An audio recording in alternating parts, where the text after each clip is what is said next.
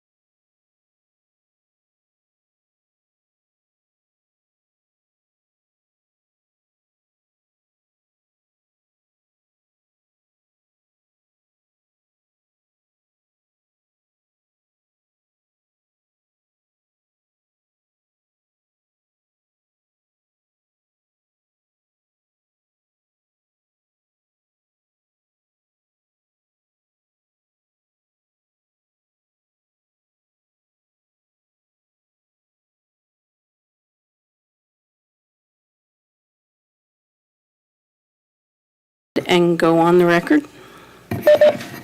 Good morning. This is Wednesday, February 22nd, and we are back on the record with the evidentiary hearing in EA-2022-0328. Before we begin with Ms. Mantle's testimony where we left off yesterday, overnight, Evergy emailed to everyone the complete presentation that was marked as Exhibit 12. And I had a pending hearsay objection from OPC.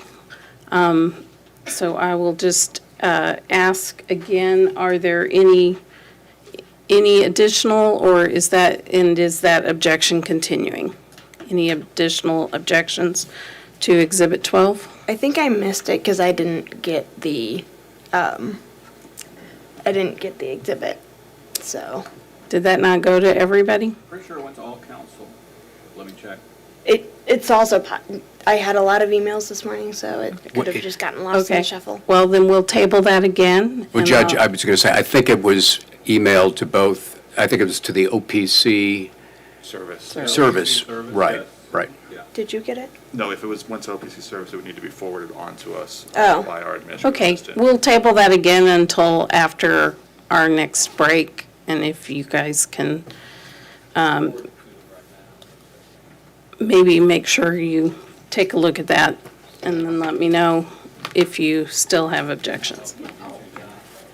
I will say Commissioner Coleman is on the phone, and as you can see, I have Chairman Roop and Commissioner Holzman here. I expect the other commissioners will, or Commissioner Kolkmeyer will be present any second, so. All right, then we can go ahead and resume where we left off. Ms. Mantle's already retaken the stand, and she was sworn previously. So we can begin with cross-examination of staff. By staff. Is it fair to say that OPC has recently been generally supportive of Evergy West adding generation assets? Yes, but that's assuming that they're good assets for Evergy West. Adding, just for the sake of adding, harms customers. And so since OPC is not recommending this project go forward, I would assume that that logic is behind the reason for your testimony in this case. Is that correct? Yes, Evergy West says this is, in their direct testimony, said this was for a hedge against market prices, but actually it will end up costing customers more than the hedge, or the revenues they get from, that they're likely to get from this resource. So it's not a good use of customers' money. And you attached a document to your testimony that discusses the concept of hedging. Is that correct? The document, while it may use the word hedging, is really just a white paper that's intended to explain how, if there's no congestion, what resource planning how it should be done in an RTO where there is a market, where you add generation to meet your load, and therefore when the prices that the load is having to pay is high, there's also generation available to receive revenues that are high at that time. So you think the attributes of a generation addition are important to consider? Oh, definitely. Otherwise there'd be no reason to do resource planning. And would you say that when assets are an efficient manner of achieving SPP accredited summer capacity? Could you repeat that? I blanked out at the first part of it. Would you agree that when assets or Persimmon Creek would be an efficient manner of achieving accredited summer capacity? Wind assets can be good assets, but the thing is, when wind isn't available when the load is high. And that is, that's a lesson that's been learned through the ice storms, that when they're not available, we don't have them. And even SPP and MISO have started to realize that they're accrediting these wind resources actually probably too high. What SPP is now changing their accreditation to effective load carrying capabilities. It's the same, the result is the same as the performance-based capacity that's being done, accreditation that's being done for thermal units. It's a different name, there's different methodologies because these are different types of resources. So that shows that SPP realizes that these resources are not available often in the summer months when the demand for electricity is high. For that SPP switch, for those who maybe not be aware, and I will consider myself one of them, is that something that SPP has already gone through the process to implement and we're just waiting on an effective date, or is that something they're debating on doing? Well, I have a paper that I found on the website from SPP Solar and Wind LCC accreditation, and it is dated August 2019. I believe I saw that they want that implemented this summer, summer of 2023.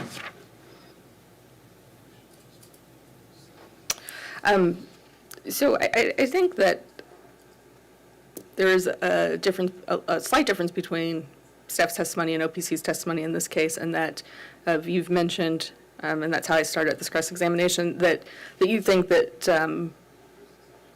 Evergy could be adding owned generation. Is that fair to say that that's kind of a difference in where staff and OPC are sitting? I believe so in this case.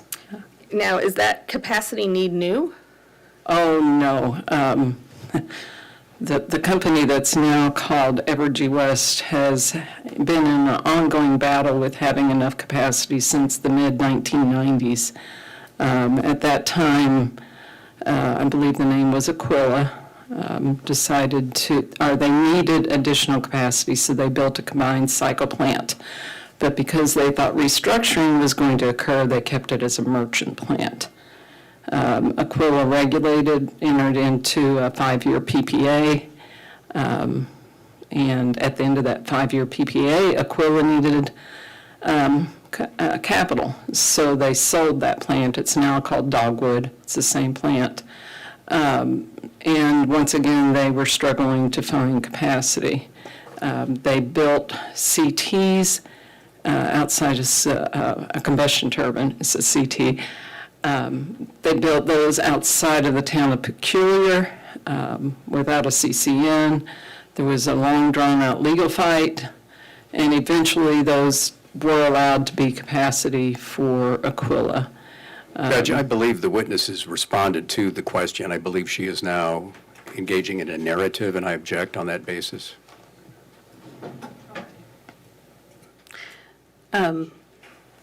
I think the witness has answered, so we'll move on. Do you believe IRP analysis should be considered justification of a prudency decision to, or should you, forget the word prudency. Do you believe IRP analysis are alone justification for a decision to add generating resources? No, it was never intended to be a justification for a specific resource. What it is a general overview, because the decision of what resource to add is very complicated. There's a lot of inputs, and it's a 20-year analysis. So the purpose of the IRP, or the resource planning, is to come up with a general optimized plan taking into account risk. And then from that, you go and choose your resource. If the analysis says a combustion turbine would work best, then you go out and you find out what the real price is, what you can get for a combustion turbine, find where that should be located. Same for if it said wind or solar. Those are decisions that should be made after the resource planning process, and those should be judged based on the specific resource, not the resource plan. So even in OPC's view, where there perhaps is a need, you would agree that the IRP analysis that might show that are based on assumptions from what, Evergy West? It's a big model, a big computer model. When we first started doing IRPs, it would take 8 hours to run.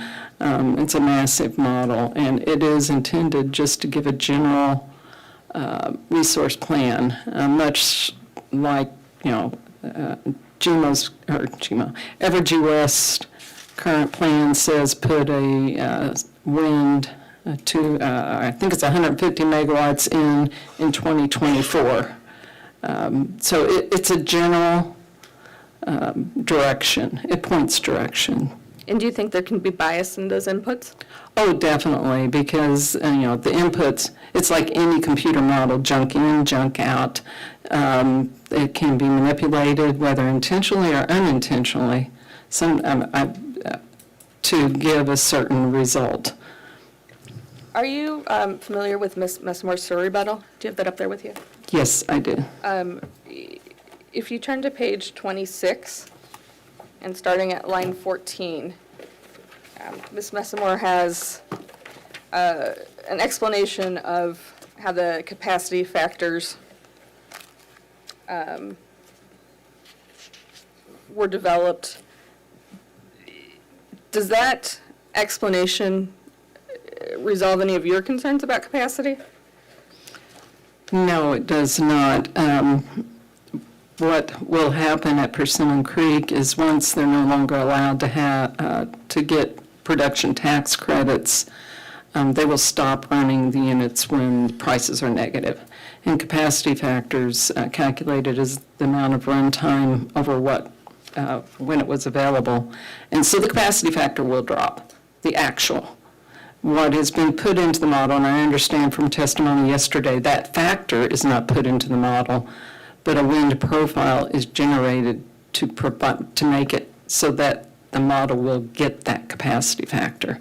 So if that capacity factor is not reduced at the time in 2029, then the model will say that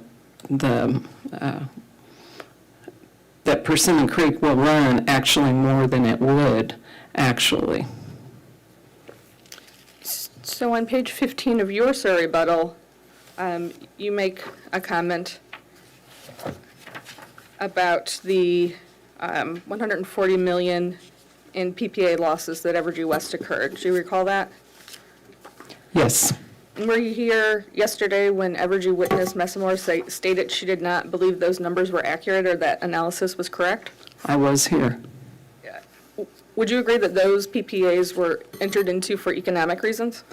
Evergy has told me over and over and over again, and it's in every RES filing, that these were entered into because Evergy analysis showed that they would be economic. And I've looked at those analyses for Rock Creek and Osborne, and it was a pure, these PPAs will make more money than they will cost the customers.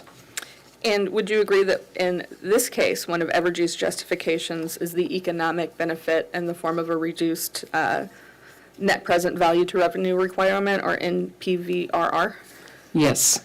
And so would you agree that the type of analysis that you did on the PPAs can shed light on the economics of this project? Yes, just as those analyses, and it's not just one, it is several. And when you throw Evergy Metro in, because they have additional PPAs that are also showing losses, their analysis has been optimistic in favor of revenues for just analysis after analysis after analysis. The trend is that these analyses are optimistic in the revenues, therefore making a resource seem economic, even though similar resources have not shown to be economic in the past.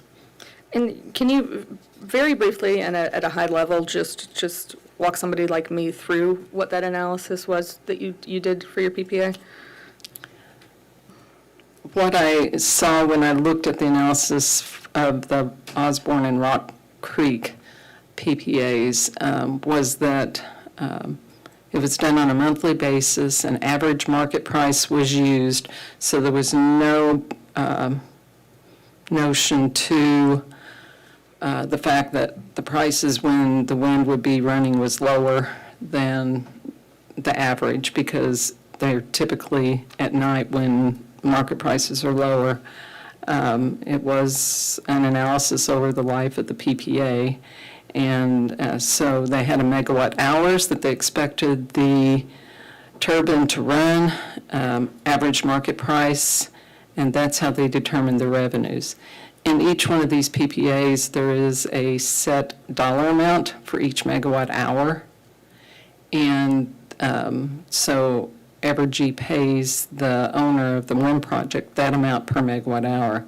Also in those contracts, it says if the wind turbine can run and it doesn't, then Evergy West has to pay the production tax credit amount plus the contracted amount for in that contract.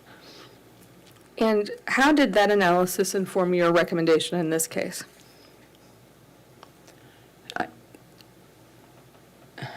It showed me that over and over again, Evergy has projected market prices that were too high.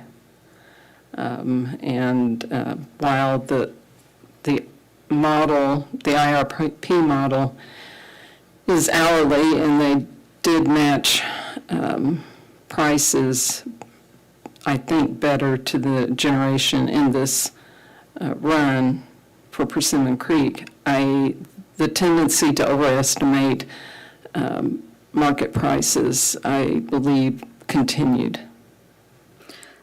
And you're quite familiar with the FAC, is that correct to say? Probably actually a little bit of an understatement. I'm sorry, I didn't hear the question. I was asking if she's familiar with the FAC. Yes, The fuel adjustment clause, I should define. yes, the fuel adjustment clause. Is it your understanding that the PTCs would not flow through the FAC immediately? They cannot flow through Evergy West FAC because Evergy, the tariff sheet does not allow that. And the statute for the FAC says that it cannot change between rate cases. So it's the FAC that Evergy West has at this time, until its next rate case is completed, would not allow PTCs to flow through the FAC. And another difference in position, I think, between staff and OPC is that you guys, or at least your testimony makes mention of a revenue tracker. Is that correct? Yes, I'm not certain that the revenues can flow through the FAC. This is a first-time occurrence. When it was Empire and their wind projects, Empire said that was very clear that they got to keep the revenues until the wind turbines were in rates. It's still rolling around in my mind, and whether that's even the best use of those revenues to flow them back to the customers. A better use is probably to offset the capital cost when they would be put into rates. So until we have a way to discuss how to best use those revenues for the balance between the customers and Evergy, then I think that's something that should be determined later. Okay, thank you for explaining that. That's all I have. Thank you. Is there anything from Renew? No, thank you, Judge. Evergy. Thank you, Judge. Ms. Mantle, with regard to the Rock Creek and the Osborne wind facilities, did the commission review the prudence of those wind facilities in a recent fuel adjustment clause case? I believe it was number EO 2019-0067. Yes, they did. And did the commission rule against public counsel's position and find that Evergy's decision, when it was made, was prudent? Yes. Okay. Now, let me ask you a question about the flowing back of the revenues that you just mentioned. So you said you're personally not certain if the revenues flow back right now if the CCN is granted, the acquisition is approved, and the transaction is closed, correct? Correct. Okay. Now, the company has taken the position that upon the closing of the transaction with the other regulatory approvals preceding it, that these benefits, these revenues will begin to flow back through the FAC the next day. Isn't that the company's position? That's the first time I've heard that detailed of what the company's position. They have said that they'll flow it back through the FAC. And that is what happened with the PPAs, but that was purchase power, and that is allowed through the FAC. And this is an asset that would be owned by the company post-transaction, but it would not be in rate base, correct? That is correct. Okay. And the company has taken the position that once the transaction is closed, the accounting principles under the Uniform System of Accounts require money coming in for revenues from a wind generation asset, regardless of whether it's in rate base, begin to flow back to customers. That's the company's position, correct? There isn't hardly any detail in the company's testimony as to what their position is. Well, Mr. Humphrey testified on the stand under oath that that is the position of the company yesterday, correct? He did, but he did not talk about the USOA. You have to take into consideration the current FAC because that's the one that is in effect. Well, Until the next rate case where these would be included in rate base. well, in the current tariff sheet that the company files for its FACs, there is an acronym OSSR that's in the top line that measures what flows back as a credit to customers, correct? Correct. And that would include revenues from an asset like Persimmon Creek, correct? I don't know that for certain. Okay. There would be revenues flowing back, but I'm not an accountant. I don't know how those can be treated. Again, it's not something that should be determined in this case. So you're going to put this off for a couple of years and not let these revenues flow back to customers if regulatory approval is granted and the transaction is closed? Objection, Ms. Mantle is not part of the company, so she doesn't make that determination. Well, maybe I misspoke. I meant to say it's her position that OPC feels that we should wait a couple of years, contrary to the company's position that these revenues should begin to flow back to customers upon the closing of the transaction. My position is there's other alternative ways that that revenue could be used that would reduce customers' bills over the long term. Okay. And that's, And if it was in the FAC right now, they would only get 95% of that revenues. under the fuel adjustment clause sharing mechanism. Yes. And you haven't addressed that in your testimony, correct, that issue? No, because I did not believe this was the appropriate place to address it. Now, Ms. Mantle, am I correct that in this case, you haven't done any independent analysis like Staff Witness Lubert has, is that correct? That's correct. Okay. And essentially, throughout your rebuttal testimony, you say Mr. Lubert states ABC, and you say I agree with him, in essence. Some, but I do add some other things too. A couple of things that should be considered if the commission orders them to orders you to redo your analysis. And the revenue tracker was also proposed in my testimony. Now, did anyone else at Public Counsel conduct any kind of a, including yourself, any kind of levelized cost of energy, LCOE analysis of this proposal? No, but I did review what the company provided. Have you personally ever, yourself or overseen, either as a staff member or a member of public council, a levelized cost of energy analysis? I've reviewed them. And my question is in either comparison or in rebuttal to a proposition presented by an applicant, has either staff or OPC, with your involvement, conducted an LCOE analysis? I have taken our company's work papers and changed inputs to see the impact. I don't know, I have not done them from scratch because there is no reason for me to do Okay. them. So you've simply reviewed and you provide your analysis and criticism? Yes, Now, have you reviewed any drawings or specifications with regard to Persimmon Creek? no, Okay. Have you reviewed any of the operational data that the company provided with regard to the performance of Persimmon Creek? no, I have not. Do you have any reason to disagree with the testimony that the commission heard yesterday that Persimmon Creek achieved a 30% capacity factor during Winter Storm Uri?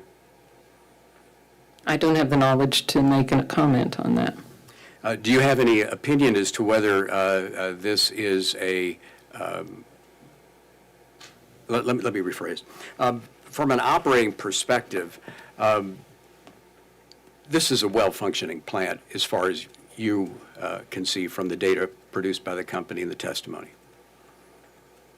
The only thing I have to base it on is the company's testimony. So based on that, I don't have any reason to believe it's not well operated. And as far as you know, it hasn't been plagued by unacceptable outages or mechanical issues or anything of that nature? I don't know, I haven't looked at that. Okay.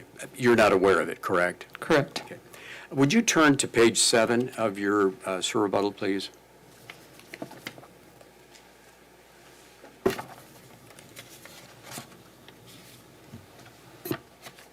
Okay.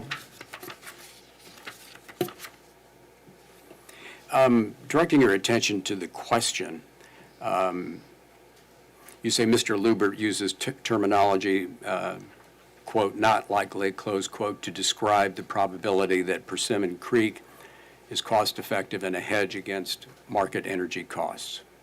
And then you ask the question, or you are asked the question, why shouldn't the commission approve the CCN if market revenues are unknown, correct?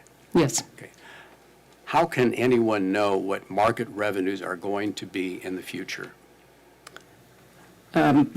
Nobody has that crystal ball, and Evergy has shown that their crystal ball is really cloudy with these other PPAs.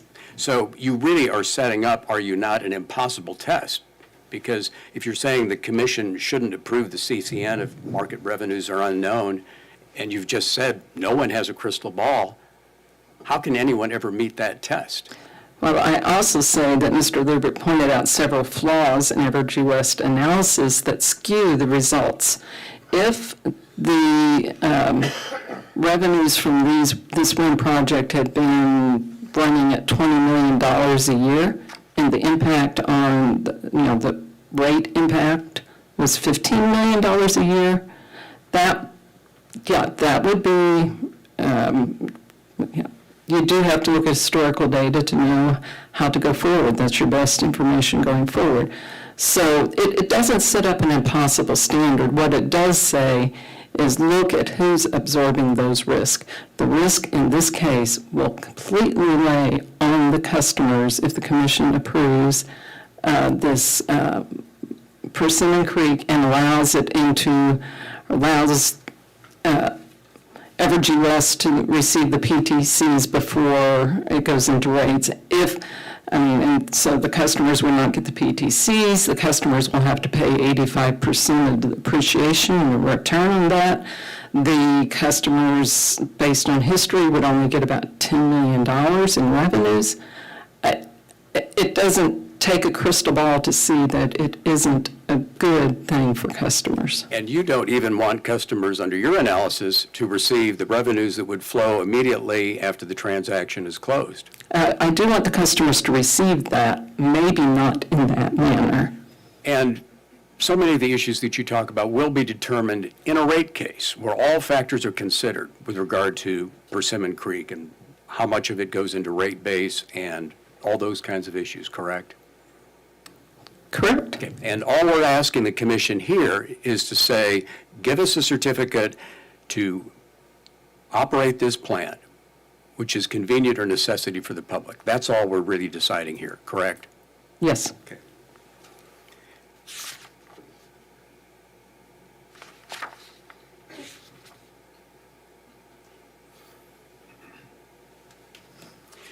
Now, Ms. Burrs asked you some questions about integrated resource planning, and you testified that it's a very complicated model that begins with inputs and general propositions. Is that correct? Yes. Okay. And isn't it true that in this case, when the company, after conducting the RFP process that Mr. Humphrey talked about, and after Ms. Messmore and her group used the IRP with specific inputs related to Persimmon Creek, finding that it added $60 million under the net present value of revenue requirement, it's at that point that they updated the IRP with specific data on Persimmon Creek. Isn't that true? Yes, but they left all the rest of the flawed data that was in the IRP in there. Okay. But I believe you had a sentence in your rebuttal testimony that talked about the IRP being an initial process that began. Is that correct? You recall that? I think it was around page 10, lines 19 to 21. You called it an initial long-term high-level analysis.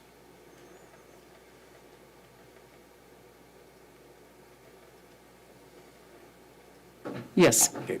And isn't it true that the IRP is actually a continuous and dynamic process that requires updates and changes whenever an electric utility in this state has good reason to bring further facts and analysis to the attention of the commission, public counsel, and staff? It should do that, yes. Okay. So it's not a static analysis, correct? It's a point-in-time analysis that should be redone when it's found that some of those inputs were in error. And it requires annual updates, is that correct?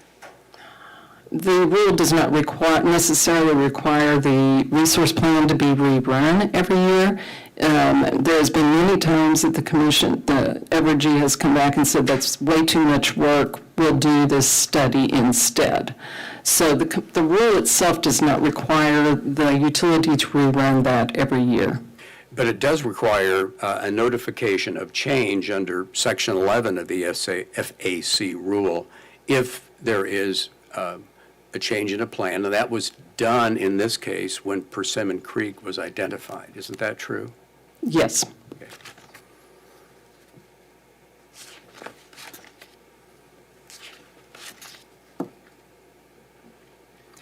Now, you told the commission that you have been critical of Evergy Missouri West and its predecessors with regard to resource planning in the past. Is that correct? That is correct. Now, in Evergy Missouri West's securitization case, in the amended report and order of the commission that was issued on November 17, 2022, isn't it true that the commission disagreed with public counsel's assessment that Evergy West's resource planning was imprudent? That was all circled around the retirement of Sibley, but yes, if my memory serves me correct, yes, they did, but that whole section was about Sibley. And the commission, therefore, did not reduce the qualified extraordinary cost amount based on Evergy West's resource planning, correct? Correct. Okay.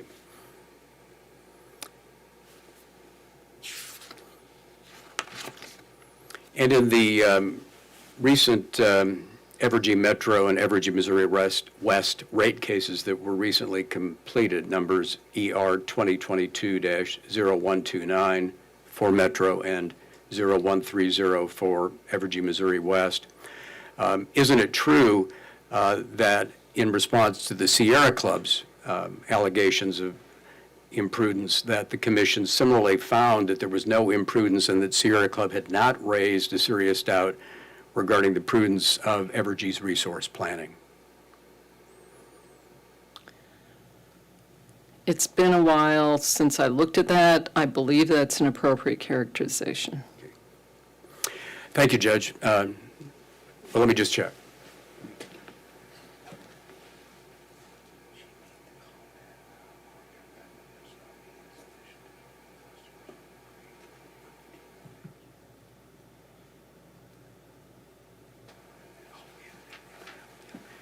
I'm sorry, I've got one other short series of questions, and then I'll be done.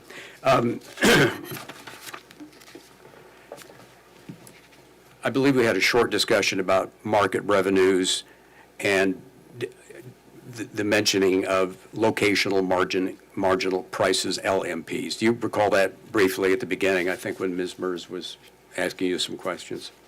I don't know that we talked about LMPs, but we did discuss revenues. Well, Mr. Lubert, in his testimony, talks about SPP market revenues, and he says they're the product of the energy that is produced on a megawatt-hour basis and the LMP. Do you remember that generally? It was around page 21 of Mr. Lubert's rebuttal. Can you point me to a line 9 through 11, I believe. on page 21? Yes.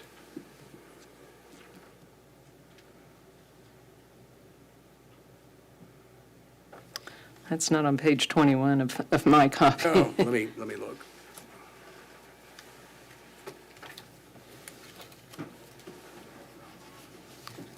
I believe it's on page 20.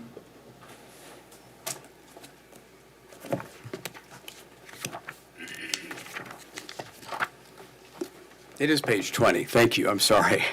Do you agree with his answer there that defines LMP under the SPP markets? I know we've got too much alphabet soup here. Let me try again.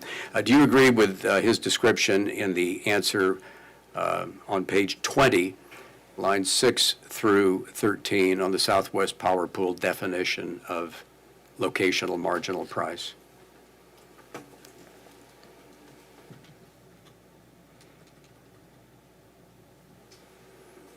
Yes. Okay. And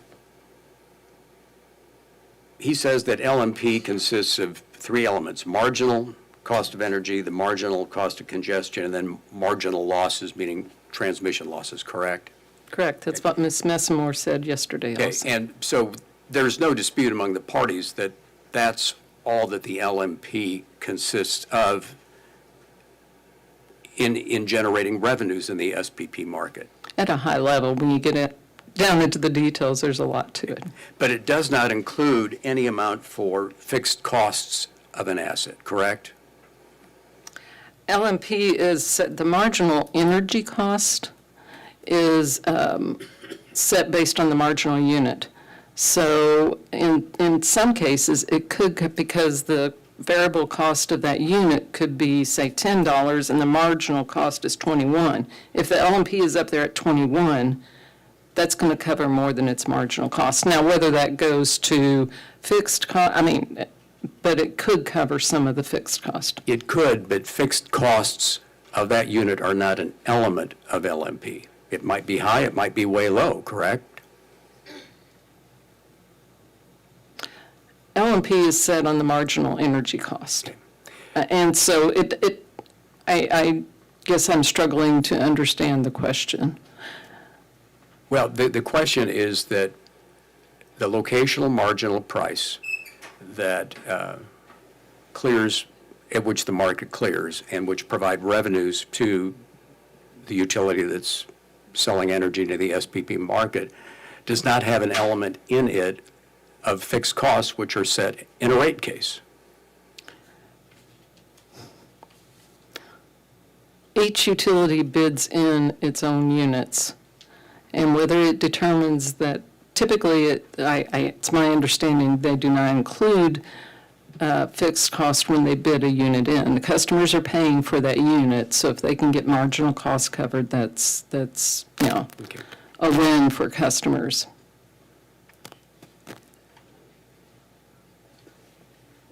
Well, would you dispute that under the FERC rules, SPP does not allow fixed costs to be bid into the market? I'm not aware, I can't speak to that because I have not seen that. It seems right, yes. Okay. Okay.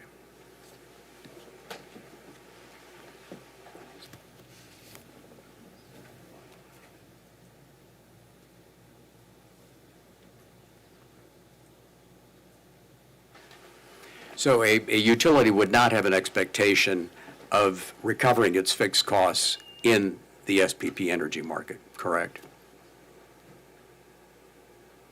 That is correct. But, and when you say economic, this will be economic. In my mind, economic means benefits are greater than the cost, total cost, not just fixed, or not just variable cost. I think that's all I have, Judge. Thank you.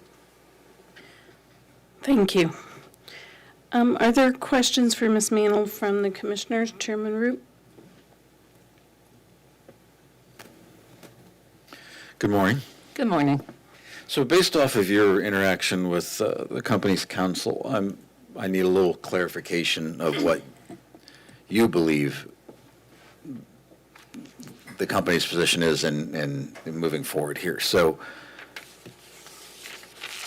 if this is approved and as soon as they close, is it your opinion that all revenues, including the production tax revenues from the production tax credits, will immediately go flowing back to customers? They've been very clear that the PTCs will not flow back to customers. It's my understanding, and this was not brought up until Sir rebuttal. My understanding is they're saying PTCs go to shareholders and they want to flow the revenues back to customers, of which that would only be 95% because this was not included in rates in the rate case that just ended.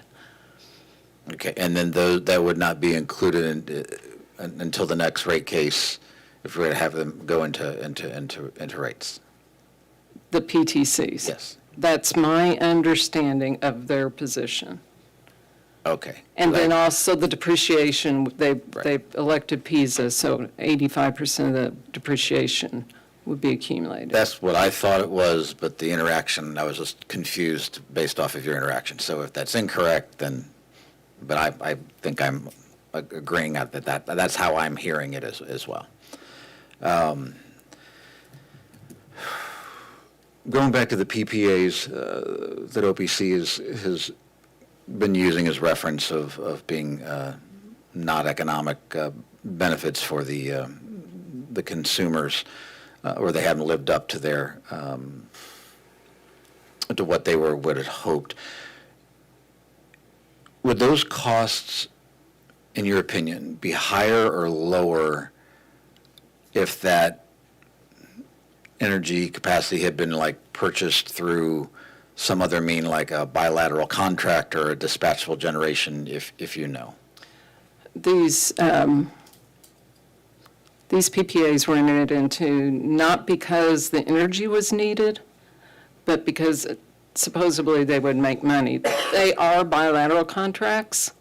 The contract, the cost is all in a megawatt hour charge, which means it automatically flows through the FAC. If there was a fixed price and then a charge for the megawatt hours, then only the megawatt hour charge would flow through the FAC.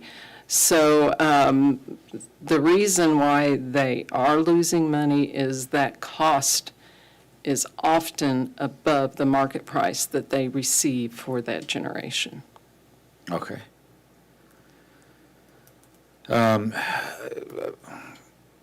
think you stated that Evergy should be looking at other dispatchable generation combined or combustion turbine engines to meet energy and capacity needs from your knowledge of the current situation of SPP market, is there any circumstances where you think it would be appropriate to build wind,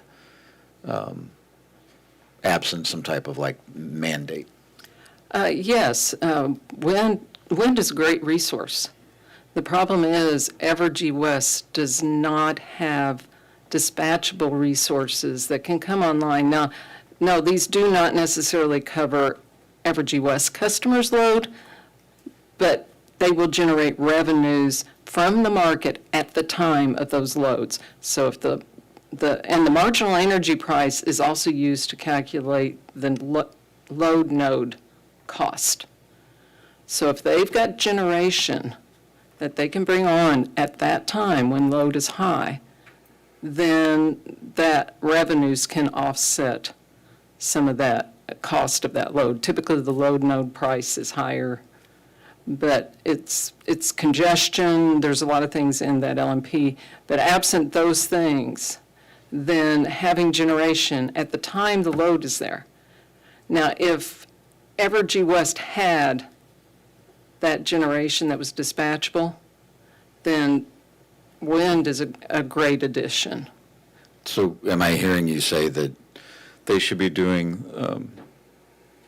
combustion turbine first, then looking at wind? Then looking at wind? Well, and what I'm pausing on is the combustion turbine. It Or may some type of yeah, just- it may be a combined cycle plant, Whatever- which yeah, is whatever also you wanna call natural it. gas. I'm sorry.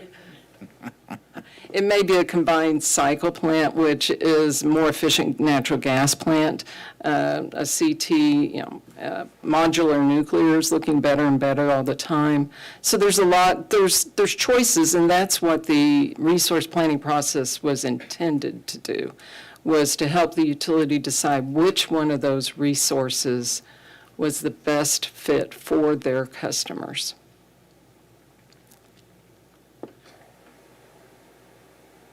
So am I hearing you that some other type of generation resource that can provide that load and capacity should be explored before they look to add wind, regardless of what it was? Just, The position that Evergy West is currently getting its capacity from Evergy Metro. It gets no energy whatsoever from that capacity.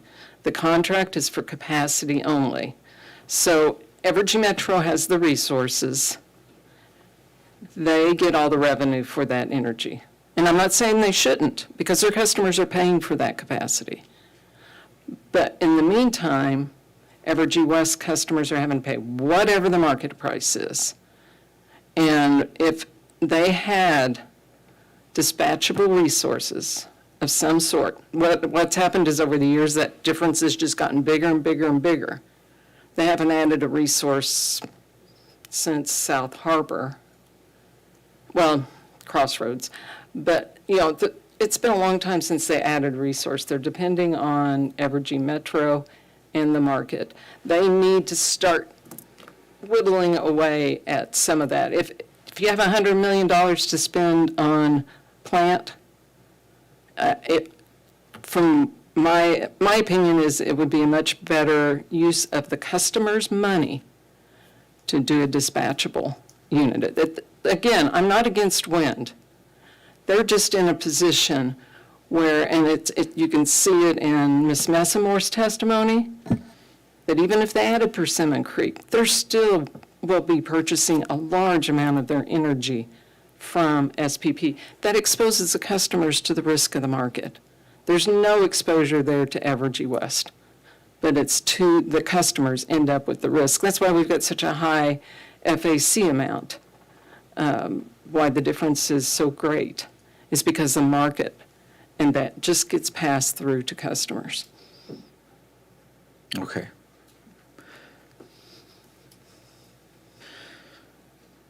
We've discussed, I think it was staff had raised and I think in your office had raised as well,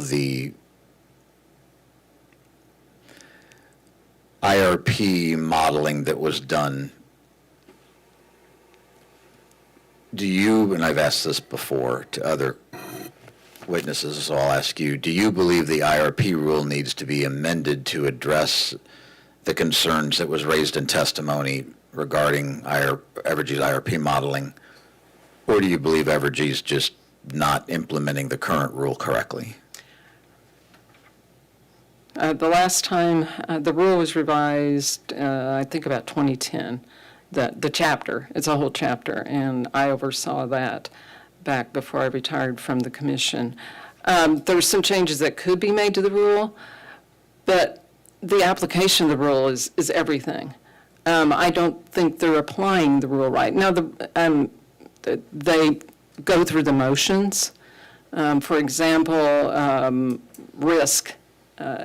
Initially, what Mike Proctor, and you, I don't know if you know Dr. Proctor or not, but he envisioned the range that they would test this model over, or the plan over, would be great, so that you would get something like a storm, what happened with Storm Uri. And so you could test the robustness of this plan under several different scenarios. And you notice the rule doesn't say that the lowest NPV revenue requirement is, that's what you should go with.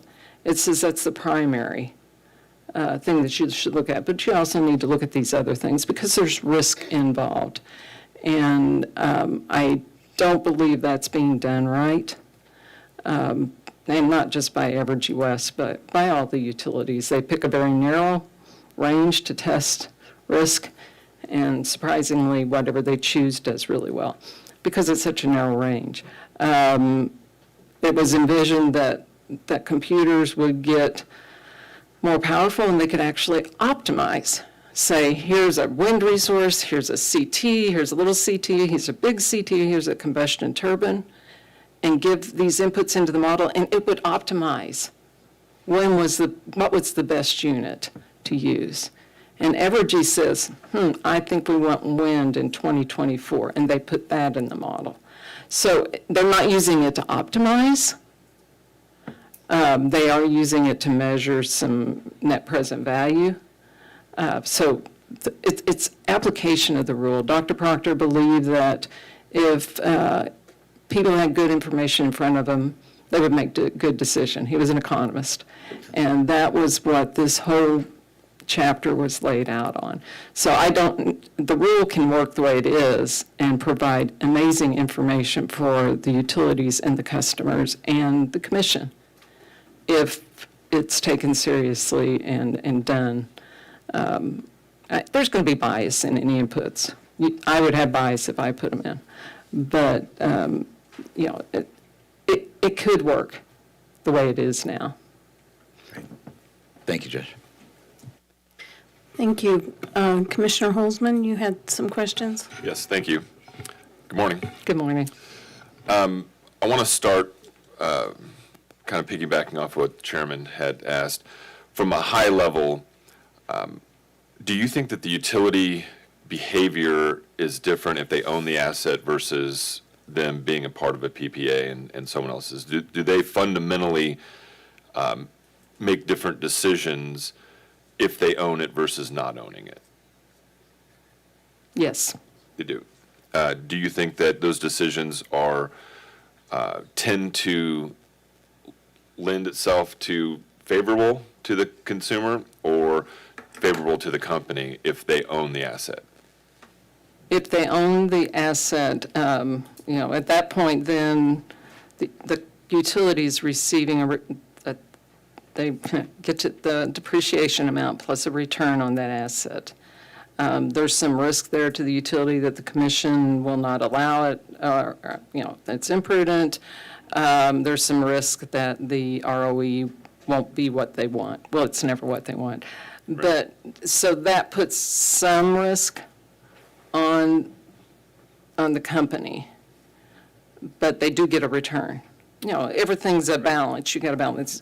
With a purchase power agreement, especially the ones that they have for the wind, all the cost is in the megawatt hour cost. That's called purchase power. Mm-hmm. And that flows through the FAC automatically as soon as they start paying for it. So there is absolutely, the only risk to the company is that 5% Right. that in the next rate case, that gets rolled into the whole fuel cost, and it's less than probably a 1% of that cost is borne by the utility. So there's, the risk on a PPA is minimal. There's hardly any to the utility. It's all on the customers. So all things being equal, which way would you prefer them to go? Would you rather, do you think it's in the best interest of the customer that the utility own the asset or that they engage in a PPA? It's my opinion that they should own good, cost-efficient, engineering-efficient units, not just an asset to have an asset, Right. but something that benefits both the utility But all things and being customers. equal, you would rather them own? Yes. Okay. You talked earlier about the capacity factor being a profile, that they're sort of basing that off of what other performances have been. We heard earlier testimony that 10% was the floor. Do you agree that even though that this could potentially be, more of a profile than actual results, you think that 10% floor is accurate? I don't know. Okay. Do you agree that 30% was the performance during Elliott? Why, let me ask the question this way. If 10% is the floor on the capacity factor, but the performance during a difficult time was at 30%, what do you attribute I would suggest solid performance during a difficult time. What do you think that just the wind was blowing at that time and that's why it was able to have that performance? The latter, the wind was blowing, and it's not something that you can count on. And the wind was blowing, the turbines were in proper shape, they had the transmission lines. That's what I would attribute that to. It's a coincidence. The wind was blowing. Okay. The wind may not have blown, Right. or the turbine blades may have iced. And earlier in testimony, we heard that this facility is operating right now. Would you agree with that? That it's It's my understanding it's been operating since 2018. right, okay. Anecdotally, I have been watching the heat map that reflects the pricing due to congestion, and I've noticed just in the last 24 hours that there's a lot of indigo, and the color indigo indicating that it's a negative price, and then, shades out to red on higher pricing. I've noticed that in many parts of Kansas, the state of Kansas has consistent indigo. The location where this facility is located has not, that I've seen, go into that shade of color on the pricing within the last 24 hours, which again, I didn't understand as anecdotal. Would you attribute that to the transmission that is available for that power to be dispatched? Or are we looking at coincidental, with the last 24 hours that I've been monitoring this, we just have had good wind, and it's not blowing in Kansas and it's blowing in Oklahoma, so therefore the pricing is reflecting that, and it may not have anything to do with the transmission infrastructure to dispatch the power. Again, the LMP is, and you know what it is, it's in the marginal energy cost, transmission, and then losses. If there's a negative price, that means, it could mean the marginal energy cost is coming from wind resources, and there's way too much wind resource out there. Losses may increase, and it may be congestion. The thing with wind is when it's blowing, it can blow across a large area, and you've got a lot of wind that just suddenly pops up. And it does whether the prices are positive or negative because they get the production tax credit. Right. So there's a lot of variables in that negative, and it could be transmission constraint. It may be that right now things are more constrained in Kansas than Oklahoma. Gotcha. There's a lot of different variables. We heard earlier testimony that the company would potentially consider pairing storage with this facility. We also heard through testimony that it's not in this IRP. The storage is not. But given the fact that the company testified that they would explore adding storage to this generation, and then further testimony later on by the OPC indicated that that could potentially make dispatchable power even for short periods of time when the pricing is more favorable to the company and to the customers. Is that something, is storage something that you would consider to be a viable opportunity for a asset like this to improve its value? Currently, I don't believe it's viable because of its large cost. It only holds charge for a certain amount of period of time. And one of the indications, if Evergy West was doing its IRP, it should have included batteries as a choice. They should have looked at that. And because part of the screening process is first, look at the resources that are out there, are they viable? And for the IRPs that recent ones, what I've seen is batteries could be a viable resource, but they're not now. So they just don't include them in the IRP, and that could be what Evergy West determined. But from everything I see, it's got great potential, but we're not there yet. Would you consider transmission infrastructure upgrades to also be an opportunity for a system like this to improve its value to customers? Oh, definitely, because that's one of the reasons for the negative prices. There are the differences between the load node price and the generation node. Right. So you would suggest that there is opportunity in the future for a system like this and other systems around the country to become more valuable to the customers. I guess I'm not looking for an adjective, but so the potential is there for more value. There is a potential there for more value from the wind turbines and just about every generation type because, there's a lot of congestion and the transmission is necessary to get that to the loads. Help me understand, so the construction price was $270 million. It looks like the amount of dollars being asked for or that are being dedicated to this, if we grant the CCN, it's $245 million. So we're looking at 5 years, a delta of $35 million. You attribute that to just the depreciation that's been already wrung out of the development, or why do you think that we've seen a $35 million difference in price in just 5 years? Because it's not making money. It's not covering the cost that these developers put into it. That's my belief. If it was making money, if it was cost effective, they would not be selling that project at all. So, 245, yeah, they've got depreciation for 5 years, but they don't see that they're going to make money, make a profit on this. Their risk was high. They took it. Now they're trying to unload it. So the system's been operating for 5 years. What would you say is the natural life of the system? How long can we expect this to be in operation? I think typically it's 20 years is the depreciative life, the life for depreciation, but they could, just like you do for any type of generation resource, rehab the generator, the motors, and so, you could do upkeep. And with that, you could extend that life of the project. Okay.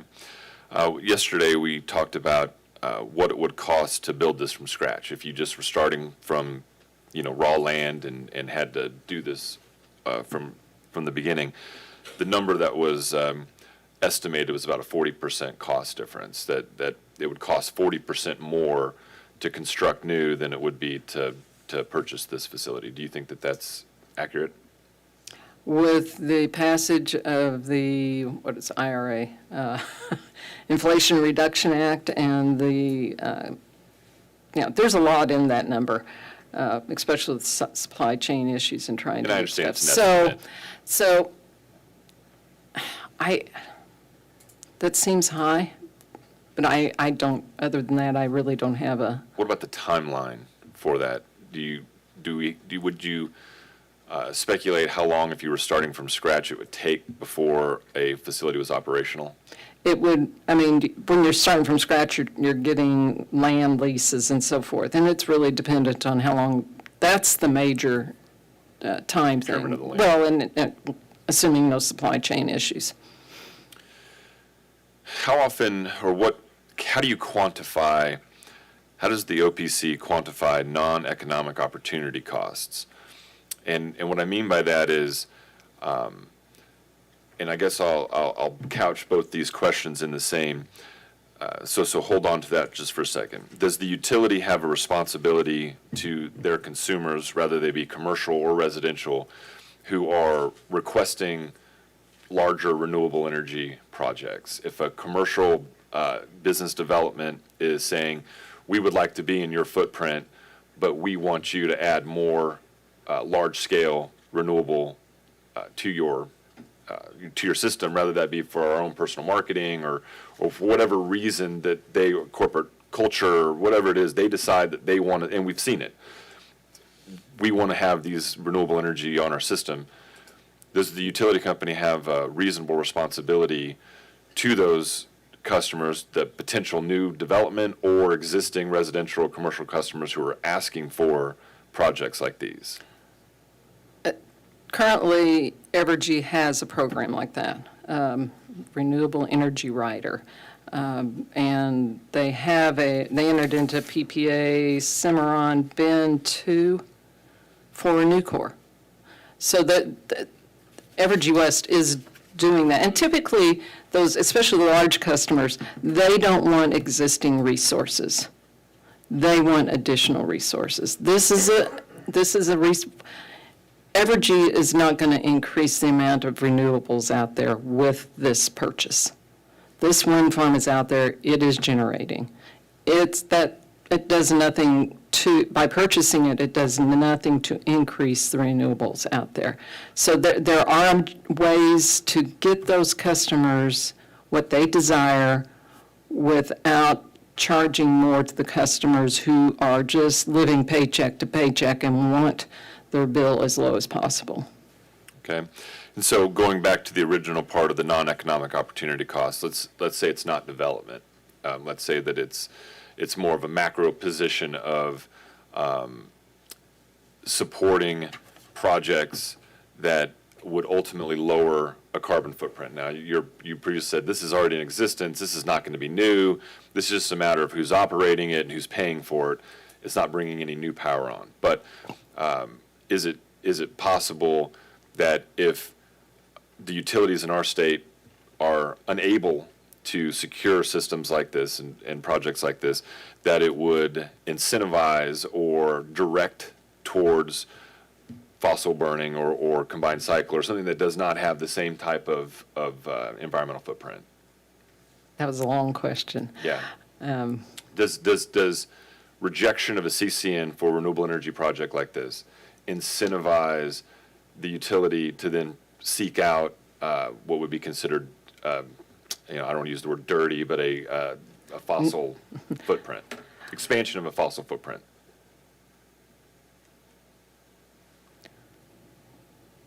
It's really the culture of the customer. Also having, you're correct, it does, but having an energy price that fluctuates because they are buying so much from the market. Also, if I was a big, and my background's industrial engineering, if I was a big industrial customer and I saw that my bills would do like this, I don't know whether that would override the desire for more renewables. So a stable electric price is important also. All right. Thank you very much. Thank you, Judge. Thank you, Commissioner. And just to clarify for the record, when you said do like this, you were raising your hand up and down. Yes, like Beverly's good, she might have got that. Thank you. Commissioner Kolkmeyer, did you have any? Thank you, Judge. Yes, I did. However, the chairman's question on revenue and where it flows back to got my question answered, so thank you. And I'm are there any other commission questions? I'm assuming Commissioner Coleman will jump in if she has anything. I have several questions. I want to break about 9:45, so I'm going to go ahead and start on my questions, and we'll see how far we get, and if the commissioners need to leave or whatever, but we have to break for agenda, so. And Judge? Yes, Commissioner. Coleman, I will not have any questions. Thank you. Oh, thank you, Commissioner. Yeah. Ms. Mantle, pardon me if you've answered some of these, and I'm going to repeat some that I asked some of the other witnesses. If you don't know the answer, just say so. So Evergy and staff have the NITS agreement, the NITS agreement, correct? It's the Network Integration Transmission Service Agreement. You said Evergy and staff. Oh, I'm sorry. Evergy, I was looking at my notes. Evergy Metro and Evergy West. You're talking about the contract for capacity? Yes. Yes, they have a contract for capacity. Yes. And what's your understanding of how that agreement works and what its purpose is? Its purpose is so that Evergy West can say it meets the capacity requirement. Although on SPP's allowed them to have their capacity as a combined utility. It provides some payment to Evergy Metro for that ability. It's a contract. I don't know the rate, and I couldn't say it because that would be confidential. A certain amount is paid per megawatt. It's not megawatt hour, it's per megawatt every month. And it's fairly large amount, 200 to 300 megawatts, I believe, every month for the ability to say they own or they have access to that capacity. Now, it does not include any energy. So let's say it is 100 and it isn't 100 megawatts, but this maybe make the example easier. If they have 100 megawatts and it's a 1,000 megawatt plant, they don't get 10% of the energy that plant produces. They only get to say, hey, I've got capacity. I've got it. Evergy Metro gets the revenue from that. And they pay the fuel cost, but they get the revenues from the market for that 10. Evergy West does not get any energy through this contract. And you said the capacity requirement. What do you mean by the capacity requirement? SPP has a resource adequacy requirement. It'll be going up, increasing is my understanding. So it requires its members to have a certain amount of capacity, its load members to have a certain amount of capacity. And typically it's more than the peak load of their customers, 12, 15% more than that. Okay.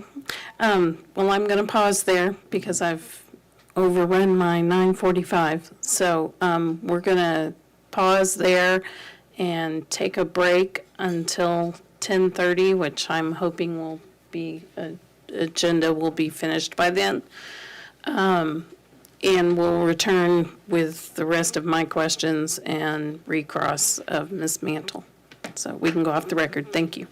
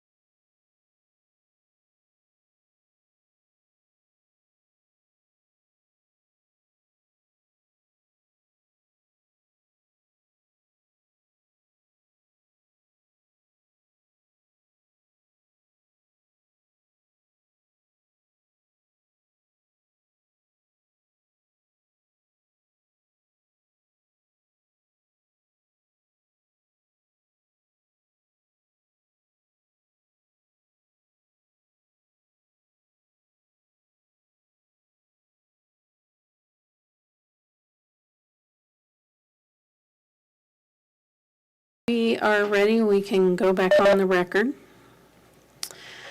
Okay, we have returned after a little bit of an extended break. We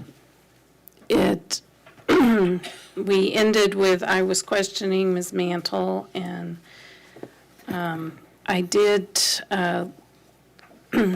let those that were in the room know that there were no commission questions for those two staff witnesses, Hull and Juan, so we can do whatever you need to do to admit their testimony when we begin staff's witnesses. Okay, let me pull up my questions here and see where we left off. Okay, so we were talking about Evergy Metro and West being basically, having an agreement for capacity with SPP or with regard to SPP. So as a result of that, is it correct that Evergy Metro and Evergy West's resource adequacy requirement is assessed on a combined basis by SPP? That's my understanding. And both entities have an FAC, correct? A fuel Yes. adjustment clause. We talked about that. So if the SPP is requiring them, or their resource adequacy requirements are assessed on a combined basis, how are those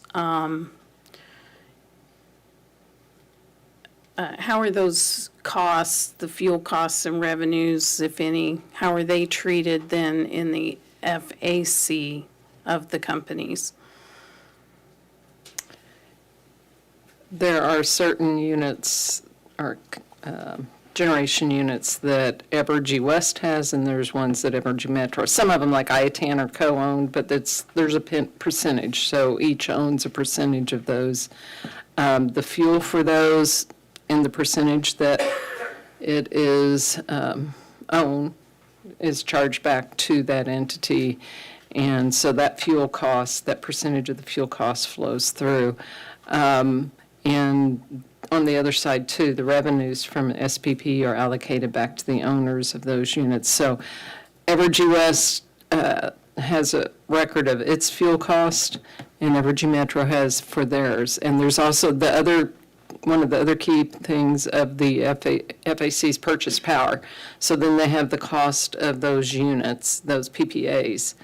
And then on top of that, they've got the cost of meeting the load. SPP charges each utility, because they have a different load node, for every megawatt hour that their customers used.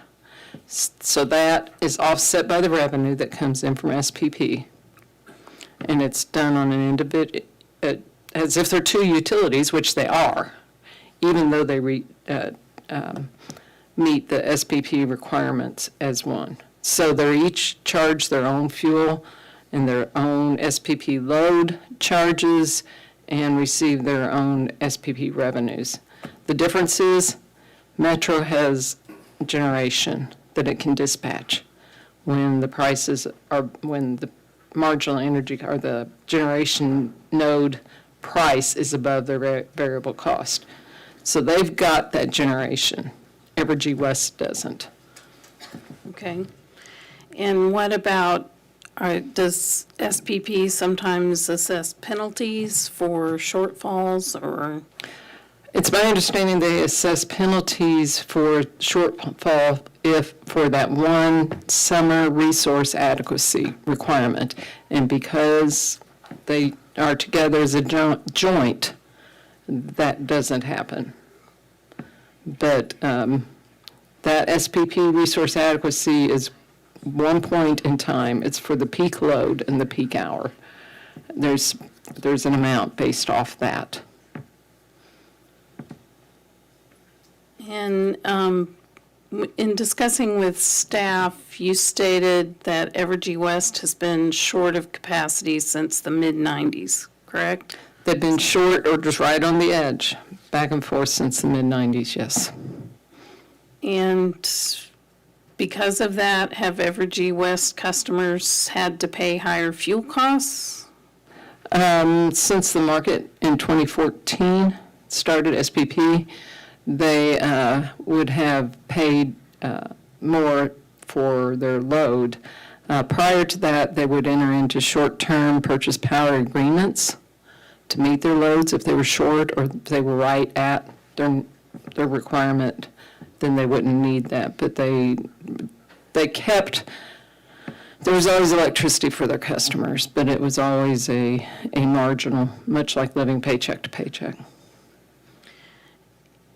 And with regard to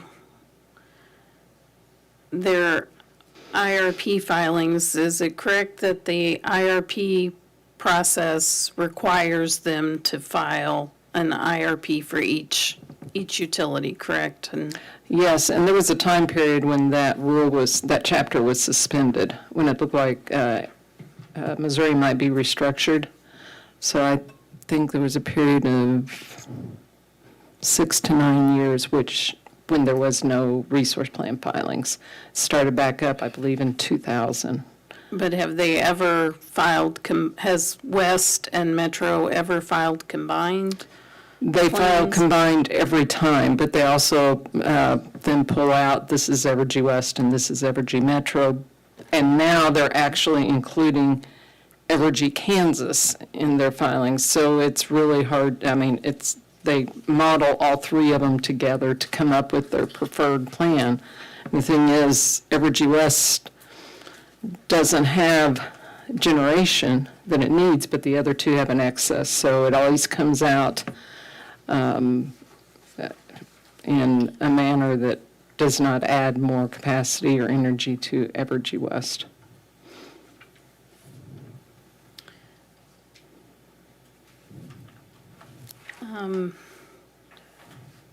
Has OPC ever recommended to the company or the commission or other parties that the companies merge? We've talked with Evergy about that, and we've always been, I don't know exactly why, we've always been told no. It was hard enough to merge St. Joe Light and Power and Aquila, and so we've just been told it's difficult. I don't know why they haven't done it.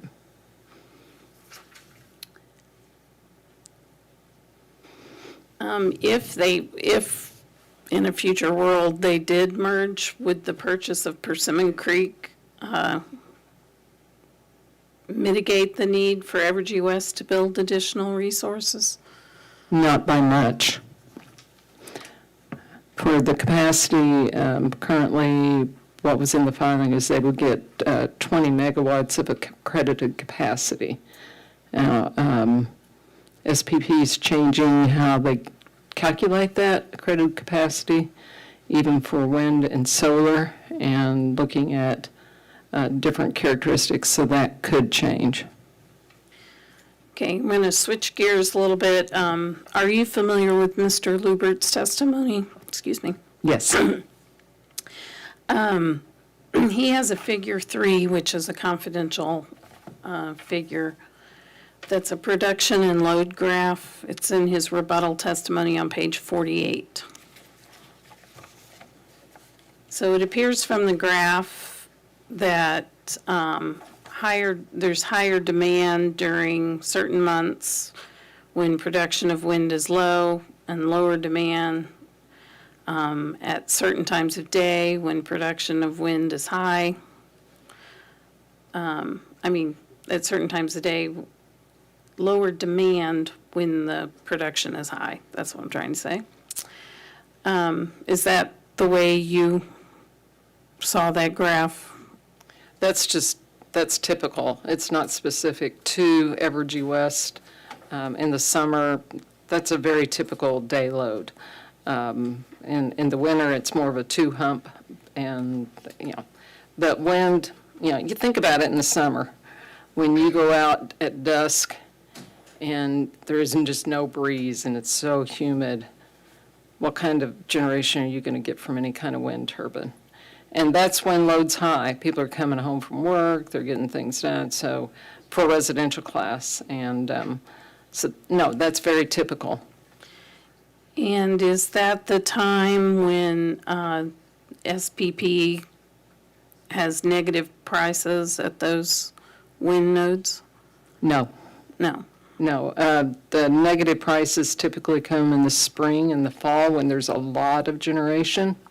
There's a lot of wind generation, and the load is low. So there's not much demand, but the wind is blowing, and those wind turbines are generating.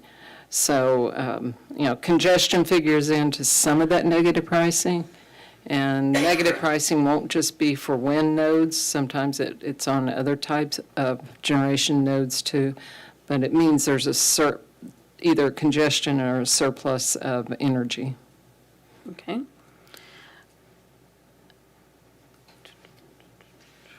So do you know, are there other times of day, or are there particular times of day or particular months of the year than when you would expect negative pricing from wind generation like Persimmon Creek? I said it's typically in the spring and the fall. Okay. Particular times of day then? Oh, in the evenings or night times when the wind's blowing. That's when the wind typically blows. I mean, this is Oklahoma. It gets more wind than we do here in Missouri, but the wind pattern's the same. In a recent case before the commission was Ameren's request for a solar certificate in EA-2022-0245. Are you familiar with that case? Not really. Okay. Well, in that case, OPC recommended a 50-50 sharing mechanism between ratepayers and shareholders for costs that exceeded revenues for the project. Was anything like that recommended in this case?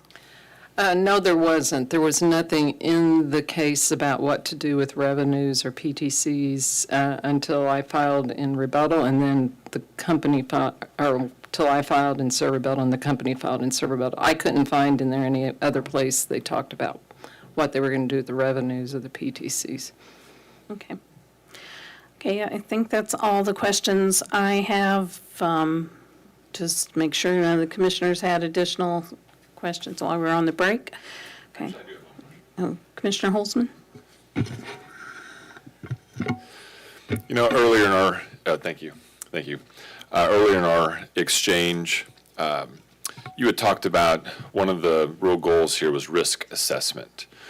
And then we had talked about, the last question I asked you is would denial of the CCN potentially incentivize more carbon fuels investment? The other day, I watched a video of Senator Mitt Romney talking about the potential for his support for a carbon tax. If a carbon tax were to gain traction in the United States federal government, would that create a risk then for the consumers for carbon-based investments? And would that change your perspective on the value of a asset such as this one? All generation types have risk. And the biggest risk for the wind is it's not there when customers need it. Okay, so a balancing would have to be done between, our utilities are required to provide safe and adequate service. How are they going to do that if it's all wind? I mean, you can't do that. You've seen the graph. So there's got to be some other types of resources. Now, there could be some that have a lesser carbon footprint. We've got, coal plants are being retired early.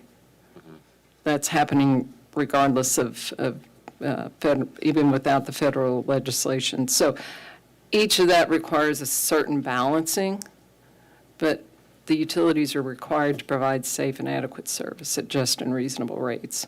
And Okay, so I that's, guess let me ask another question, or a different way. Would you perceive a carbon tax to be a risk? I would perceive that to be just an increased, it is a risk that it could happen in the future, yes. But it's also, that's just one of those things you have to, utilities are asked to balance. You know, what utilities see today under President Biden is completely different than what they saw under President Trump. And so that's part of the planning process. That's why there's risk analysis in the resource planning process. That's one of the things that it was used to develop, they're supposed to look at these under different scenarios to know which resource plan is most robust, which one balances those risks the better. That's all part of what they're supposed to be doing in resource planning.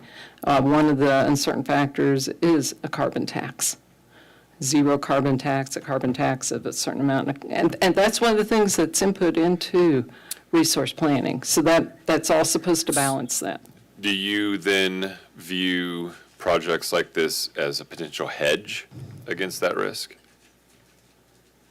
I'm still looking at having energy at the time it's needed, electricity at the time it's needed.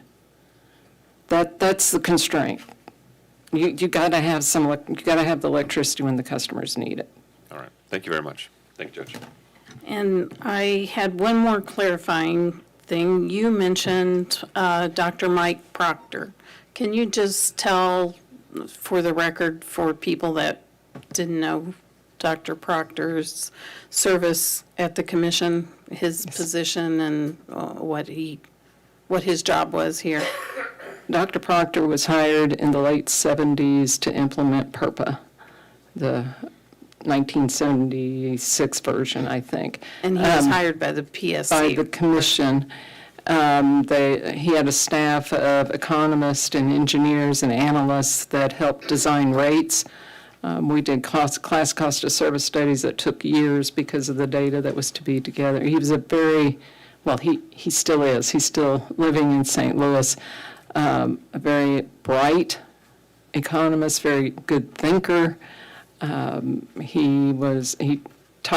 lessons he taught me were very invaluable. Of course, the one time he said, "Lena, you're thinking just like an engineer." He meant it as, not as a compliment that I took it, but he was kind of a father figure to me and many others, developing analytic abilities and reasoning abilities. He's the one that pushed the commission to develop the resource planning rules. Like I said, just a really brilliant man, a doctorate in economics. Thank you. All right. Is there further cross-examination from staff based on commission questions? Yes, there is.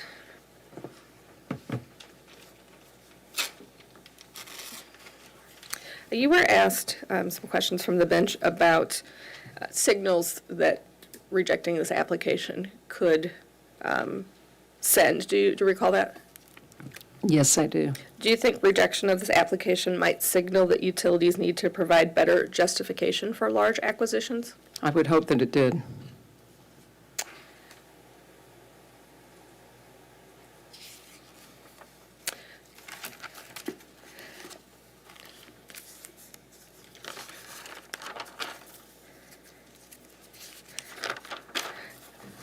You were asked some questions about, I believe from Commissioner Holzman, about transmission upgrades or battery storage. Do you recall that line of questioning? Yes.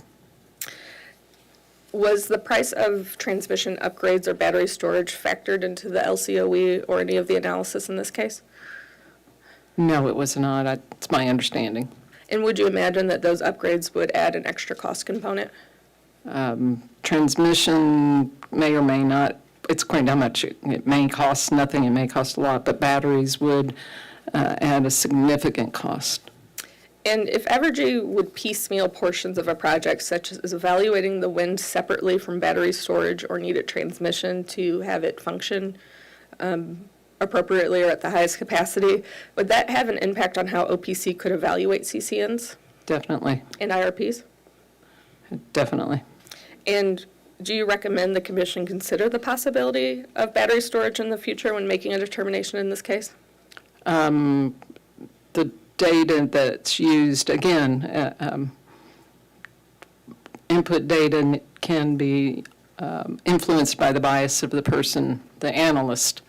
So as long as good information is provided, accurate information.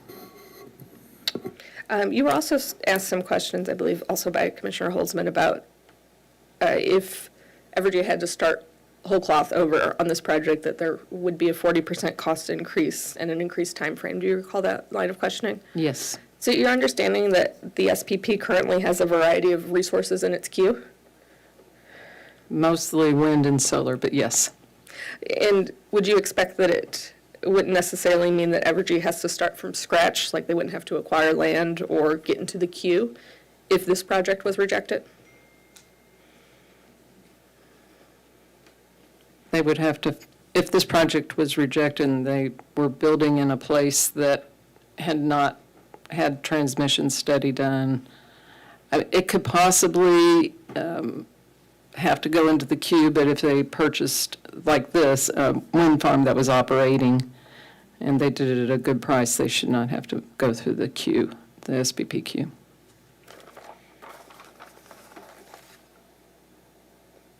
You were asked some questions by the bench about how Evergy is viewed as, depending on the context, jointly or as individuals. I'm sorry, can you step in? Yes, I can. You were asked some questions by the bench if on when Evergy is viewed jointly versus when they have to do things individually. Do you recall that? Yes, Do you recall, you were also asked if OPC has ever made recommendations regarding that. yes, Do you recall OPC recommending in maybe 2014 or 2016, one of those rate cases, that Evergy undertake a consolidation study? you're right, we did. Do you recall which case it was? No, I do not. Does that time frame at least sound right? Yes, it does. Okay.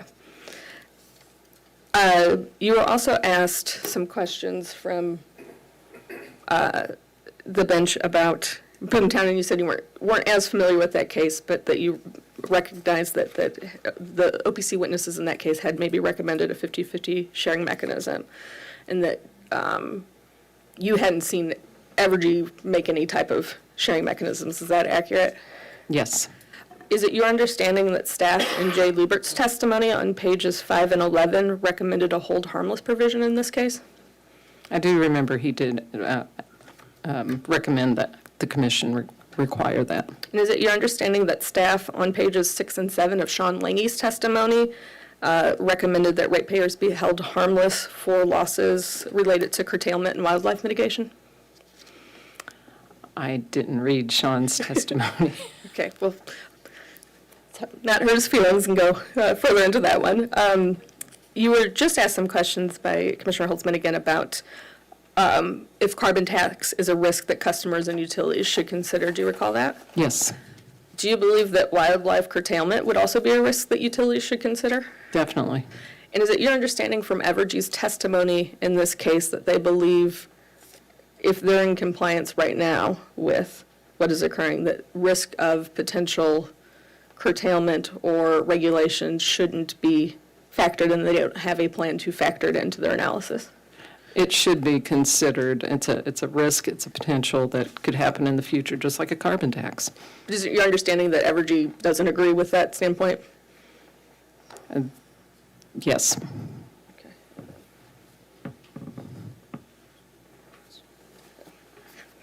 Sorry, we're passing notes here. Commissioner Rape had asked you about PTCs flowing back to ratepayers. Do you recall that? Yes. If Evergy stays out for the full 4 years in between rate cases, which they're allowed to do, how many years of PTCs will be left at Persimmon Creek? Do you know?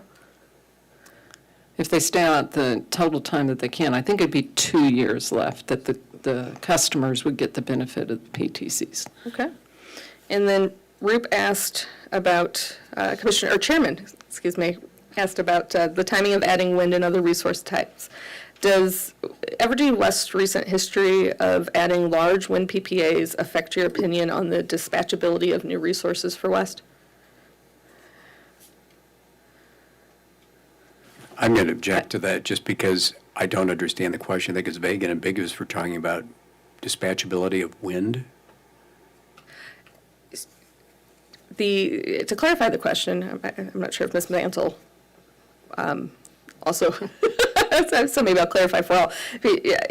Chairman Roop's questions were, I believe, aimed at if Evergy perhaps had come in asking for CTG ahead of wind, would that change how OPC would view the project?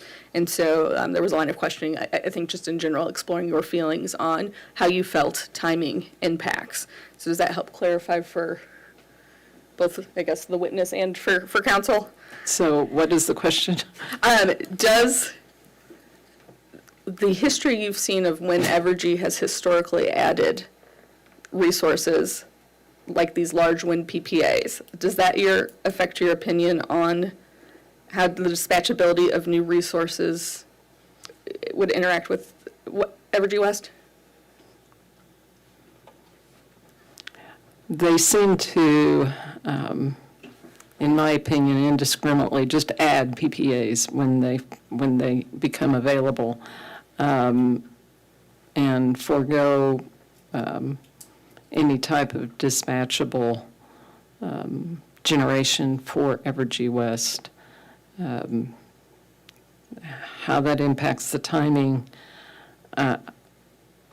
they don't seem to ever, I guess their current plan puts adding some CTs into the future, but it's always into the future sometime.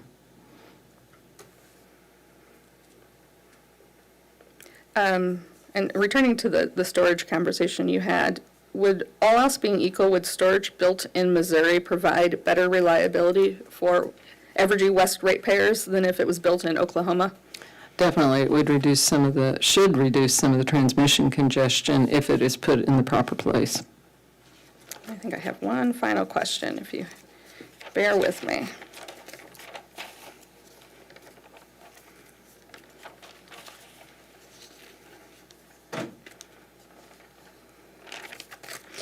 You had some questions, I believe, again, with Chairman Roop about the IRPs, and if you thought the IRP rule needed to be rewritten, or if you thought that utilities needed to apply them more appropriately. Do you recall that? Yes.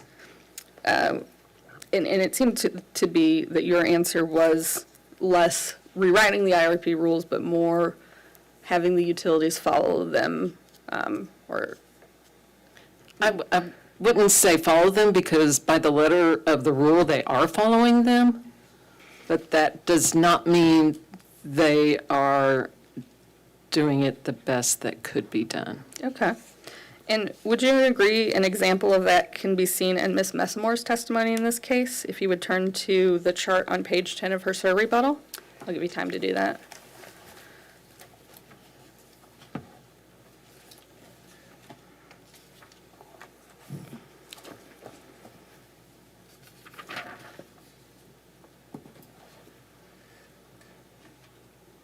Now, what was the question again? Okay, I was waiting for you to turn. Oh, okay. Try to help with making things clear. But, so in that chart, is it your understanding that the IRP modeled level of demand side management, or DSM, as well as the IRP level supply side resources are excluded?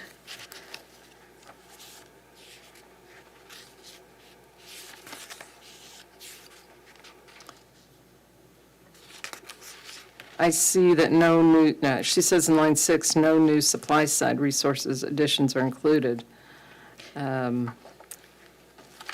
I believe... The bottom one says exclude new demand side management also. So the bottom line of that chart does say that, yes. But those were both modeled in IRPs, is that your understanding? Yes, that's the subtitle is 2022 IRP Annual Update Preferred Plan. So it should have run through the IRP modeling. And would you agree that excluding those two things as modeled in the IRP would have the impact of increasing the appearance of a capacity shortfall? Yes, and these also show where the current capacity contract with Evergy Metro ends. That's when they flip to be negative. Okay. That is all I have, but thank you. Is there any further cross-examination based on commission questions from Renew? No, thank you. Anything from Evergy? No, thank you, Judge. Is there redirect from Public Counsel? Yes. As I break everything, I'm sorry.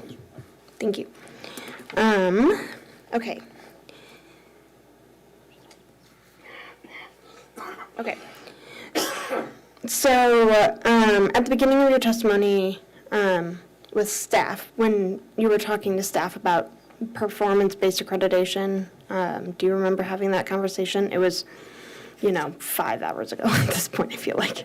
It wasn't, performance-based accreditation is on the thermal units. It's called ELLC.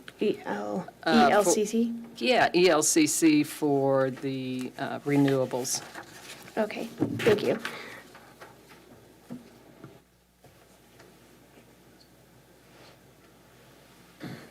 Do you recall in that conversation you mentioned the Southwest Power Pool report from August 2019? Yes, I did. Okay. I would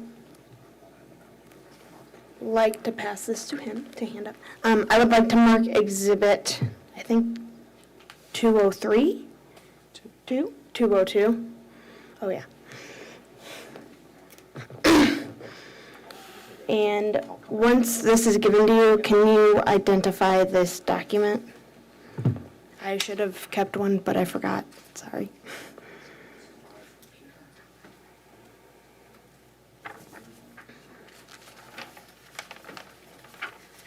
And this is a public document? It's a public document. Also, it is being used to express how she came to her thoughts and conclusions as an expert witness.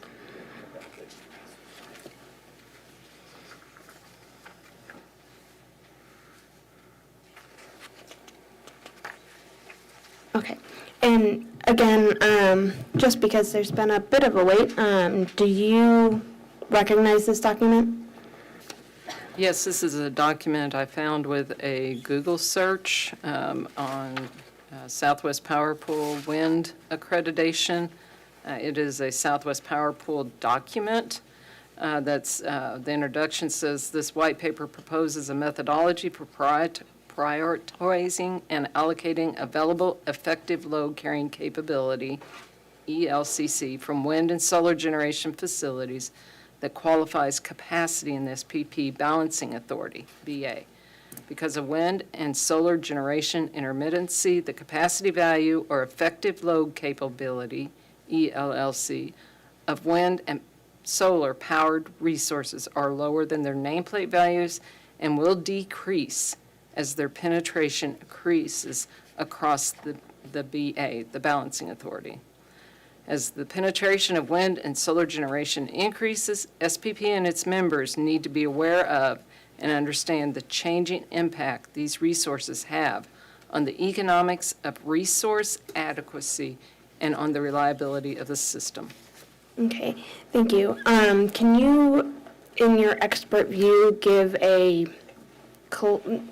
summary of what that is saying? Basically, what is SPP saying in this section? Judge, I don't have an objection to the report, but I believe this is not proper redirect examination. It goes far beyond commissioner questions and other questions.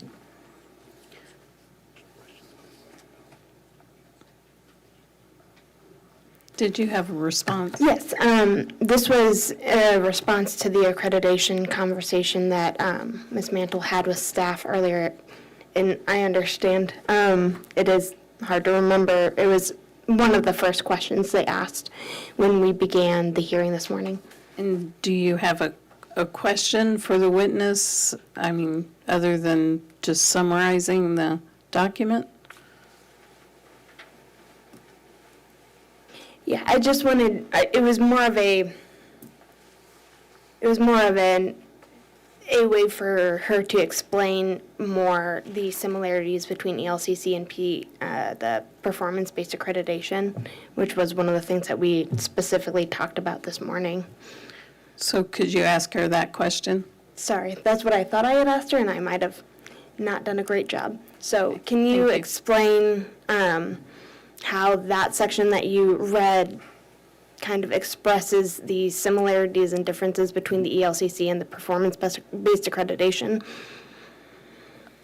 There are different generating characteristics of thermal plants versus renewables, so they have different methodologies. They're looking at capacity accreditation across the board, and they have to use different methodologies for wind and for renewables and the thermal, and the end result is the same, regardless of whether, they're looking at each resource and coming up with an accredited amount.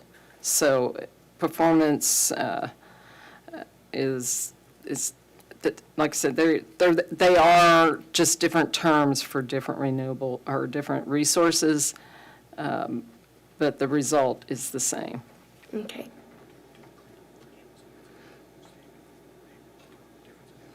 And so is it in effect kind of almost a difference in name only type of situation? Or does it have the same result in that the accreditation will go down? It's been asked But we and don't- answered, Judge. She said it was the same end result.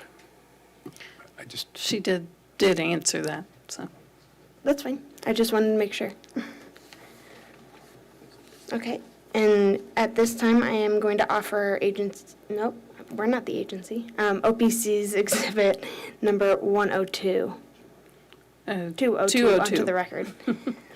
Would there be any objection to Exhibit 202, which is a Southwest Power Pool Solar and Wind ELCC accreditation report dated August 2019? Seeing no objection, I will admit that. Thank you. So earlier today, you were talking to staff, or you were testifying to staff, pardon me, about the history of Evergy's capacity issues, back to when it was Aquila. Do you remember that conversation? That wasn't Evergy, it was just Evergy West. Sorry, Evergy West, sorry. Yes. Yes. Okay. I know that you were talking and you might have had a little bit more to say. Can you speak a little bit more on the capacity issues that you were discussing this morning? Yeah, Judge, I hate to object, but this is cumulative. We've had numerous answers by this witness, by Ms. Mantle, on this issue, and I think it's cumulative and object. And I object. I'm going to allow the witness to answer, but I will say that if you could just give us any additional explanation that you needed to give. Yeah, I was just about at the point where Great Plains Energy purchased or acquired, I think it was called Aquila then, and at that time, it was St. Joe, there was Aquila. St. Joe had excess capacity, they were okay, and then they were purchased by Great Plains Energy. They've renamed them, and since that time, there's been no acquisition of additional generation, I believe, by Evergy West, probably Evergy Metro too. And they've moved now to where they purchase or enter into capacity contracts with Evergy Metro to cover their capacity requirements. Okay. And this morning, you were speaking with staff again, and talking about IRPs as a method of choosing resources. Do you remember that conversation? Yes. Okay.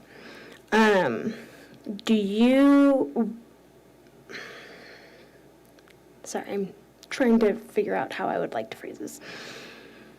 With Evergy in particular, have they been consistent in what their IRP analysis has? Have they changed it a lot?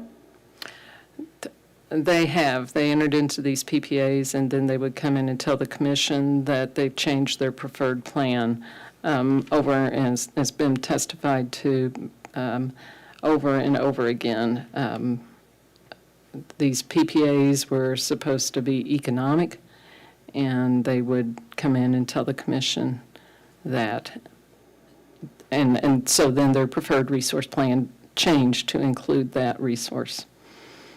And in your view as an expert, do you believe that it is a good idea to make long-term planning decisions based on plans that change yearly, if not multiple times a year?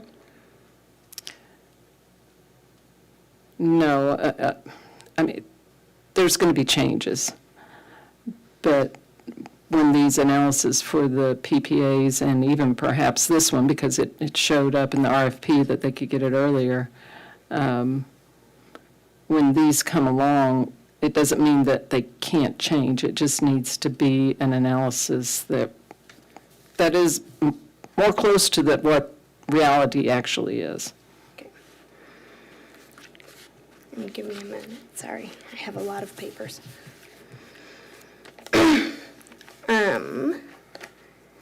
So, with staff this morning, you talked a little bit about input bias with IRPs. Do you remember that conversation? Yes. And have you seen any input? I couldn't remember if you've asked, so I do apologize if I'm repeating the question, but do you remember there being any input biases or concerns about input bias with the IRPs in this case? I don't remember. The work papers showed some results of the IRPs, but not the inputs. So I saw some inputs or some actual data from Mr. Lubert's work papers. I cannot say that I looked at the inputs to the IRPs, but you can look at the results, and when they just don't always make sense to know that. I'm not saying they didn't do the analysis, it's just things just don't look right. Okay. And our IRPs, are they free from bias? Are they objective? Objection, it's repetitive, it's cumulative. We've covered this issue before, Judge. I don't think that we've covered whether IRPs can be objective in general. We've only discussed input bias. Okay, I'll allow. So would you repeat the question? Yeah. In your view, are RIP, I am so sorry, are IRPs objective? They can be. Everybody has a bias. That's why it should be done by more than one person. And so they're biased to the analyst, and if there could be a bias that just makes a certain resource look better than it will actually be. Thank you. Okay. And you had a conversation with staff about the effect of performance tax credits or PTCs this morning. Do you remember that conversation? Yes. And you mentioned it a little bit, but can you explain what you believe that effect would be? Evergy has touted that this is effective hedge for the customers. And if the company keeps the PTCs until these goes into rates, it's it becomes really not cost-effective, even less cost-effective for customers, because customers aren't getting that benefit. The shareholders are. Customers would still be required to pay for the project and rate base. They'd be required to pay the 85% of depreciation until that time, with weighted average cost of capital. But and the way that Evergy's, if I understand the way Evergy's proposing this is correctly, the shareholders would have a windfall those 3 days, until it goes into rates. Okay.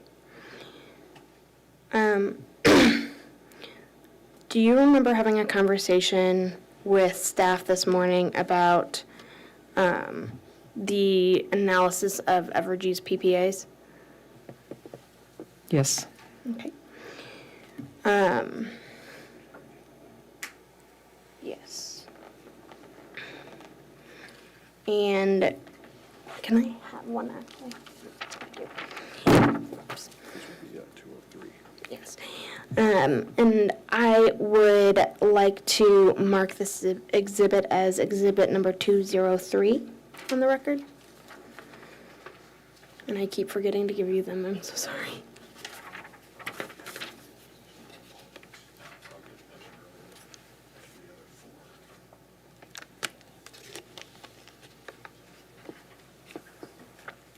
I have.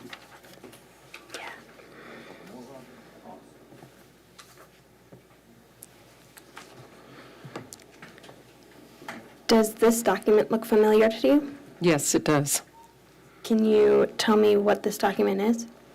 Every month, Evergy submits to the commission a monthly report, FAC report. You can see at the top where it says 2022-12 Evergy Missouri West monthly FAC, and then it has the rural site. So this is in response to a commission rule requiring a submission monthly of information. The numbers on this page are confidential, but I don't need to mention those to explain what this is. This is the last tab in a very large spreadsheet. This happens to be their submission. If you look down on the left corner, BFMR-2023-0487.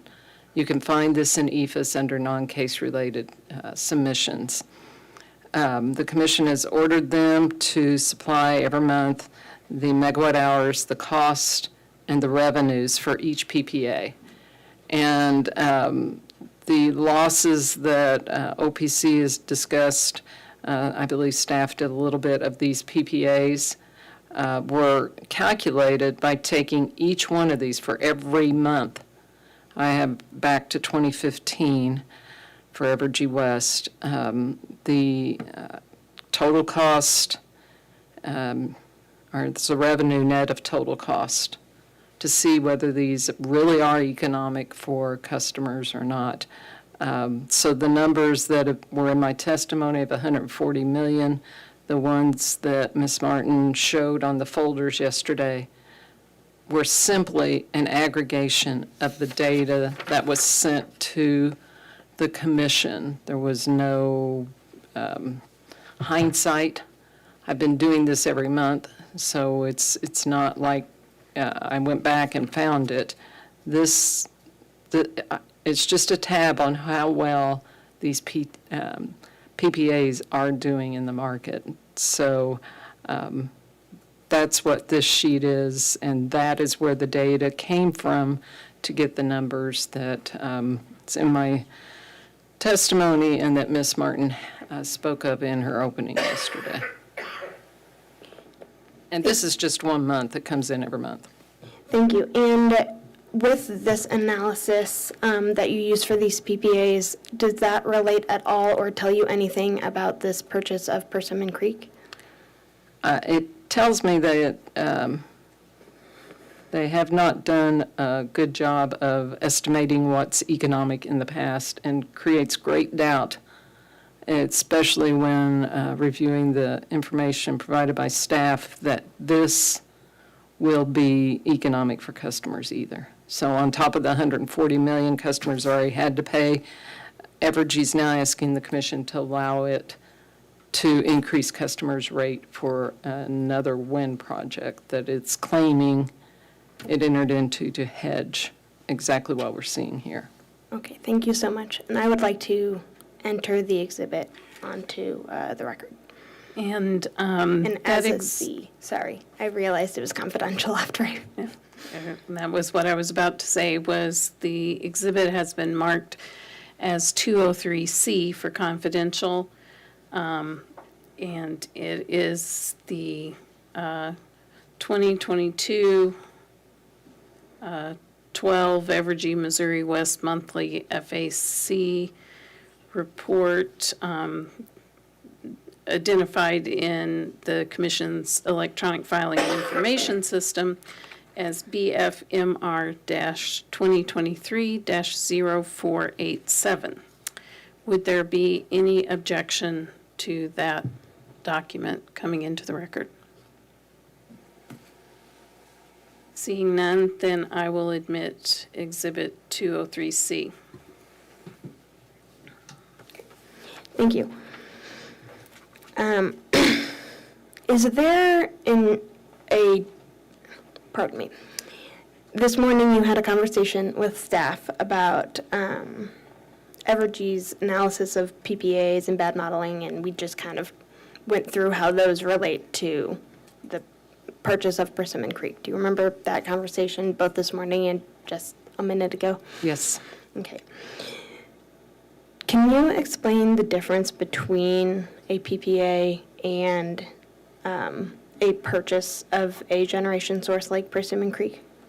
With the PPAs, the way these are designed, the cost that Evergy pays the owner for each megawatt hour is considered a purchase power cost. The revenues it receives is all system sales revenue. I have looked through several of these contracts. I've never seen that there's any other cost to these. So all the costs flow to the customers and the revenues too. So that it's all the risk, 100% on customers. This owning means that customers now would pay for the project, and not only pay for the project, but pay the shareholders a return for their risk. And then on top of that, the customers would receive revenues for the difference between, for what was the SPP price and the variable O&M, more or less, for the wind farms, because there's no fuel cost. And if there's a negative price and it runs so that Evergy could get the PTCs, then that negative price will go to customers. So the customers will pay for the generation for which there was a PTC generated. So customers pay, the shareholders get the PTC. That would, if the wind was blowing and the price was negative. So there's a lot of pieces, but that's basically the difference between the two. Okay, thank you.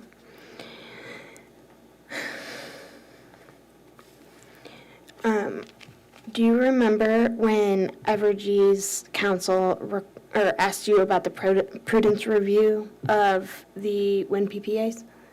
Yes. And the commission's views that they were prudent? Yes. Well, can you tell me, if you remember, what they stated their view was on Rock Creek and Osborne?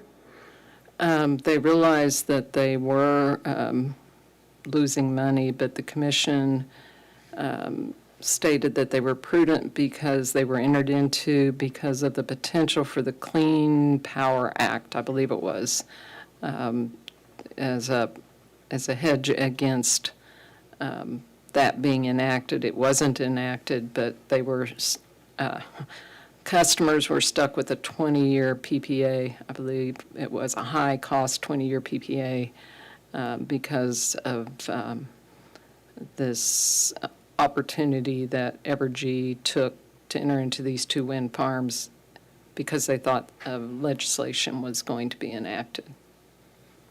Thank you.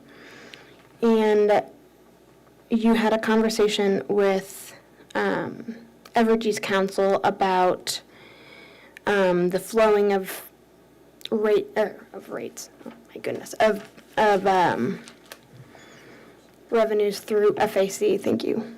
Do you remember that conversation? Yes. And can you tell me what made you determine that the revenues would flow through the FAC and that it was not the best bet for or not the best plan for consumers? For one thing, there's never been revenues for a owned generation resource that was not in rates yet. This would be the first occurrence for that. In the past, when a generation resource was being built, it generated some energy prior to when it went into rates. The revenue, or before there was a market, it would be just the value of that energy was used to offset the capital cost of that project. And what that does is then customers don't have to pay a return on that project for the life of the project. So it's much like paying off your loan early. Over time, your home loan, over time, you pay less. And that's been the practice in the past. And while this is something that would need to be thought through and considered by the commission, rather than Evergy just coming in and saying this is how it's going to be done. There's been no testimony. There was no written testimony on it. And so it's a big decision. It affects going forward. In the past, we never had to worry much about it because before PISA, because the utility would come in to get it into rate base as soon as possible. And in this case, it could be up to 3 to 4 years before they come in. So this is all new. And we need to be careful about the precedent we set. I know that things can change, but the first time it's done sets a pattern. And it needs to be carefully considered on how these revenues are used, how the PTCs are used, and not just, okay, we agree with Evergy. It's an impact on customers and the utility itself. Okay, and were there any documents or anything that you used to make these determinations, specifically for Evergy West purchasing Persimmon Creek, possibly looking at their tariff? I know the tariff does not include the PTC values. And the tariff sheets itself, again, didn't contemplate this, so it just says off-system sales revenues are included. So if Evergy West records them in the right account, it's very possible that they could flow through. But is that the right thing to do? Just because it's there doesn't mean it's the right thing to do with that money. Okay. Do you remember having a conversation with Evergy's counsel about levelized cost of energy and your analysis or any analysis of levelized cost of energy? Yes. So in your role as a regulator, how much familiarity do you have with the concept of levelized cost of energy? I reviewed quite extensively the levelized cost of energy work papers provided by Liberty to justify their wind projects. I've looked at the LCOE work papers for this project, reviewed the inputs, looked at them. So yes, I've reviewed not just for Evergy West, but for other utilities too. Wonderful, thank you. With your experience, does levelized cost of energy take into account, in your view, when an asset is generating energy? No, it does not. Does levelized cost of energy take into account the expected market prices of a generation source? No, it does not. Does levelized cost of energy take into account the reliability of the generation asset? No, it does not. What about the dispatchability of that generation asset? No, it doesn't. And is there value in a resource being dispatchable? Yes, there's value in every type of resource, and that's one of the values of a thermal resource. Okay, thank you. One more.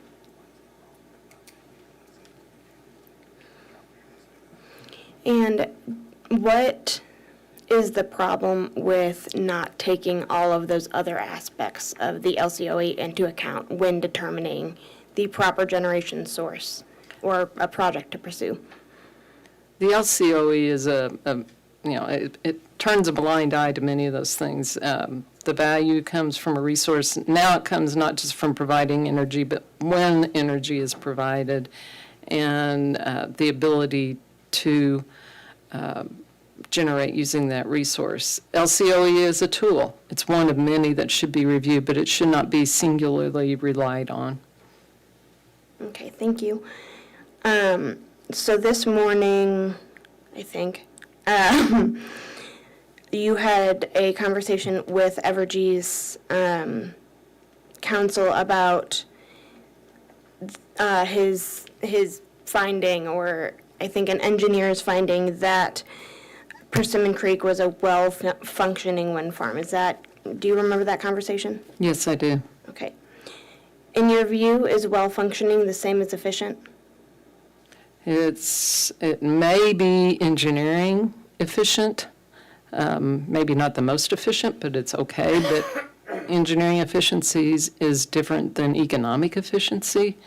So, and in the case of a wind farm, it could be very engineering efficient and not be economically efficient because it's not running when market prices are high.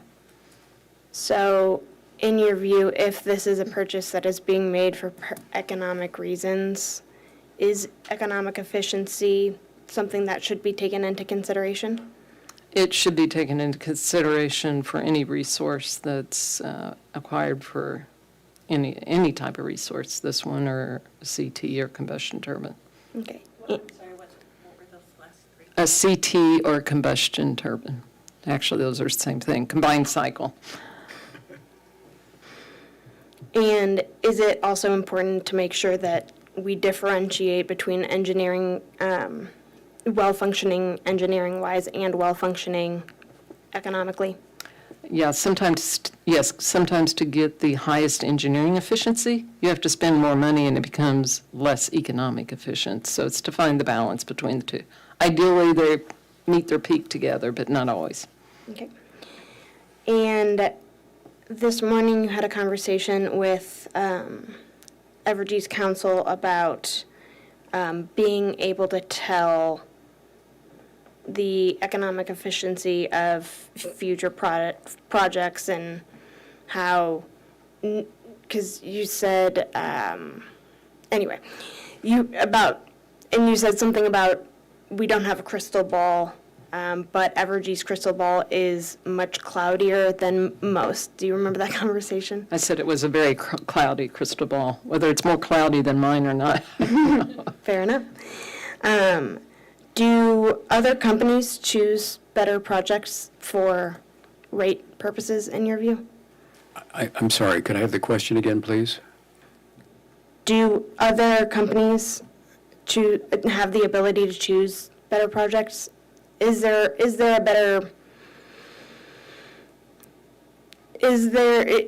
some way to clear up that crystal ball? Judge, that calls for speculation. It's vague and ambiguous. The information about whether they have chosen projects is already out there, so I'm not talking about in the future, I'm talking about has it been possible for other companies and corporations and utilities to choose better projects for their consumers? It's vague and ambiguous. It calls for speculation, and it's not relevant to this case, Judge. I believe it is directly relevant. Can you ask your question again? I'm think that you asked a couple of different questions in there. So are you asking the witness, Have other companies been able to choose projects that,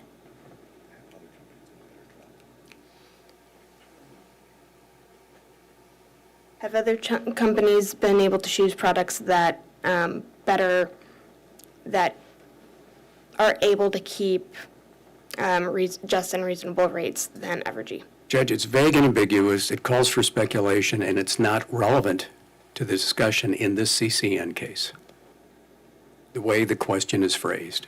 I believe that if we are looking at the granting of a CCN based on a decision that is made by Evergy West, it is directly relevant. I also believe it's not speculation because it's looking at past projects of other companies, which are also public record. Judge, what other companies are we talking about? I don't know if we're talking about Missouri-regulated utilities, if we're talking about the United States of America. And I don't Missouri-regulated, understand if okay, we're talking. enough. Thank you. Thank you. I believe that the question was, have other companies been able to choose more efficient or better projects? Which was your word? Yeah, more efficient economically and, yeah. Okay, I'll allow the answer to that question. I'm only aware of Missouri utilities, Mr. Zobrist, so you know that I'll narrow it down that much.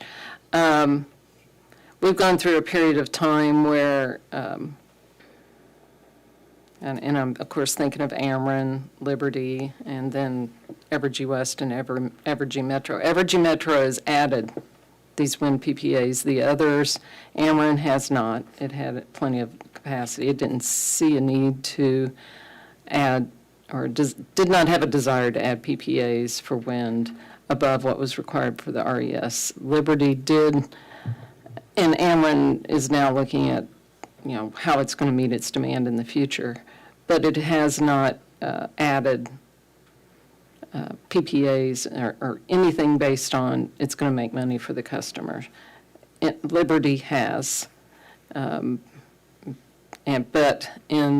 for those wind farm projects, they are sharing the risk with the customer. Okay, thank you. This morning, you talked about, and we're going back to PTCs, sorry about this. I wrote in time with how they were asked. We talked about PTCs being flowed through the FAC, things like that. And do you remember what the answer from the company has been about when they would put PTCs through the FAC? Judge, I think this is not proper redirect examination. I don't see it linked to something that came up during this witness's testimony. I specifically referred to when we were talking about PTCs with staff this morning. I believe that this witness did discuss that, but I'm going to ask you to please ask some clarifying or additional information, because we have discussed the company's position about PTCs running. I will say that the extensively. PTCs aren't exactly the question. It's just part of the question. I'll allow you to ask your question. Sorry. Do you remember the conversation about PTCs flowing through the FAC and Yes. to customers? Yes. And what was the company's stance on when they would begin flowing to customers? I believe the position is in the next rate case, it would be determined how those PTCs would be treated, whether they'd be included in base rates or FAC would be determined at that point. And when was the last rate case that Evergy West was a part of? I believe tariffs went into effect December 6, 2022. So what is the soonest they could have a new rate case for those PTCs to go to customers? They would have to file their 60-day notice, and then 11 months after that, so about 13 months would be about how long from if they did that today. That's as soon as the PTCs could be returned to customers. Okay, thank you so much. Do you remember talking about the RFP analysis this morning with Evergy? No, I do not. I have it written down and I don't like it. So I will move on. Yeah, that's what I was going to say. One of the things Evergy talked about was the nameplate capacity of their resources. Do you remember having that conversation? Vaguely? Yes. Okay. Is nameplate capacity the same as the efficiency of a generation source? Judge, I'm going to object. I don't recall that Evergy raised anything about nameplate capacity in my questions of Ms. Mantle.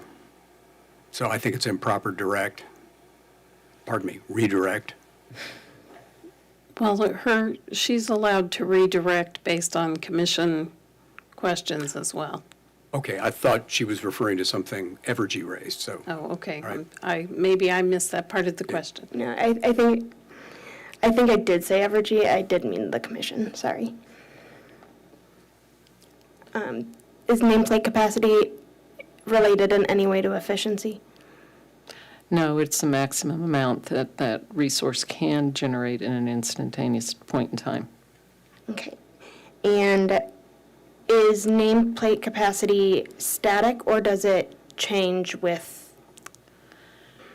The nameplate capacity is static, but how much it can generate does fluctuate from instant to instant. Nameplate is based off, this is what it's created to generate. That's what's considered nameplate. Okay. So Typically, there used to be a metal plate put on resources that had that on. That's why they call it nameplate capacity. thank you. Now I feel edified.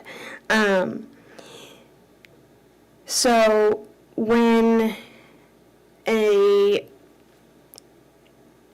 utility company is using nameplate to discuss how positive a resource acquisition is, in your view, how much is that actually saying to consumers? To a consumer on the street, that's saying it's giving the impression that it'll be able to generate much more than it actually will. Because it cannot generate that at any instance in time. The wind has to be blowing, and not just blowing, but blowing at a certain rate. Okay, thank you so much. So,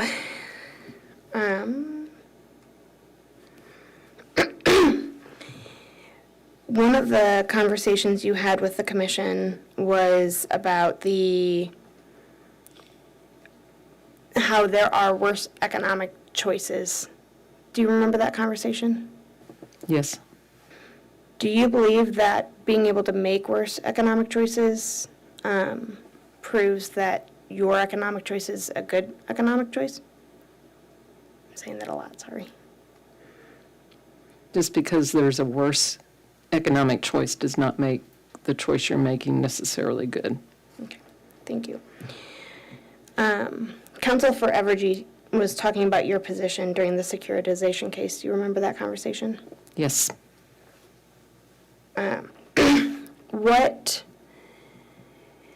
He spoke about the prudence of decisions during, I believe it was Storm Uri. Do you believe that anything regarding your opinion for that securitization case governs any determination on prudence in this decision? I have attorneys advise me in the past that it doesn't, so that I can continue to argue. Okay. Why do you believe, nope. Evergy was talking to you about expressing your opinions on the general efficiency and, generational and economic efficiency of this resource. Do you remember that conversation? Yes. Why do you believe that it is important to express the concerns that you have with this generation source now? OPC has been told numerous times that we are looking at things in hindsight. This is our first opportunity, and we want to be on the record for this so that we will not be charged with hindsight in this. It doesn't mean I agree with the commission on the others, but on this one, we are doing our best to notify the commission at appropriate times. Thank you. Do you remember having a conversation with Judge DePel about the combination, how Evergy Metro and Evergy West are combined? How they interact, yes. Yes. Are they combined in their rate determinations for No, customers? they are not. The cost of Evergy West are used to determine the rates for their customers, and the cost of Evergy Metro is used to determine the rates their customers see. Okay. And have you seen a vast difference in those rates? Evergy Metro's rates are high. Of course, you got difference in rate design, although they're trying to move those together, but the residential typically are higher for Evergy Metro because they're paying for generation, they're paying the capital cost. But it is offset by revenues from SPP. Evergy West base rates will be lower, typically because they're not paying the capital cost, but they've been fluctuating considerably. The FAC cost, the fuel cost, because of the dependence upon the market for energy. So, yes, there's a lot of differences in the rates. Okay, thank you. So, Commissioner Holzman talked about I think it was $35 million drop in price for Persimmon Creek. Do you remember that conversation? Yes. And have you ever heard of the market for lemons theory? Yes. Can you explain that theory at all? My understanding is something's offered to be purchased and not complete information is given regarding that. I mean, typically we think of cars. A car is offered to be purchased. The seller does not tell the buyer that that car has been flooded out and redone, and he finds about and he pays assuming that everything is good. Finds out later that it's not. That's a lemon of a car. Okay, thank you so much. And in this case, do you believe, and I remember you talking about how you think that there was such a significant drop from 270 million to, I think, 245 million, because it was a bad generating asset. Do you believe that, is that why you believe this generating asset was being sold, or do you have a different view? There could be other problems within the company that owns it, but that's sometimes why big corporations put things up on like what's called a fire sale, a cheaper price. But if this was a wind site that was economic for them, they would not be selling it. I do not think. I don't know all about the company, but most people, when they're taking risk, if they're making money off it, they don't try to offload that source of revenue. And in relation to that conversation, is another selling tactic to push the sale by saying there's a time limit and it has to be done now?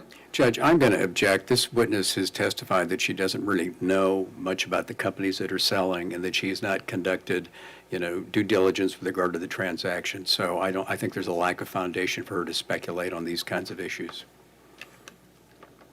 This isn't necessarily talking about the intent of the companies to sell. That was the last question. We are now moving on to a different issue, talking about the speed of the sale and relating it to the conversation about Eckerloff and the market for lemons that we were talking about. Conversation about what? Eckerloff and the drop in price. We're talking about the different incentives that that the seller is using in order to get this wind farm to shift buyers. Judge, I don't think there is foundation for this witness to speculate on all these aspects of the business terms of this transaction, so I object. And I'll sustain the objection. I think the witness just said she wasn't familiar with the company that was selling. Okay. Do you believe that granting the CCN will be an incentive for utilities that will benefit customers for renewables in the future? Objection, improper redirect.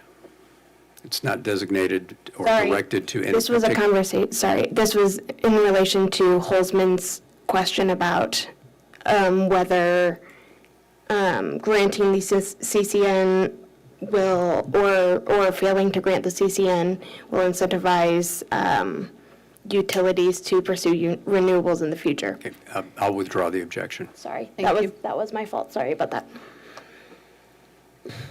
Can you say the question again now, please? Yes. Do you believe that granting or denying the CCN have any effect on utilities purchasing generation assets that will benefit customers in the future? I think it would be more of a encouragement to just buy renewable because it's out there and available for use without thinking about the customer. Thank you. You had a conversation with staff about SPP's view of our market and generational dispatchability and things like that. Do you remember that conversation? It was very long into the... Yes. Okay. Do you know, can you express from what you read and what you know, what SPP's view is of adding wind generation as well as the reliability of SPP as a whole and dispatchability of SPP? Judge, it's a compound question, and I don't recall if it was Commissioner Holzman asking about SPP. It was staff. Pardon me, staff. It was a staff redirect or recross where she specifically asked about SPP and their conversation about renewables and things like that. Can you rephrase the question so that it's not a compound question? Yes.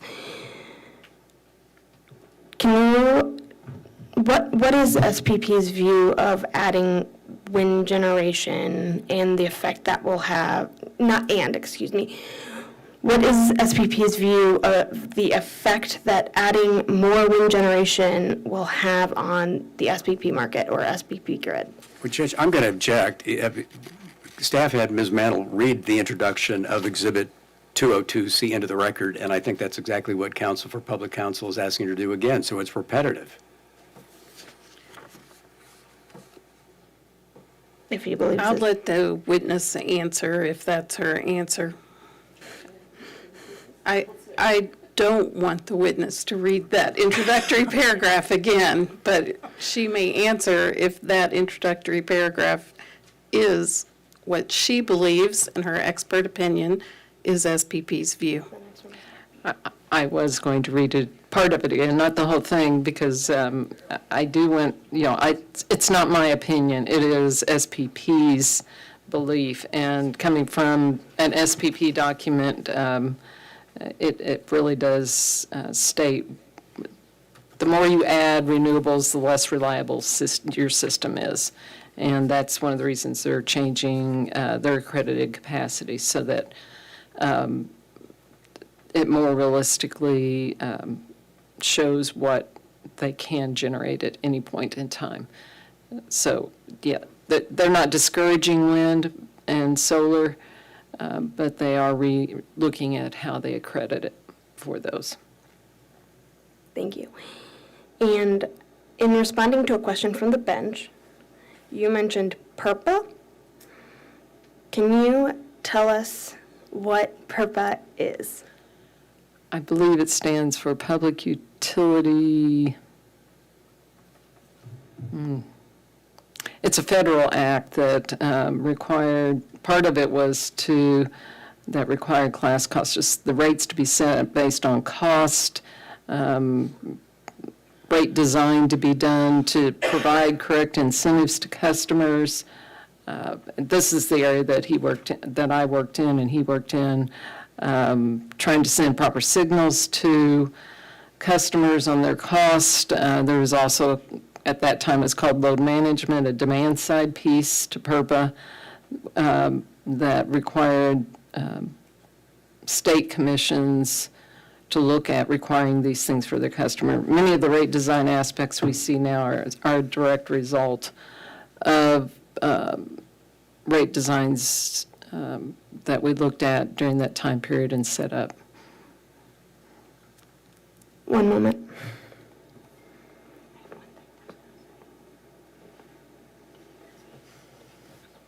Ms. Mantle, I believe that's the Public Utility Regulatory Policies Act. Is that what you were?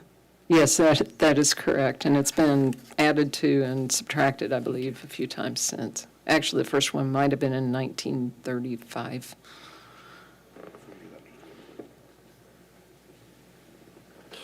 Can you clarify who the "he" was in your previous answer? Would have been Dr. Proctor. Thank you so much. And you said that the point of PURPA was to make sure that utilities were sending the right message to consumers. Is that correct? Judge, I object to a discussion of PURPA. It's a 1970s act, and it has no relevance to this CCN proceeding here. It was good to get to a different question that does relate to the CCN, so I will let you finish your question. thank you. Yes, that was one of many purposes of that act, yes. Thank you. And in your view, is granting a CCN to Persimmon Creek sending the right message for renewables and reliability and rate efficiency to consumers?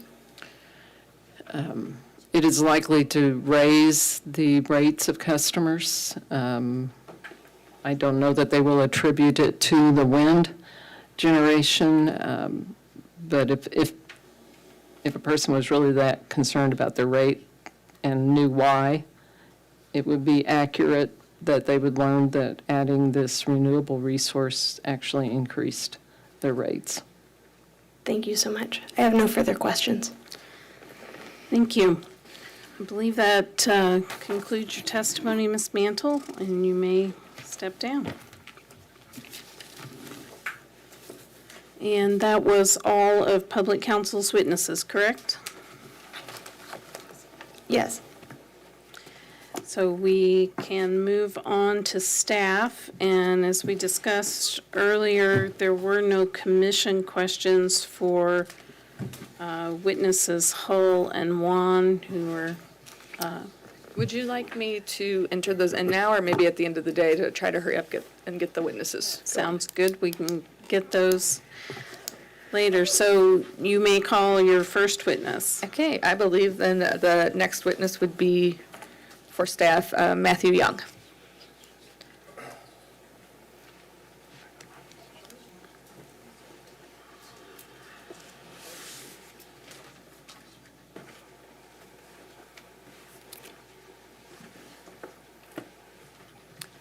And Judge, as Mr. Young is coming to the stand, I just want to reiterate my offer of Exhibit 12 an appropriate point. I think everybody does have copies, and I provided OPC counsel with a hard copy of it as well. Thank you. Thank you. And I was planning on taking that up when we return from the lunch break. And I apologize, this is my fault, that apparently Mr. Young was unaware that there were no commission questions or other council questions for hole-in-one. So he has stepped out. So if we could maybe, perhaps, if I can beg your indulgence to take him out of order, and I think Sean Lange is back there and can step up. If there's no objection, that would If that's be, okay to, I mean, he will still be here if he's just otherwise occupied. And we want to try to keep things moving, I think. I appreciate that. Okay. If there's no objection from council to take Mr. Young out of order, we'll continue on with Mr. Lange. You want to go tag back in with Jay then?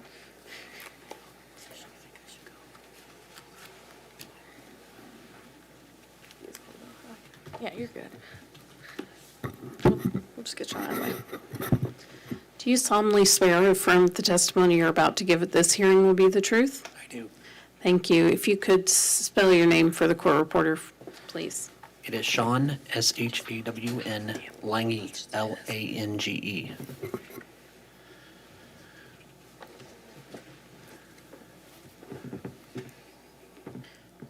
You go ahead, Ms. Mers. Since you've stated and spelled your name for the record, can you go ahead and tell me who you are employed by and in what capacity? I am employed as a senior professional engineer with the Missouri Public Service Commission staff. And did you file testimony in this case? And of course, now I've lost my papers that we shuffled witnesses. But did you file rebuttal testimony in this case? I did. I apologize for not having the number. And I have to lay my hands on it as well. Well, while I'm looking for that, do you have any corrections to that testimony? I do not. And if I asked you the same questions today, would your answers be the same? Yes. And are those answers true and correct to the best of your knowledge and belief? Yes. And It's Oh, exhibit number 103 and 103C. yes, it is, and I found mine at the very bottom of my paper pile at the same time. So, then I would go ahead and offer exhibits 103, which is the public format of his rebuttal testimony, and 103C, which is the confidential format, into the record at this time. Would there be any objections to exhibits 103 and 103C? Hearing none, then I will admit that into the record. Then I would go ahead and tender this witness for cross. All right. Is there any cross-examination by public counsel? No, not at this time. Renew, Missouri. Evergy. Briefly, good afternoon. Good afternoon. Mr. Lange, you agree that Persimmon Creek is compliant today with environmental law and regulations? Based on the information I was provided, yes. And do you agree that the independent engineer that EMW used on the project is qualified and credible? The name of that is confidential, but... I have no reason to say that they are not credible. And you agree that the independent consultant who conducted the transmission study is qualified and credible? I have no reason to say that they are not qualified or credible. Okay, and the name of the consultant is also confidential, but don't need to go in camera for that because it is in the record. Thank you. And that concludes my questions on cross at this time. Thank you. Okay, thank you. Are there questions by the commissioners for Mr. Lange? Mr. Chairman? And Commissioner Coleman is still on the phone if there's anything. Hearing nothing else, I have just a couple things, and let me see. I have questions about some confidential stuff in your rebuttal at page 6.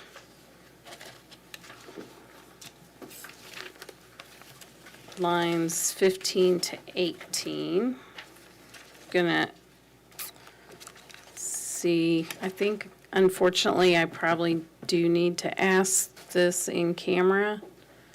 So If we could briefly go in camera at this time.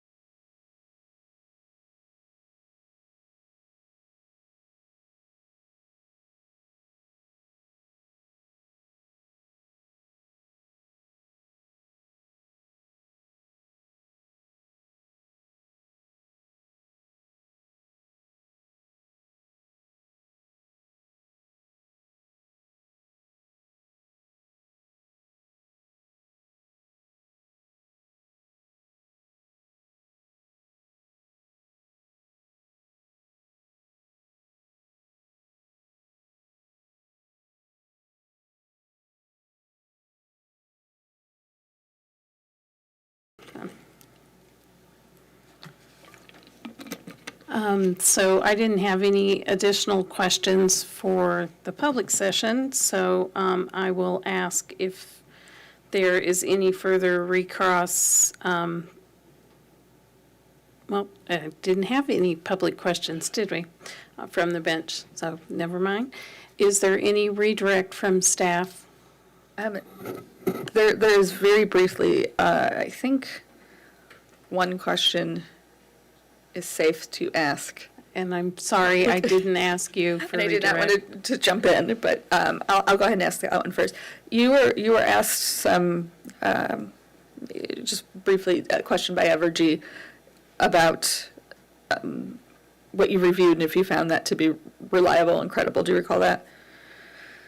Yes. Are you more familiar with the company who did the due diligence in this case, or the company that did the transmission base analysis? The company that did the due diligence. Okay. And this is a tricky one because it relates to a public question, but I think you might have to get into HC in your response, so it's probably better to go ahead and just do it all in HC, or in camera. I keep calling it HC, it's not. It's just C. If you can ask the question, and then I'll ask the witness to hesitate, and if his answer needs to be given in camera, we can go back in camera. Along with the question Evergy asked, they also, about if you found the reports to be reliable and credible. Did you receive a report in this case related to the wildlife mitigation that you found to be reliable and credible, but that had reliable and credible information in it that caused your concerns? Yes. Okay. Do Do you you, want to expand on those concerns, and can you do it and not go confidential, or do we need to go in camera? I think we do because I don't know what we're talking about. okay, That would be. okay, let's go ahead then and go back in camera.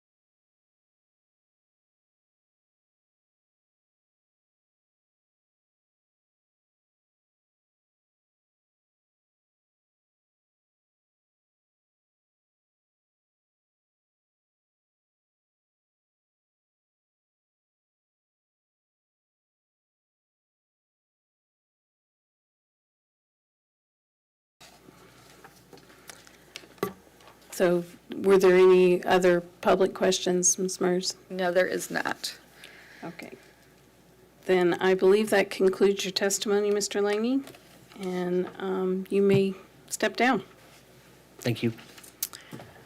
Okay, we are right at about 12:30, and I want to take a long break until 2 o'clock.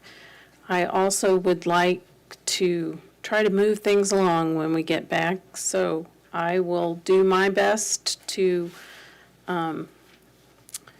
get my questions in order for the next witnesses, and I would ask you all to do the same if you have the opportunity over the long lunch, so that we can keep things moving when we get back. So let's go ahead then and take a break until 2 o'clock, or off the record.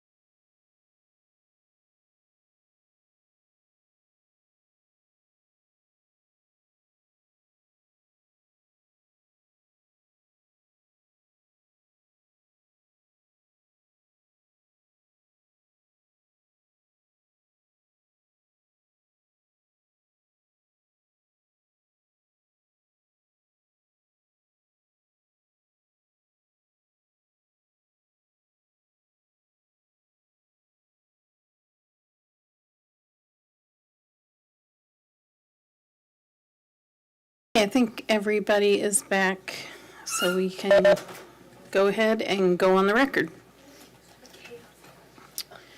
Okay, so we are back from our lunch break, and we are ready for staff to call its next witness. Judge, pardon me. Could Oh, we? yes, I'm sorry. I keep- Oh. I know, I keep bothering the bench about my Exhibit 12, but. No, this is good time. So Exhibit 12 was the the SPP presentation that council had previously offered. At that time, OPC had an objection. Do you still have an objection? Normally I would say yes, except for we're running late on time, so we're good. So with objection is withdrawn. Is there any other objection? Hearing none, then I will admit Exhibit 12. Thank you, Judge. No, thank you. And staff may call its next witness. Staff would call Matthew Young to the stand.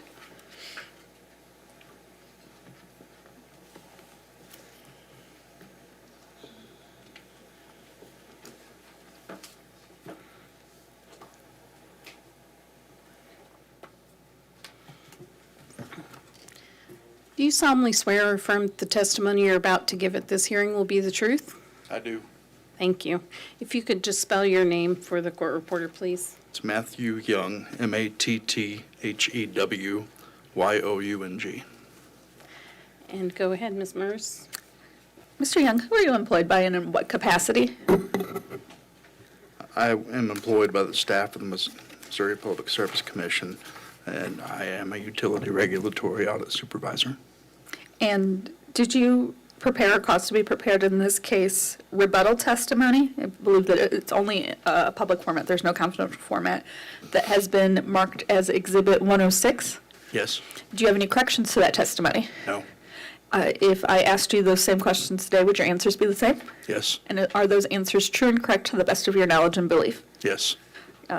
Okay, at this time, I'd like to enter Exhibit 106 into the record. Would there be any objection to Exhibit 106? And hearing none, I will admit Exhibit 106. And I will tender the witness for cross. Is there any cross-examination by public counsel? Sorry. Yes. We had one pretty short question, but to your knowledge, was there a plan for Evergy West to get those production tax credits to Evergy West customers in any way? I'm sorry, in what? In any way, sorry.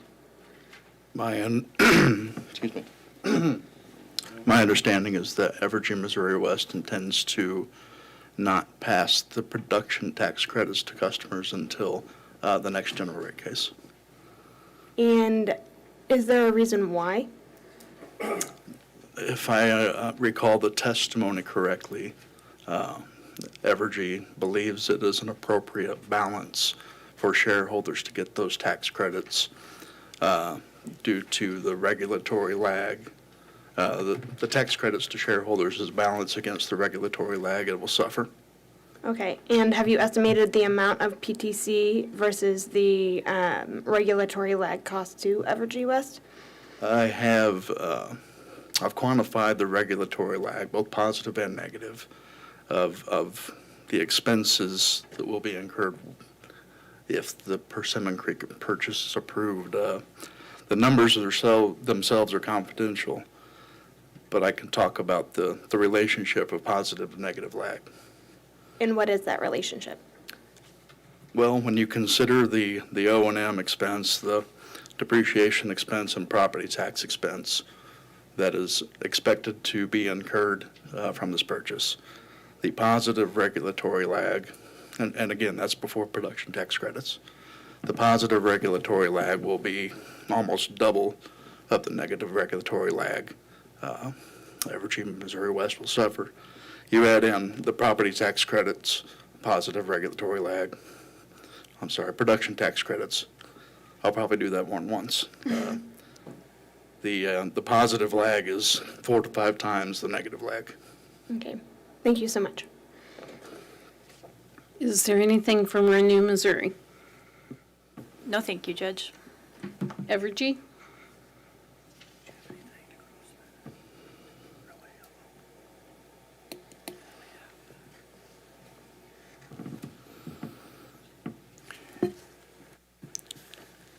In order to move it along, I think I'll pass the witness at this time. Thank you. Thank you. Are there any questions from the commissioners for Mr. Young?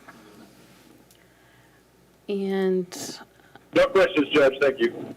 thank you, Commissioner Holzman.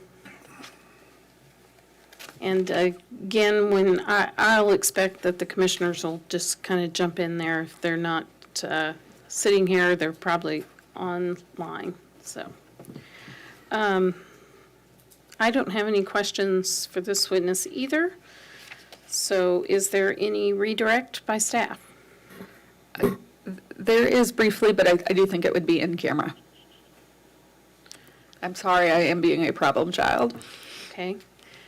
And I assume then that that is referring to someone else's testimony?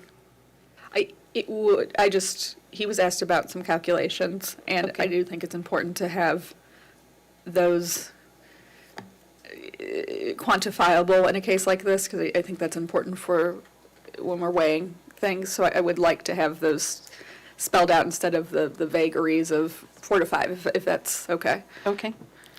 All right, then we can briefly go in camera.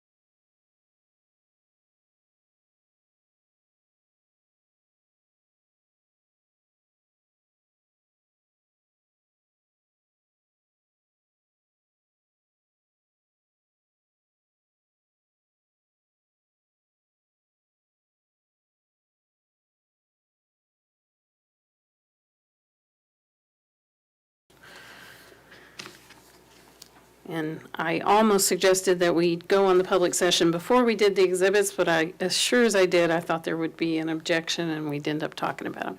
So, so we admitted 2 exhibits, and now we're back on the public session, so. And Ms. Mers said she had no more questions for this witness. So, Mr. Young, I believe that concludes your testimony, and you may step down.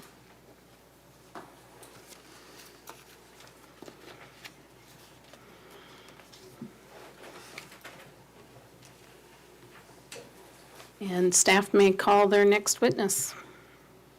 Our next witness, I believe, then is Claire Eubanks.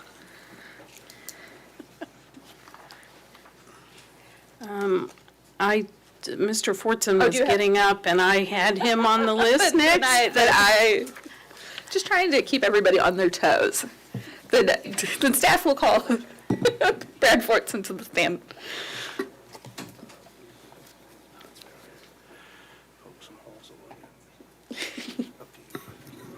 It's right there, too. Do you solemnly swear or affirm the testimony you're about to give at this hearing will be the truth? I do. Thank you. If you'd please spell your name for the court reporter. It's Brad, B-R-A-D, Fortson, F-O-R-T-S-O-N. Thank you. Go ahead, Ms. Mers. Mr. Fortson, who are you employed by and in what capacity? I'm employed by the Missouri Public Service Commission as a regulatory compliance manager. And did you prepare or cause to be prepared in this case, what has been marked as Exhibit 101 in a public format and then 101C in a confidential format, rebuttal did. testimony? Yes, And do you have any corrections to that testimony? I do not. And if I asked you those questions today, would your answers be the same? They would. And are those answers true and correct to the best of your knowledge and belief? They are.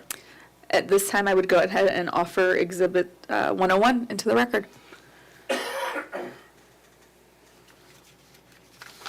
Would there be any objection to Exhibit 101 in both public and confidential versions? Hearing none, I will admit Exhibit 101 and 101C. Then I will tender this witness for cross.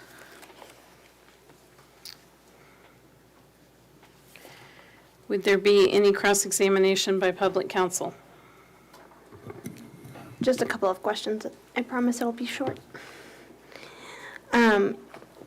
In Ms. Messimore's written testimony, she attached a detailed analysis comparing ratepayer risk and shareholder risks for additional generation resources that are not required to meet federal, state, and RTO requirements. Is the analysis attached, if you remember it, Evergy West specific? As I recall, it was done on a combined basis for Evergy West and Evergy Metro. Is there any problems that you see with the combined basis? Makes it more difficult, if not impossible, to differentiate the ratepayer versus shareholder, differences in specific amounts to each utility. Okay. Mr. Fordson, can I get you to speak Sure. closer to the mic there? Thank you. Do you need any of that repeated? No, Okay. no, that's fine.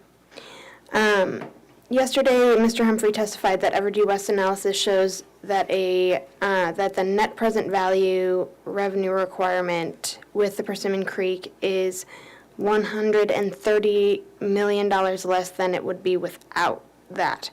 Does this mean that consumers would see the $130 million in savings if Evergy West purchased Persimmon Creek? So, no, I mean, I don't believe. There's a couple things there. One, I disagree with the, I think you said $130 million amount. And that stems from a few reasons.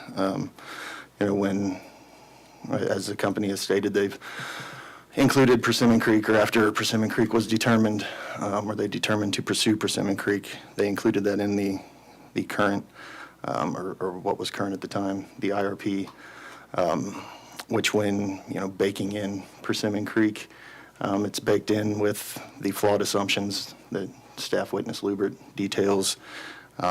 It also gets baked in, even with the flawed assumptions, if you consider them specific assumptions, coupled with generic assumptions, I feel like you end up with a more of a hybrid sort of conclusion.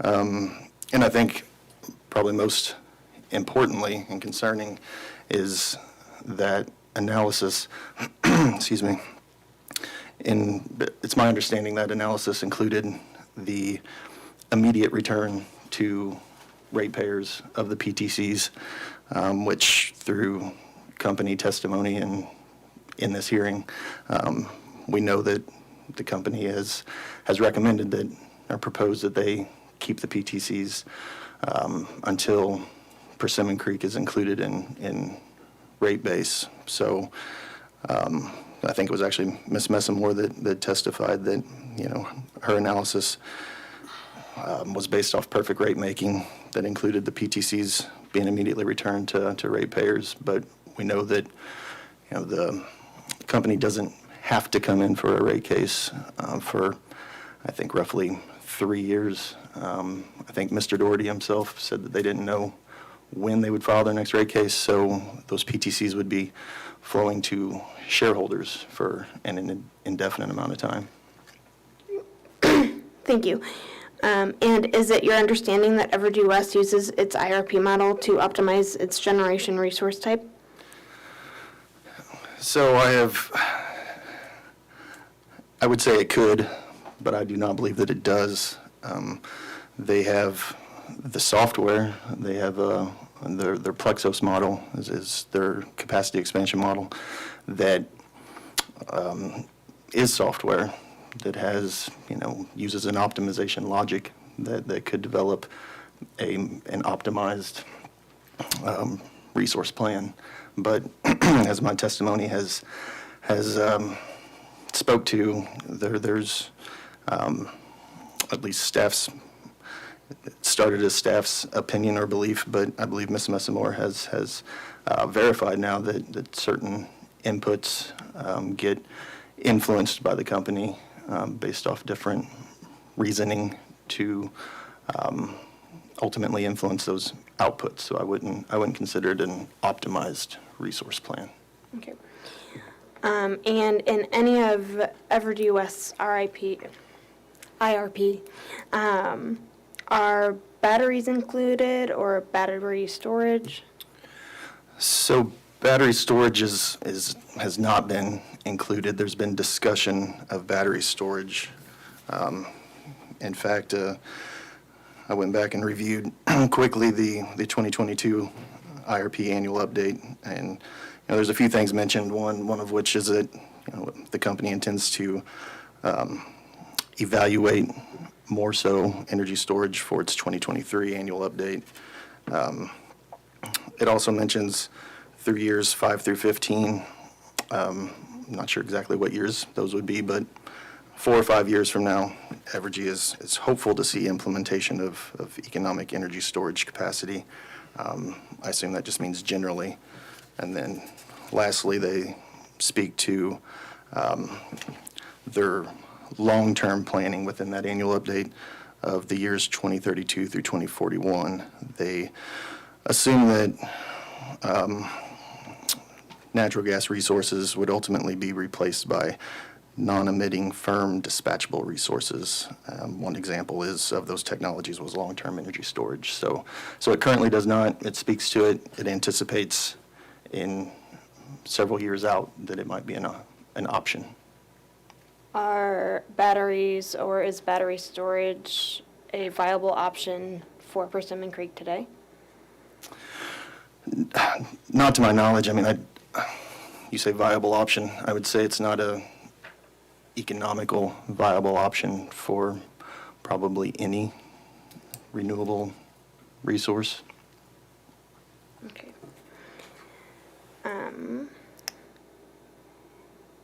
And when Evergy West has talked about how their revenues are going to flow to consumers, do you remember or do you know at all if that means negative revenues will flow through consumers or through the FAC? So my understanding of that whole issue, and based off company testimony, is that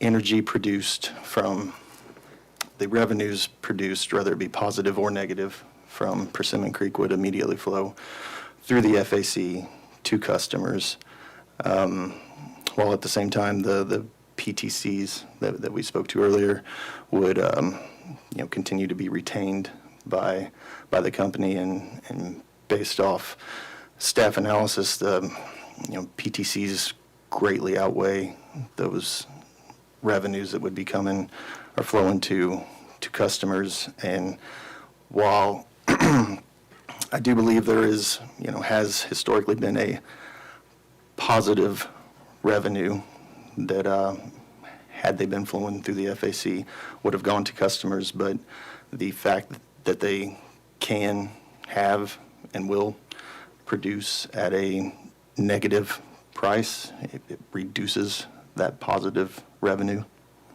Okay.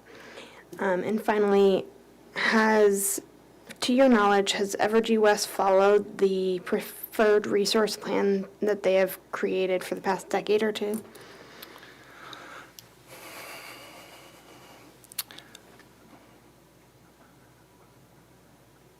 So I struggle with answering that only because we have seen every year the company's preferred plan change, at least every year, if not multiple times a year. So also, in the last 10 years, or starting from 10 years back going forward, often the generation that has been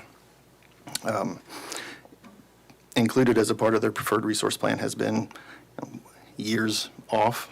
So there hasn't been an immediate need that I can recall for generation. But again, those plans have changed every year. So do they follow it the year preceding their updated preferred plan? I guess it's hard for me to say no, but it changes every year. So it's just been a yearly cycle. Okay, thank you so much. Is there any cross-examination from Renew, No, thank you. from Evergy? Oh, just briefly, Judge. I'd like to follow up a little bit on just the questions that were asked from Public Counsel, Mr. Fortson, if that's okay with you. Sure. I think you were asked about Ms. Messmore's testimony where she demonstrated that there would be a need for capacity, even if you looked at it on a joint basis. Do you recall that question? I recall bringing up Ms. Messmore's testimony. I'm not sure. I believe you said it was maybe I misunderstood, but you said it made the analysis a little more complicated. Oh, the analysis provided, I think, as a part of the 2022 IRP annual update that was required by the commission through special contemporary issues, I believe. I just want to make it clear, as I understand the staff's position, at least in Ms. Eubank's testimony, the staff agrees that on a standalone basis, West has a near-term need for capacity. Is that correct? So I don't think that directly relates to OPC Council's question. On a standalone basis, though, there is a need sooner than on a combined basis. But it is correct that the staff agrees there is a near-term need for capacity for Evergy, Missouri West. I believe based off the company's assumptions and analysis, they have a need on a standalone basis sooner than on a combined basis. And I think you were asked about the $130 million net present value revenue requirement analysis that was done. I was. You've been involved in the IRP process for a while, correct? Is it your understanding that net present value revenue requirement number is a reduction from views of alternative resource plans that could have been adopted in the future? So it is a comparison There is a comparison done of alternative resource plans in the selection of a preferred plan. And whenever we're talking, or whenever the company's talking about there being $130 million of net present value revenue requirement savings, that's in relation to other alternative plans, correct? And based off the company's assumptions that staff calls into question in this case. But your answer is yes, right? The company has claimed $130 million benefit. Let me retract that word. A $130 million reduced net present value by including Persimmon Creek. Compared to other resource plans. Actually, I believe when they included Persimmon Creek, since it was an annual update, I think the testimony even provides that it wasn't compared to all of the alternative resource plans from the 2021 triennial and only compared to maybe one other plan. Okay.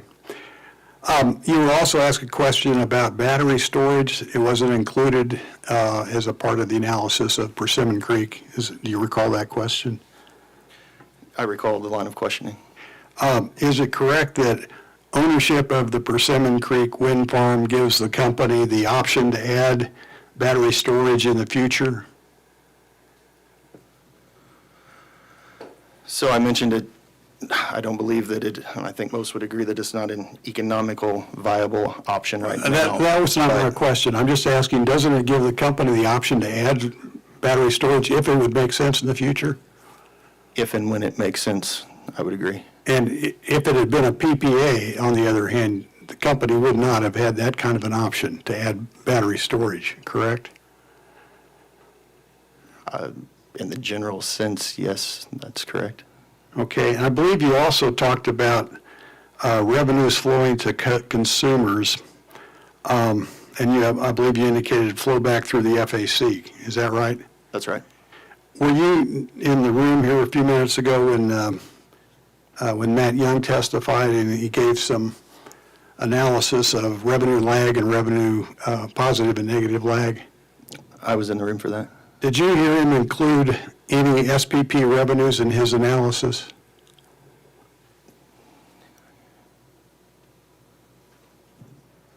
I don't recall hearing that. And the consumer receiving SPP revenues immediately upon the purchase of that property would be positive benefits to the consumers, correct? I wouldn't use the word benefit. I would say it could very well be a positive revenue. Okay, positive revenue lowers their cost.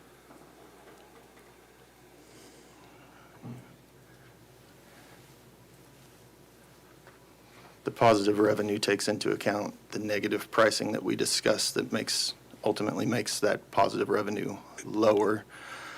It would be a positive revenue flowing through the FAC that doesn't meet the value of the PTCs. Staff is not suggesting that the total of SPP revenues, even if you have some negative pricing, is going to be a negative number, is it? Are you? Say that again. Staff is not suggesting that there aren't going to be positive SPP revenues flowing back. I don't believe we've made that argument. Okay, that's what I thought. And you've talked about the fact that companies' preferred resource plans change from year to year, correct? Correct. Now, the company is required by the Commission's IRP rules to file a notice of plan change whenever that happens. Is that true?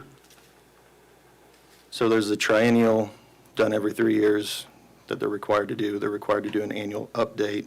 And yes, if there are substantial changes to their plan, they are required to file an updated preferred resource plan. And would you have been involved in the last notice of change of preferred plan case? I was. Judge, I'd like to have an exhibit marked. I believe we're to number 13. Is this a confidential exhibit? No, it's not. Thank you.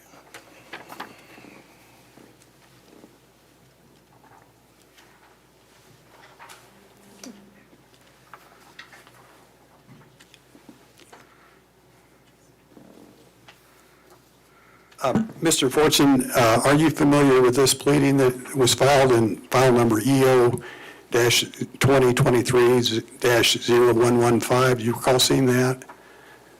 Perhaps. It's entitled Evergy, Missouri West Reply to OPC's Response to Change in Preferred Plan. That is what it says, and I would have read it at some point.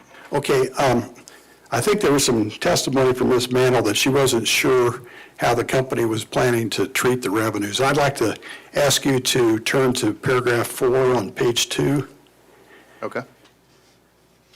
Their second sentence starts, OPC is concerned that EMW will pass the energy revenues from Persimmon Creek back to shareholders until the resource is placed in rates. This is incorrect. Electricity from the asset will flow to EMW's customers, even though the investment is not yet in rate base or reflected in rates. How would you interpret that sentence? I would interpret that consistent with the company's testimony or at least their rebuttal testimony in this case, that any revenues from Persimmon Creek will be flown back to customers.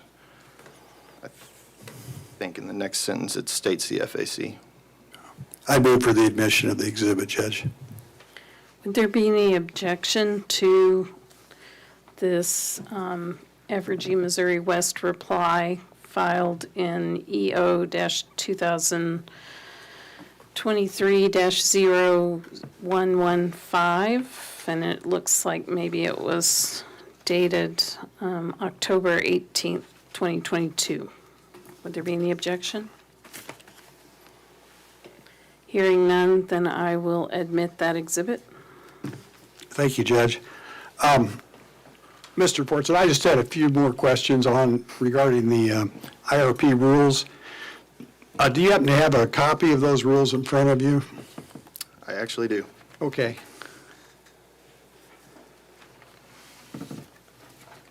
I'd like to refer you to subsection 2 of the 020 rule, the objectives rule, the very first part of that rule. Mr. Fisher, could you give us a little broader cite for that? Yeah, sure, Judge. I am referring to the Commission's Chapter 22 rules, and particularly the Rule 20 CSR 4240-22.020, subsection 2 is what I'm going to ask Mr. Fortson about. Thank you. That subsection states, the fundamental objective requires that the utility shall, and then subsection A, consider and analyze demand-side resources, renewable energy, and supply-side resources on an equivalent basis, subject to compliance with all legal mandates that may affect the selection of the utility electric energy resources in the resource planning process. Is that right? That's how it reads, yes. Would you agree that this provision mandates that the electric utility is required to consider and analyze renewable energy resources on an equivalent basis as supply-side resources?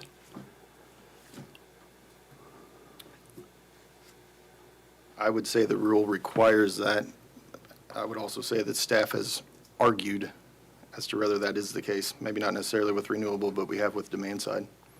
Well, would you agree with me that based upon this rule, that it's the policy of the state of Missouri that public utilities are to consider and analyze renewable energy resources like Persimmon Creek on an equivalent basis as other supply-side resources? So it says renewable energy. Mr. Specifically. Fortson, can I get you to Sorry. speak? Sorry. I would agree that it does state consider and analyze demand-side resources, renewable energy, and supply-side resources on an equivalent basis. That is what the company is required to comply with through these rules. Would you consider that state policy? I would consider it Missouri Public Service Commission policy. Okay. Are you also aware that the Missouri legislature has adopted statutes that, like PISA and the renewable energy standard, which encourage the development of renewable energy resources? I am familiar with those statutes existing. Are you also aware the Missouri Public Service Commission has issued orders expressing support for the construction of renewable facilities, including wind farms? Say that again, that first part. Are you aware that the commission has issued orders expressing support for the construction of renewable facilities, including wind farms? I don't know if I can personally attest to that. Did you read Mr. Doherty's testimony where he laid out a bunch of those orders? I have read Mr. Doherty's testimony. So Okay. if that was in there, I've read that. Okay, well, let's assume there are some statements of support in there. Given the adoption of the legislative incentives for renewables and the expressions of support for the construction of renewables by the commission, including wind facilities, would you agree that the state policy in Missouri is to encourage the development of renewable energy resources?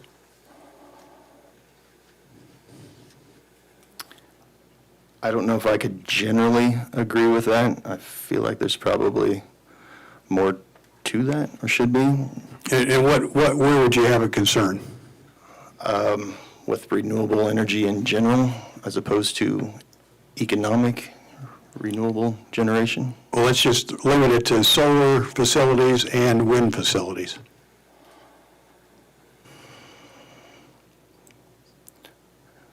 I think I would agree there has been general support for a reasonable transition to renewables. And you'd agree that the state policy is along that line to encourage the development of renewables?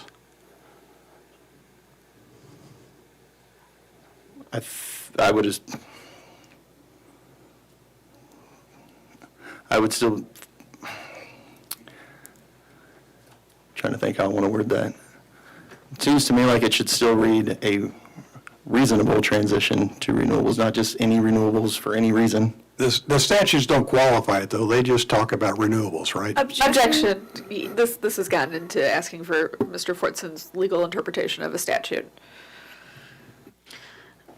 I mean, if you have the statute that you can. Wait just one moment, Mr. Fortson. I'll withdraw the question. Okay. It's not that important. But I would ask you, does the staff generally try to follow the policies that have been stated by the Missouri Commission when they prepare their cases? We do. Okay, thank you.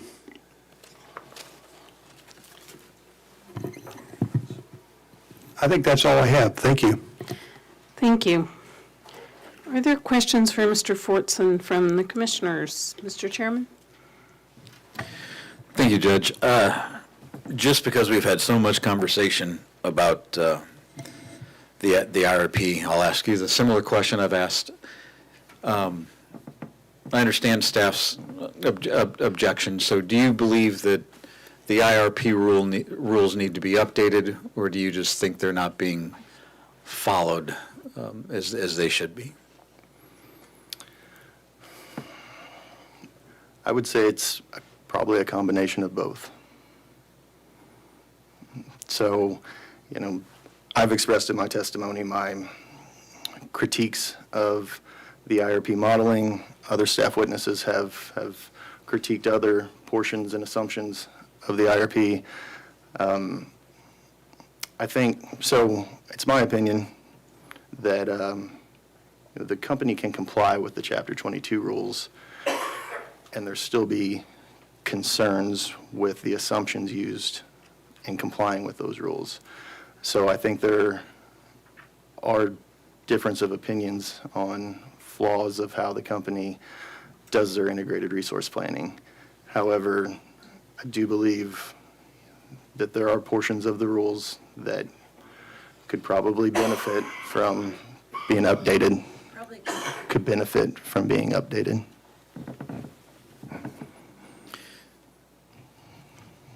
Do you think it's possible to control the inputs the companies use via an updated rule? It's interesting you ask that, because I've been contemplating that myself. I don't know that there's anything that could be put in place to 100% control that. Thank you, Judge. Thank you. Are there other commission questions? No questions, Judge. Thank you. Thank you, Commissioner Holzman. I have just a couple for you.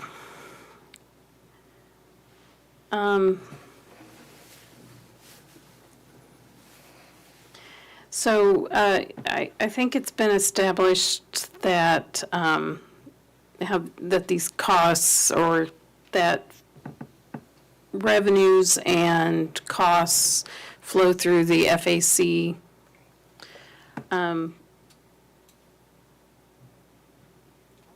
Can you explain that it was mentioned earlier about the sharing mechanism for the FAC? Are you familiar with that, the 95%? I am. Can you kind of explain how that works, just a little?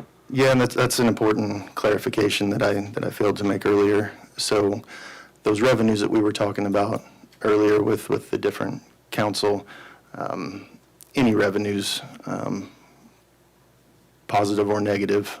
So in this case, we've been talking more about a positive revenue.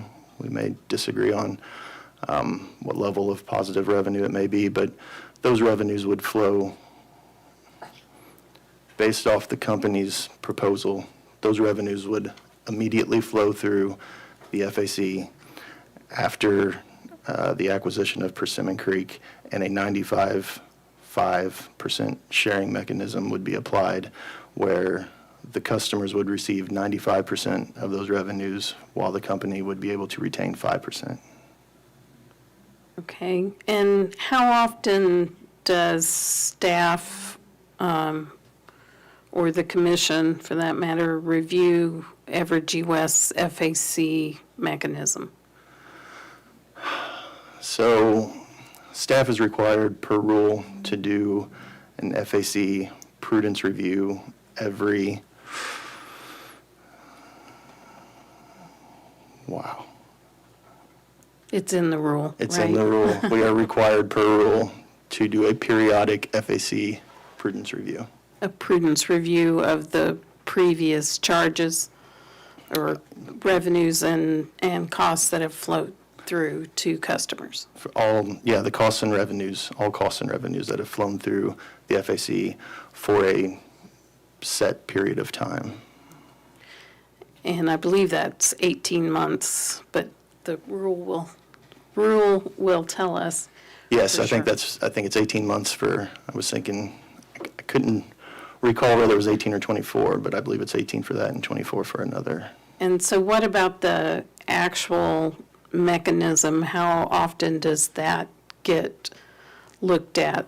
Is once the commission has approved it, is it set, or Do you mean just the can it FAC change? mechanism? The FAC, can it change? Every rate case, it's reviewed and reevaluated, and there's often recommendations by different stakeholders as to things that could be, are recommended to be included or excluded, but the tariff can only change during a rate case.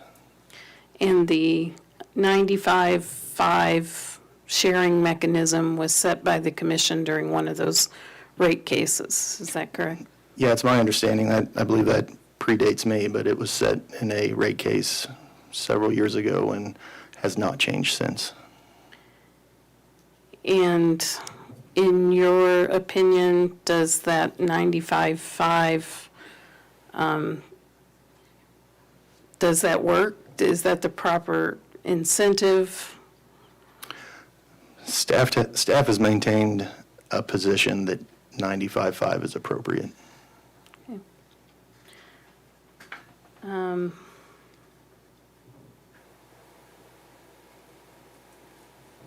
And are those prudence reviews that you do according to the rule, is that the only time that staff reviews prudency of decisions? So specifically to prudence, I would say that is where, that's where the main prudence review is. I know it's given the name prudence review, but we also, during rate cases, there's an opportunity there to bring up potential prudence issues, but mainly in those periodic FAC prudence reviews. So where would the prudence of the purchase of Persimmon Creek, would that be in the rate case? I would assume that would be in the rate case, being that it's my understanding the company, in its next rate case, if Persimmon Creek is approved, they would propose to include Persimmon Creek in that next rate case. Okay,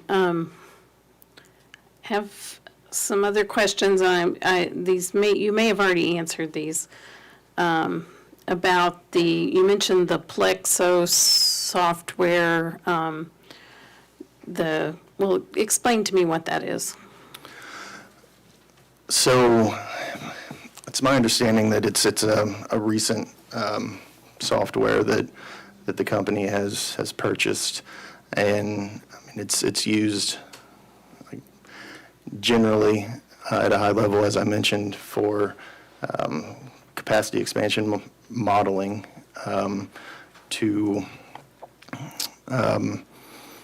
it's a software that you can provide numerous resource options into, supply side, demand side, renewables, and let that model use the optimization logic, which let the algorithms solve for an optimized portfolio. Okay, and you said on page 4 of your rebuttal that staff further recommended the company provide further clarification of how the Plexos capacity expansion model is being used to both develop and test alternative resource plans. Does that mean that, well, let me just ask you what that means. Does that, are you referring to that there should have been more robust modeling? Or? Can you point me again to I'm sorry. where in my testimony? I've just got the site in front of me. It's page 4. Let me find the lines. Actually, I may have found it on page 3. Oh. I may have an incorrect site.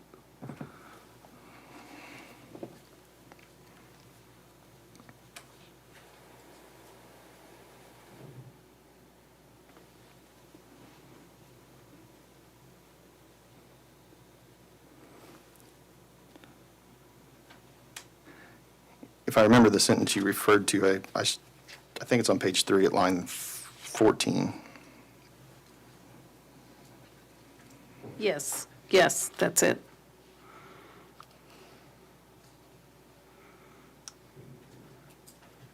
So, can I go ahead and answer? Yes, Ready? go ahead, please. So initially, with staff's review of the 2022 IRP annual update, it was unclear exactly how that modeling was being used and utilized.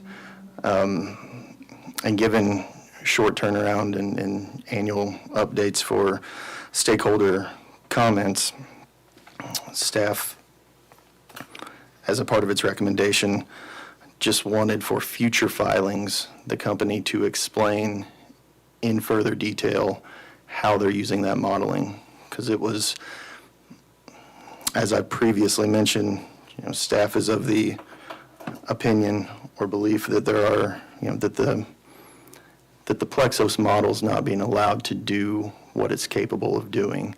And this was simply asking that if that is the case, let us know where there were predetermined inputs or outputs as opposed to the model optimizing those plans.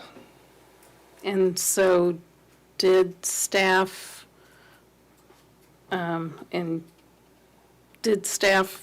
find evidence that there was predetermined inputs or outputs? So Ms. Messamore's testimony, I think it was, I don't recall if it was supplemental or surrebuttal, but Ms. Messamore speaks to the, at least the near term during the implementation period, which is the 3 years after, well, after the triennial filing anyway. But her testimony speaks to the predetermined resources being included in that modeling. And in your opinion, how might the results have been different without those predetermined inputs or outputs? That's really hard to say. When you're influencing a model to, as I've stated, to get the outcomes that you want, it's hard to say what a sophisticated software may have ultimately determined to be appropriate through that software. I'd also say, you know, in my testimony I mentioned, I think it was the 2022 annual update. There were, if I recall, 11 alternative resource plans compared against each other, with all of them having very similar renewable resources included in each one. So when you're comparing such similar plans, you're ultimately going to get one of the plans, all of the plans are very similar to each other. So there's not a lot of discrepancy or difference in those plans and which plan is ultimately going to be chosen. Okay, thank you. Is there any cross-examination based upon the commissioners and my questions from public counsel? Nope. Renew Missouri? No, thank you. And Evergy? Thank you, Judge. Just a couple areas, Mr. Fortson. You talked with Judge DePel about the 95-5 sharing mechanism. Do you recall that? I do. Would you agree that that mechanism, the 95-5 sharing mechanism, that applies to all the fuel and costs that are associated with the fuel adjustment clause, all costs and revenues? It does. Not just revenues? Correct. So if the costs are rising, the fuel costs are rising, then the revenues that are coming back from SPP will actually offset those costs, correct? The concern has been that those revenues will not completely offset the cost of Persimmon Creek, but any revenues flowing through the FAC are an offset to costs, fuel costs. Sure, and so that's where we've applied the 95-5. Correct. Okay, and then you also discussed with Judge DePel, I think, prudence reviews and when they would occur. Do you recall that? I do.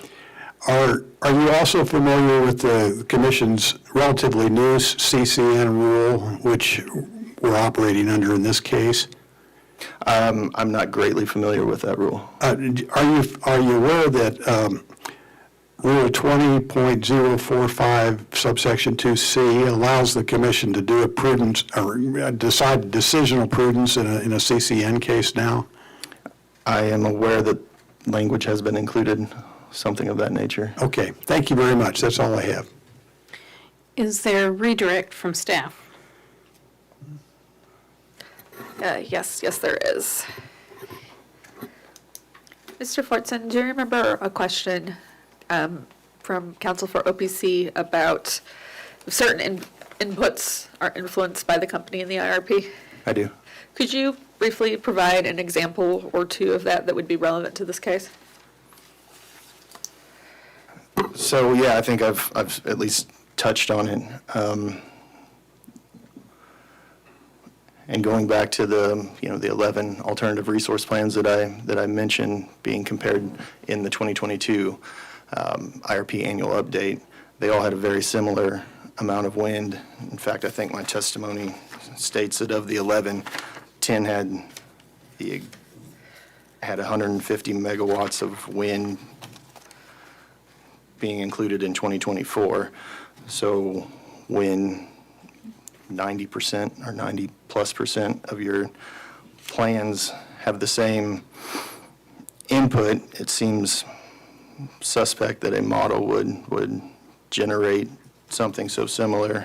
And in fact, I believe that is where Ms. Messamore speaks to, after the RFP process, that based off their knowledge then of Persimmon Creek, they then baked into the IRP a certain set level of wind resources. And that was I believe in their IRP it showed 199. We know it's 198.6, but there was a certain level of generation from a certain resource inputted into the IRP.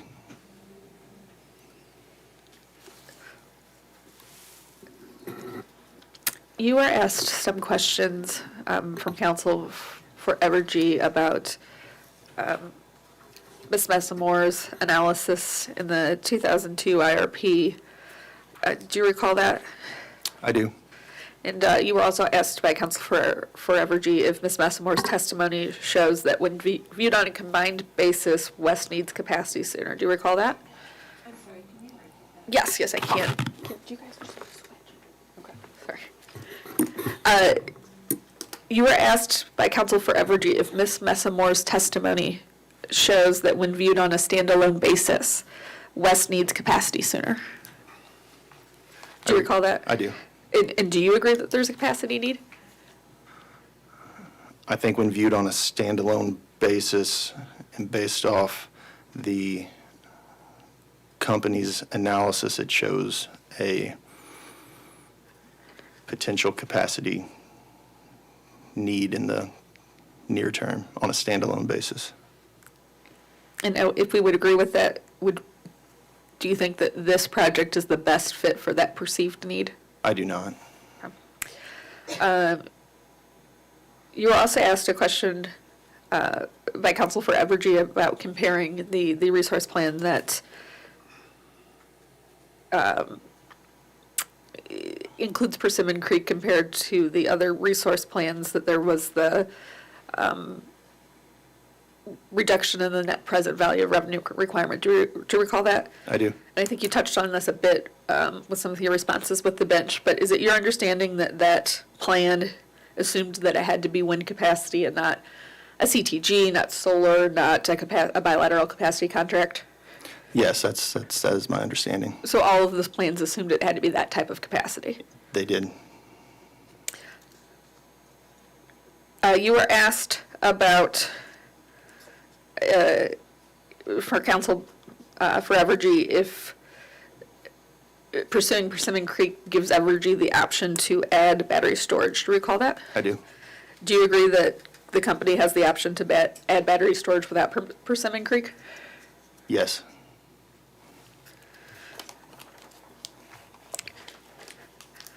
You were asked a few questions about regulatory lag by counsel for Evergy in relation to the testimony that Matt Young provided. Do you recall that? I do. Is it your understanding that the tracker is for items that don't flow to the customers right away? That's my understanding, yes. And so the revenue would flow right away through the FAC?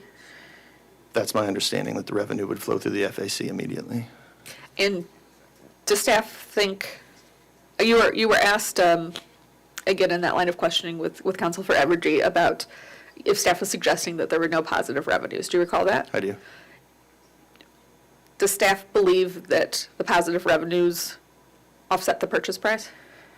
No, that's one of the biggest concerns, is that the revenues that flow through to customers will not exceed the cost of Persimmon Creek. And then you were also asked a question or two from counsel for Evergy about a pleading that was filed in EO 2023-0115. Do you recall that? I do. Do you still have that up there with you? Yes. When was that filed in relation to this case?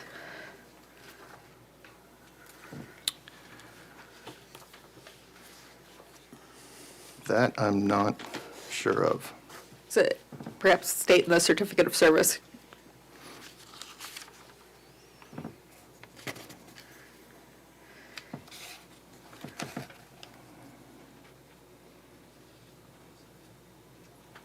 It looks like October 18th of 2022. Okay. And this, do you recall when this case was filed? I just looked that up, and it was before that. Okay.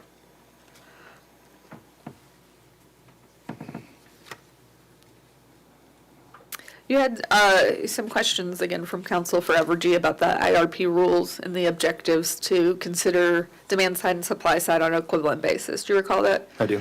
In one of the responses you gave, you mentioned that staff had expressed concerns in the past about Evergy maybe not meeting that requirement. Do you recall that? I do. And then I believe that, or in line with that questioning, are you familiar with Ms. Messamore's surrebuttal testimony?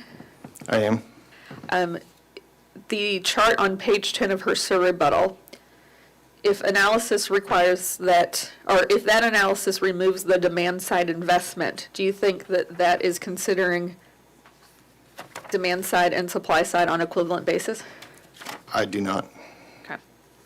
And Mr. Fisher also asked you about some cases that were in Mr. Doherty's testimony. Do you recall briefly that conversation? I do.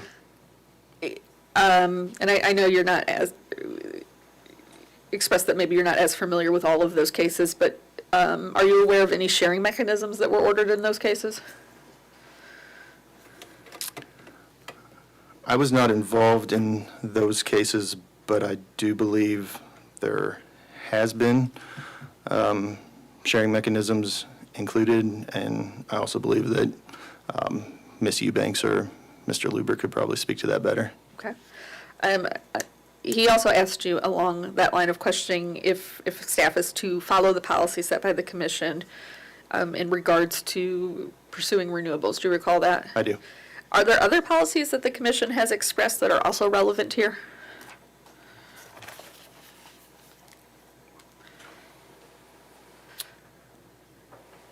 Can you repeat that? I'm sorry. Are there other policies that staff considers that have also been noted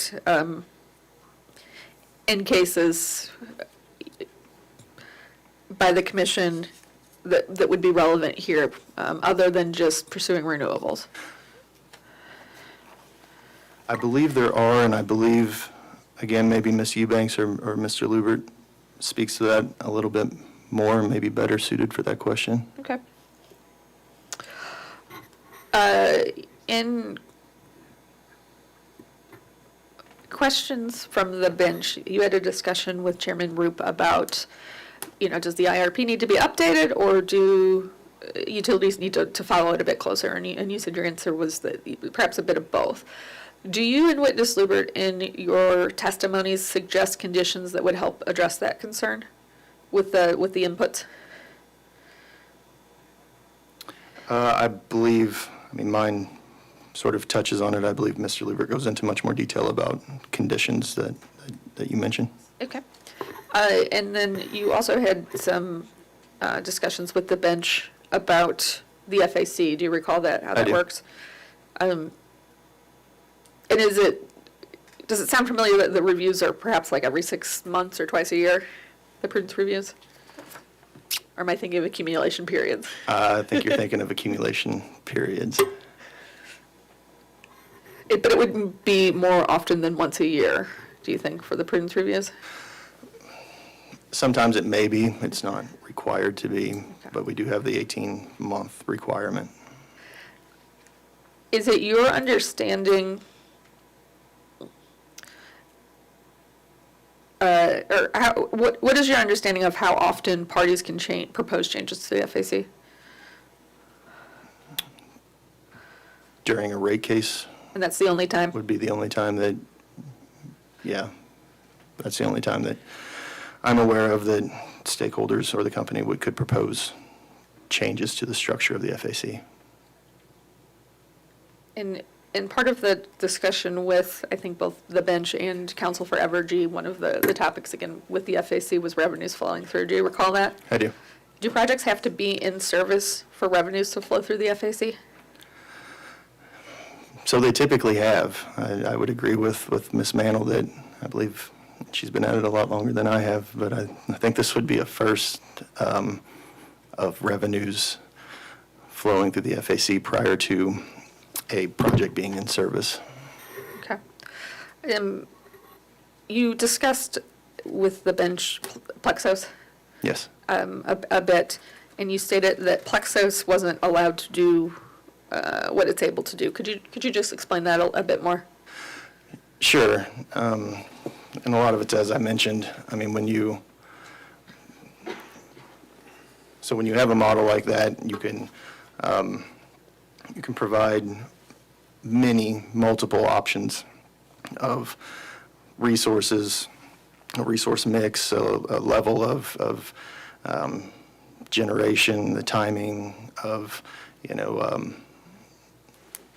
supply side, demand side, renewables, retirements. There's a multitude of inputs that are required or that can be used in a model like that.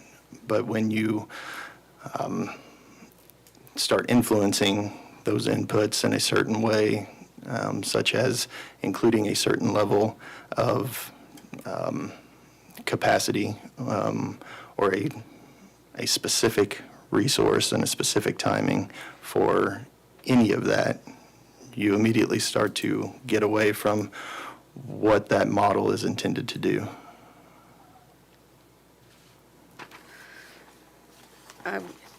Back to the net present value of revenue requirement discussion you had with Evergy. Is that figure, the savings discussed, I think it's about 130 million. Okay. Is the 130 million net present value of revenue required, that savings figure that you discussed with Evergy, those aren't savings compared to today's rates? No, they would not be. And then turning back to the discussion you had again with Evergy about evaluating supply side and demand side on an equivalent basis, would be, if wind assets have an inflated capacity factor, do you believe that that is analyzing supply side on an equivalent basis? No, I do not.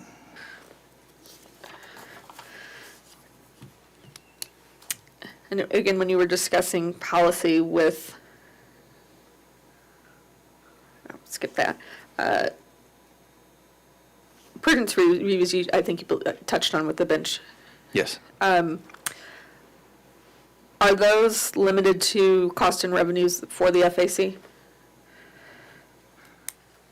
It's costs and revenues that have flown through the FAC for a set period of time. Okay. And then, is it your understanding that, again, touching back on the FAC that's come up a few times, is the 95/5 sharing mechanism that was discussed, is that applied to the difference between actual cost and base cost? Yes. Okay. That is all I have. Thank you. Thank you. I believe that concludes your testimony, Mr. Fortson, and you may step down. Thank you. It is almost 3:15, not quite, and I think we will take a brief break and come back at 25 after. So we can go off the record.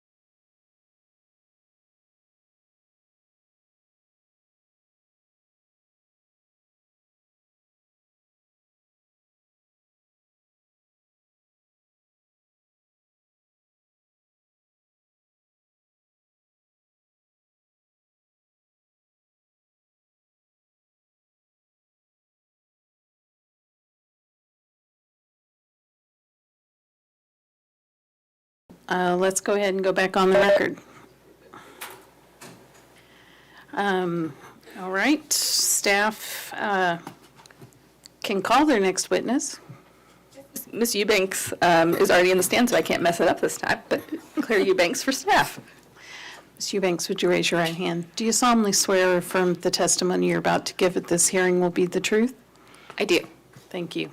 Go ahead. Oh, I didn't ask you to spell your name, but she was about to, so. Yes, can you please state and spell your name for the record? Claire Eubanks, C-L-A-I-R-E. Eubanks is E-U-B-A-N-K-S. And who are you employed by and in what capacity? I'm employed by the Missouri Public Service Commission as the manager of the Engineering Analysis Department. And did you prepare or cause to be prepared in this case testimony that has been marked as Exhibit 100 in a public format and rebuttal testimony that was marked as 10C in a confidential format? Yes. And do you have any corrections to that testimony? No. And if I asked you those same questions today, would your answers be the same? Yes. And are those answers true and correct to the best of your knowledge and belief? Yes. Then I would go ahead and offer Exhibit 101, or 100, excuse me, into the record. And that's Exhibit 100 and 100C. Are there any objections? Seeing no objection, I will admit Exhibit 100 and 100C. I will tender Ms. Eubanks for cross. Is there any cross-examination by public counsel? Yes, and I started speaking without my microphone on, which is great. I just have 3 quick questions for you.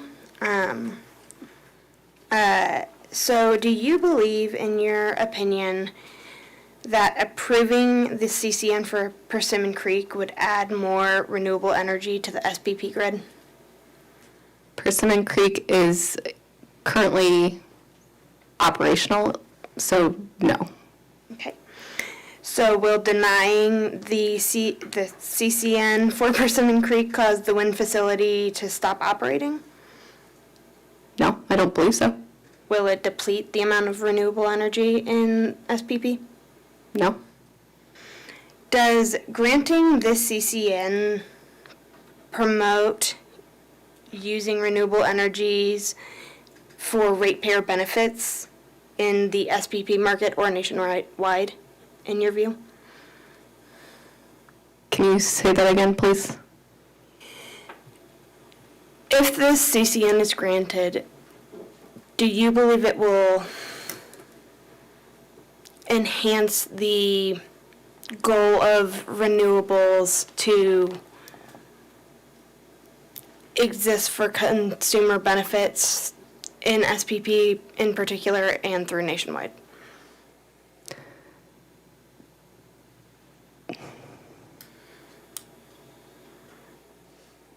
I think it's existing already. I'm not quite sure answering your question. I'm sorry. Okay. I'm going to see if I can.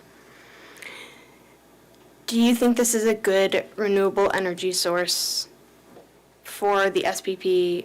I know it is already in existence, but do you think that this is a positive renewable energy source for the mission of spreading renewables and not just to buy renewables, given its efficiency and things like that?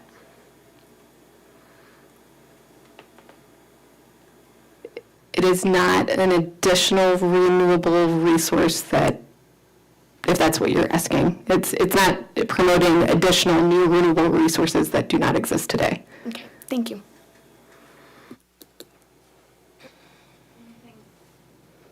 Anything from Renew Missouri? No, thank you. Evergy? Yes, just briefly. Good afternoon, Ms. Eubanks. Good afternoon. How are you today? Excellent. I'd like to just take a few minutes of your time. Would you turn to page 5 of your testimony toward the end?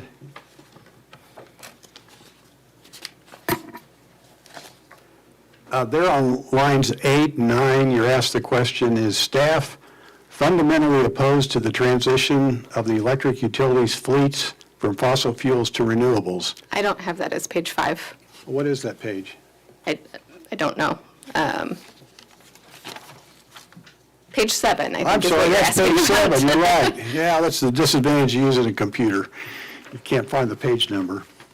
You see that question? I do.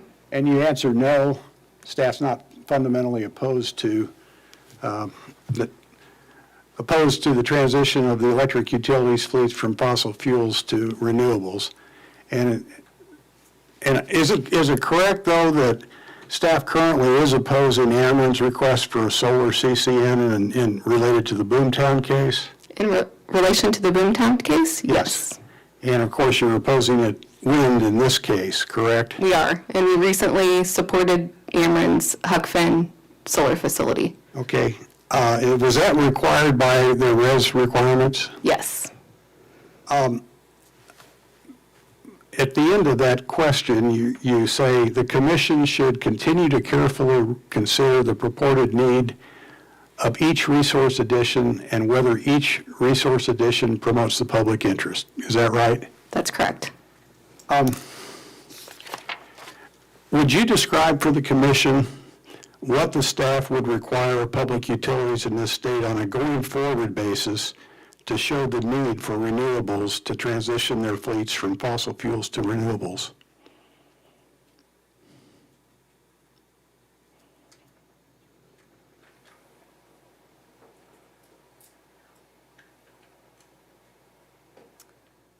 So I'm pausing because I think it would help for the commission and the company to understand how staff approaches CCN applications. So I'm not an attorney, but my understanding is the applicant has the burden to prove that their resource acquisition is needed. So staff starts with what the utility says are the reasons for pursuing a project. And not to say that that is the only thing that we look at, but that is certainly where we start. So in this case, Ms. Messamore outlined the value that is brought by capacity additions and the value of hedging in the market with renewable energy resources, which, Mr. Lubert speaks in greater depth about. So I think, we really need to look at what the applicant brings to us. And I think your question is probably going to how they can improve in the future.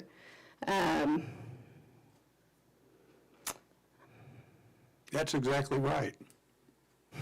I'm trying to understand what the staff would need for a company that has already met its res requirements by law, and if they're finding the cheapest wind in the footprint or the cheapest renewable in the footprint, what else will the companies need to show in order to get the staff's approval or recommendation that it be approved by the commission? So I think a lot of staff's concerns arise from, and Mr. Fortson talked about this at length in his testimony, and Chairman Roop asked several witnesses about whether improvements to the integrated resource planning process are necessary. I think part of staff's pause and careful consideration in this case is Evergy's planning processes and those assumptions. So, I think it's probably a very robust conversation that needs to be had with staff and company and the commission. And, I can't say that I've put a lot of thought or had the input that I need to have with our division directors to discuss it on the stand here today. Well, I promise I wouldn't take a lot of your time, but I'm just trying to understand what these companies will have to show, because these are pretty good renewables compared to what's out there in the market. And we're not getting recommendations, positive recommendations, and I'm just trying to understand what more do they need to show in the future. I think in this particular case, staff has reasons that staff is concerned because the need that was purported by the company was that it was a hedge in the market. And as Mr. Liebert will testify shortly, as the day is wrapping up, it's not a great hedge. Oh, I appreciate your testimony. Thank you very much. Is there any commission questions, Mr. Chairman? Thank you, Judge. I've asked the same question of several witnesses. I really don't need your answer unless it's substantially different, but I don't want you to feel left out. Oh, thank you. So if you want to chime in on that one, but if not, I'm going to go. So is it staff's position or your opinion that the company should just, is it better for the company just to continue buying capacity from a third party versus what they're proposing today? I think what they're proposing today is a wind farm that is going to get them 20 megawatts of accredited capacity for resource adequacy purposes. And that's not a huge impact as far as their capacity need. So that being said, would it be staff's position that they should just purchase that capacity through a third party instead of pursuing this option? This particular resource, because of the concerns with the market hedging aspect of it, I think that is a reasonable conclusion to be drawn from staff's position. That doesn't mean that there are not other options for capacity besides bilateral agreements, but as far as the need in summer 2024, I believe, a bilateral capacity agreement may be reasonable. That's all I had. Thank you. Are there any other commissioner questions? No questions, Judge. Thank you. Thank you. No questions, Judge. Thank you. Thank you. I don't have any questions for you either. Are there any cross-examination questions based on the chairman's questions from public counsel? Renew Missouri? No, thank you. And I guess I should say that public counsel's attorney shook her head no. Sorry. Evergy?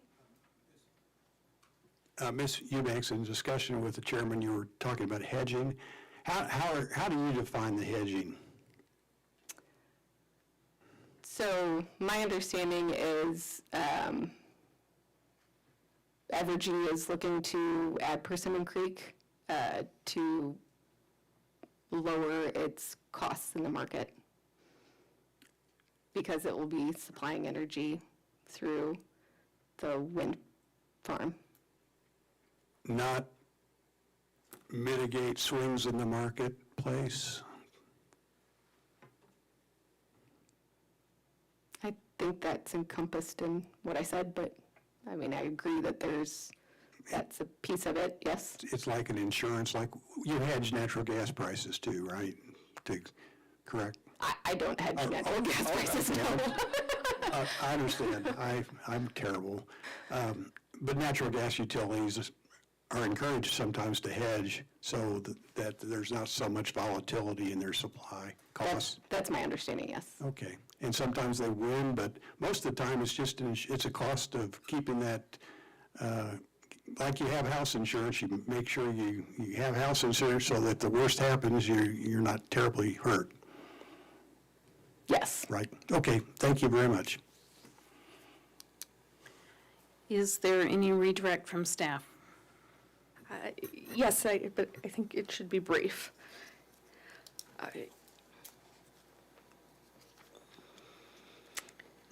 You were asked by counsel for Evergy about some statements you made on page 7 of your testimony. Do you recall that? I do. And then you were asked if did staff oppose Boomtown? That's correct. And then regarding Huck Fenn, do you recall all of that? Yes. Can you name projects that were renewables that staff did not oppose?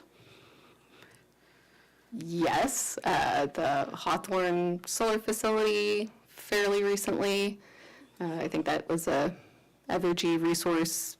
Maybe the CCN was last year, granted last year, I want to say, or yeah, 2022. Let's see. High Prairie Wind Farm, which is Ameren's facility. The Neosho Ridge, Kings Point, and North Fork Ridge wind farms of Empires. That one in particular, staff was supportive because there was a market protection mechanism that was agreed to in that case. I'm sure I'm forgetting many. And not all of those were for res compliance, is that fair? Yeah, absolutely. The Empire ones in particular were not for res compliance. You were asked a few questions by Mr. Fisher about what staff would require going forward to show that the transition to renewables is justified. Do you recall that? I do. And that you stated that what staff starts with is the needs and the justifications that utility and the applicants bring us. Is that correct? That's correct. And does staff also utilize the Tartan factors when evaluating these projects? Yes. And again, I know you're not a lawyer, but is it your understanding that that is a recommended analysis that all CCNs must complete? Every CCN I have worked on, which is quite a few, we have covered the Tartan criteria in our recommendation or testimony.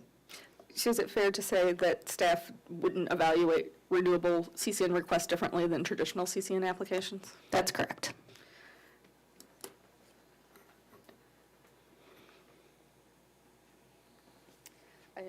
In your discussion with Chairman Roop, you were discussing I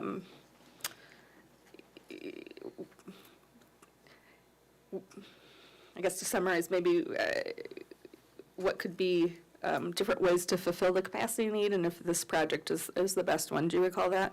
That's correct. And I believe the bilateral agreement came up. Do you recall that? I do. Regardless of CCN approval in this case, what is your understanding of if Evergy will still need to make that purchase?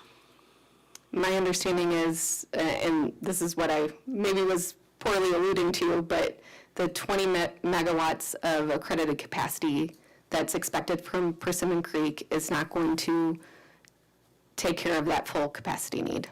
Okay, so they'll have to enter in either way. Yes. That is all I have. And let me just clarify, you mentioned RES compliance, and that's RES for Renewable Energy Standard, correct? That's correct. Thank you. All right, then. I believe that concludes your testimony, and you may step down.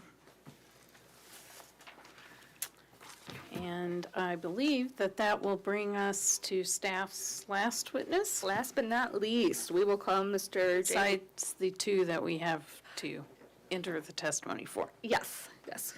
Staff calls Mr. J. Lewitt to the stand.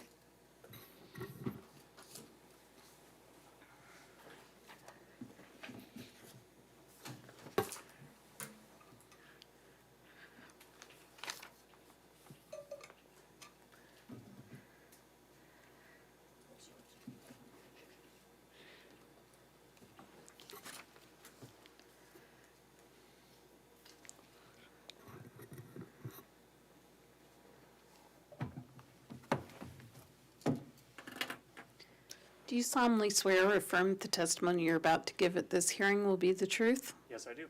Thank you. Can you please state and spell your name for the record? My name is Jay Lubert. It's the letter J. Lubert spelled Luebbert. And who are you employed by and in what capacity? I'm employed by the Missouri Public Service Commission. I am the manager of the Tariff and Rate Design Department.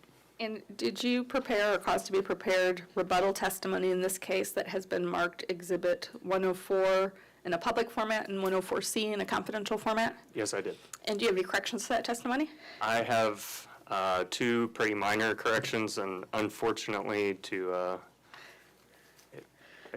they are confidential, and so. Have counsel for the other parties been made aware of these changes? I don't believe so. I think they're relatively minor, aren't they? They are. But if that is a easier way to make those corrections where we do not have to go in camera. That was my thought, yes. was that if I you caught on. could provide those perhaps in writing. Okay. And Yeah, Well, But the other parties will need to know what they are. Yeah, because say if those are Evergy figures, I need to know those right now or today. Yeah, okay, it's probably easier if we just go in camera and get those corrections. Thank you. Yes. All right, then, let's go in.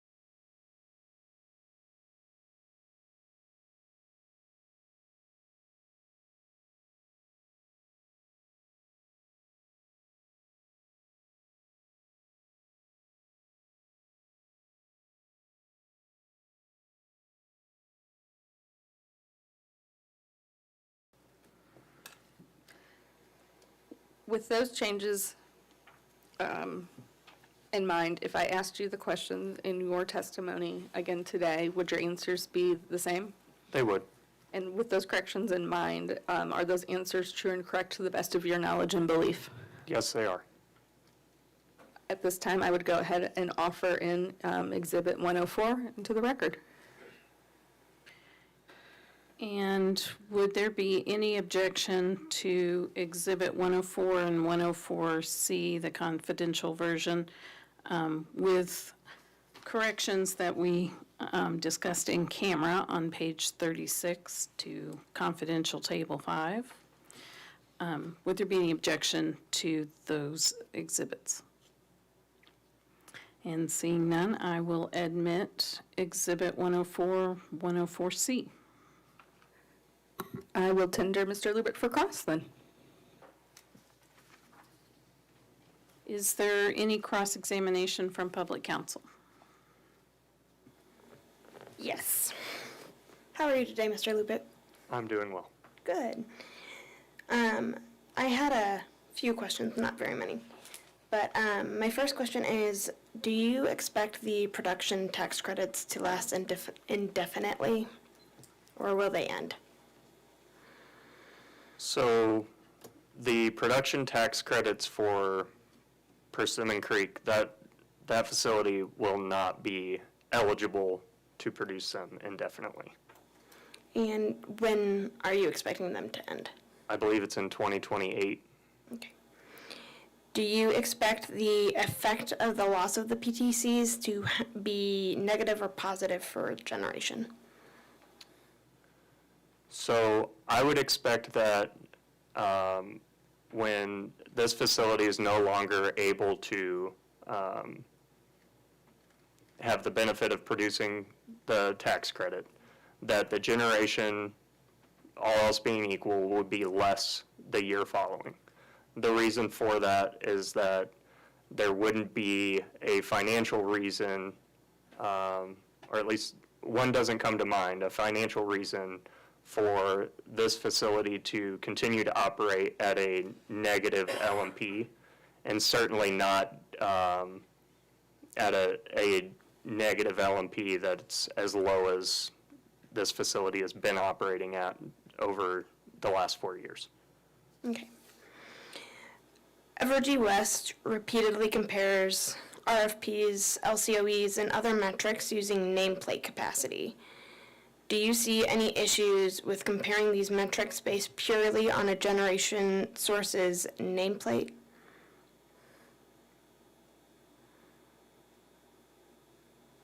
So comparison of nameplate capacity across different generation types is, it's fairly misleading. And part of the reason for that is the accreditation process, especially operating within SPP. So a wind resource is going to be accredited much less of its nameplate capacity for SPP as compared to other types of resources. And I think I included an excerpt, and it may have been included in Ms. Messimore's testimony as well. If not, it may have been from the IRP, but it discusses the expected accredited capacity from each type of resource, and it shows that wind is by far the lowest of the ones looked at. Okay. Repeatedly, Evergy has used levelized cost of energy to discuss their choice for Persimmon Creek. Does levelized cost of energy take into account when the asset is generating energy? It doesn't, and I brought that up as, I included a fair amount of discussion in my testimony about that topic. And really what it comes down to is that the value that a resource is providing the owner is very dependent on the time and the location of when that facility is actually generating. So because of the SPP construct, a resource is generating revenue based on the locational marginal price, and that changes over time and by location. So there is the concept that producing more energy is always good isn't necessarily true. When you can have a resource that is generating energy at a cost to the owner, and that's especially true for a resource where negative locational marginal prices happens fairly frequently, and I point that out within my testimony that Persimmon Creek is such a resource. And you can also have a resource that may generate infrequently, but when it does, it has a high margin. And so just looking at the total production from a resource isn't necessarily the best view of the value that it's providing. Does levelized cost of energy take into account the reliability of the generation asset? Excuse me. No, it doesn't. Does the levelized cost of energy take into account the ability to dispatch the resource? No, it doesn't, and that goes back to that value creation. So when you have a resource that is dispatchable, as long as the operating parameters allow it, when those market prices are high, the resource can kind of follow that signal, that market signal, and so the dispatchability can really drive some of the value that gets created from a specific generating resource. And I think that's fairly widely accepted within the industry. Looking at the LCOE, while it is a fairly frequent metric that gets brought up, I think it's also fairly widely accepted within the industry that it is not always the best metric and that it does have downfalls. So for example,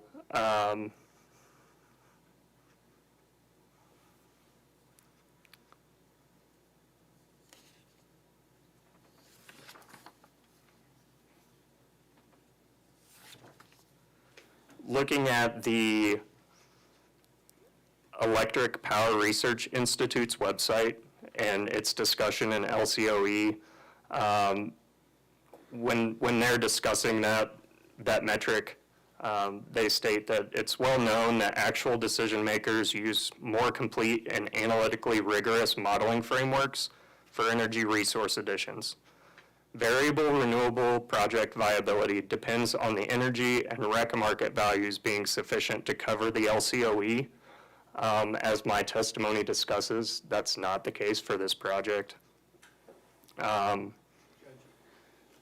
Judge, I'm going to object at this point. I think the witness has responded to the question, and he's now essentially reading an EPRI report, which may be fine, but it's beyond the scope of the question, and I object.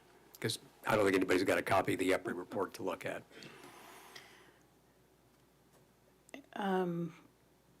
Since I can't recall what the question was at this point, what was the question?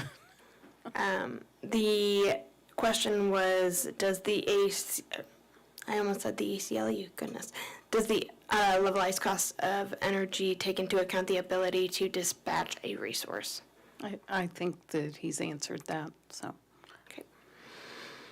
What does the levelized cost of energy take into account? Judge, I believe the witness just answered that question. He indicated what it does do, and then he indicated what it doesn't do. It's asked and answered. I never asked about what it does do. I've just asked what it does not take into account. No, but Mr. Lubert answered that question. I'll let him answer again. Okay.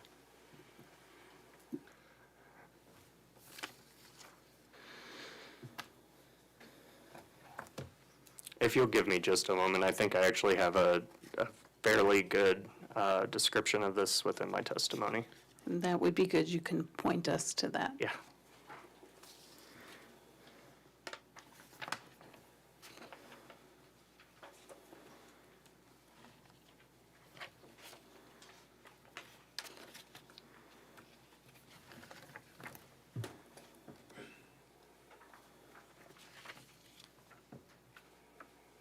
Yeah, so on page 40, I have a question that says, what is a levelized cost of energy? And I can provide my answer or let others read that as they wish. I think you have pointed us to it, and that will answer the question. Thank you. Okay. See, now you've made me switch pages and I lost where I was. Okay.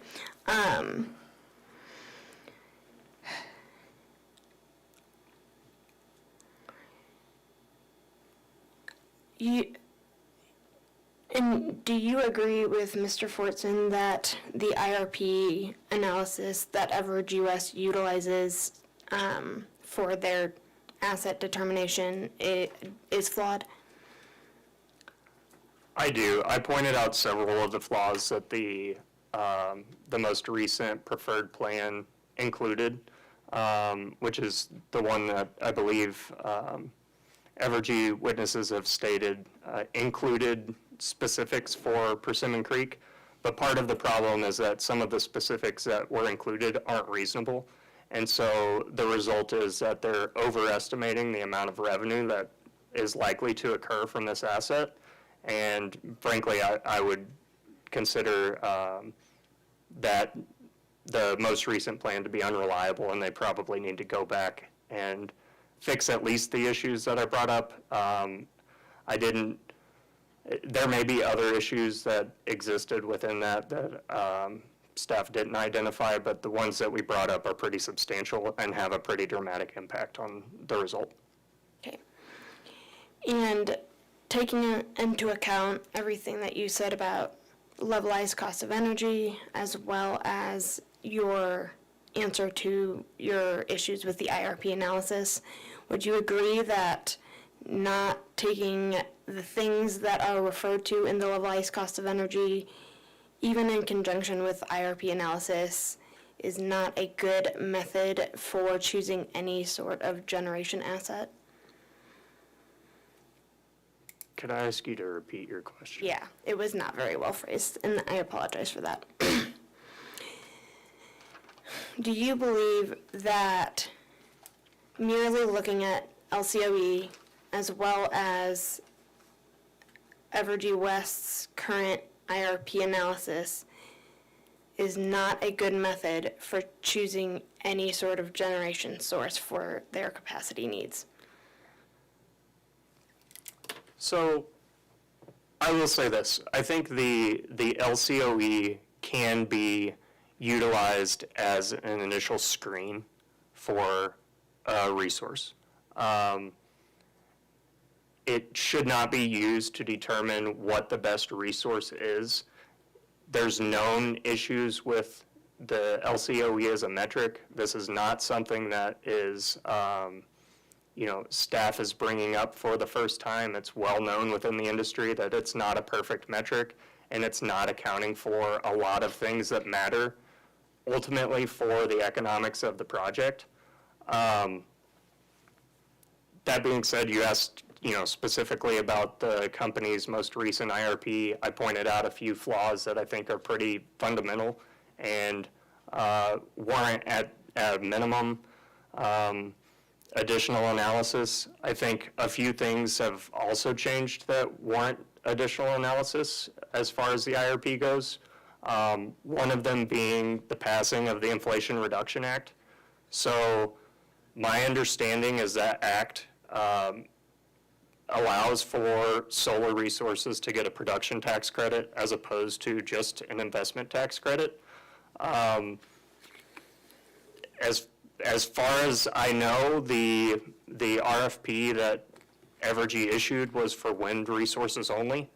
And so to the extent that they've narrowly looked at a small segment of resource types to meet a capacity need, and the resource type that they looked at was a resource that we know isn't a very good resource for meeting summer capacity, is really concerning. And that's part of the reason that we've recommended rejection in this case. That along with a lot of other concerns that we've pointed out within our testimony and have discussed here today. Okay. I believe that I am finished with this witness. Thank you. Is there any cross-examination by Renew? No, thank you. Evergy? Thank you, Judge. Mr. Lubert, as I understand it, before you came to the commission, you worked for the Department of Natural Resources as a environmental engineer, is that correct? That's correct. Okay. And would you just generally agree that as a non-air polluting resource, that Persimmon Creek does provide health benefits to the public?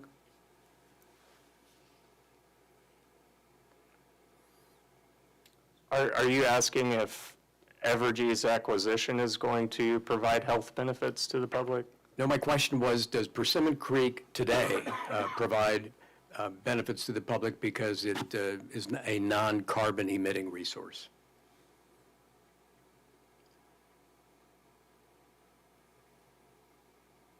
I would say that to the extent that Persimmon Creek has been and will be able to displace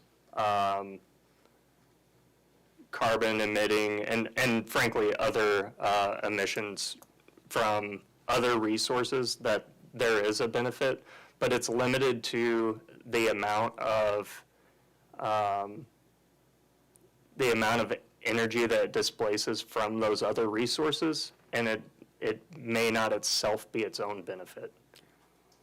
It's better than if it were a carbon emitting resource. Is that fair to say? From an emission standpoint, yes. Right, okay. Now, when you came to the commission, you, in March of 2016, correct? That's correct. Okay. I had to think back. It's been a little while.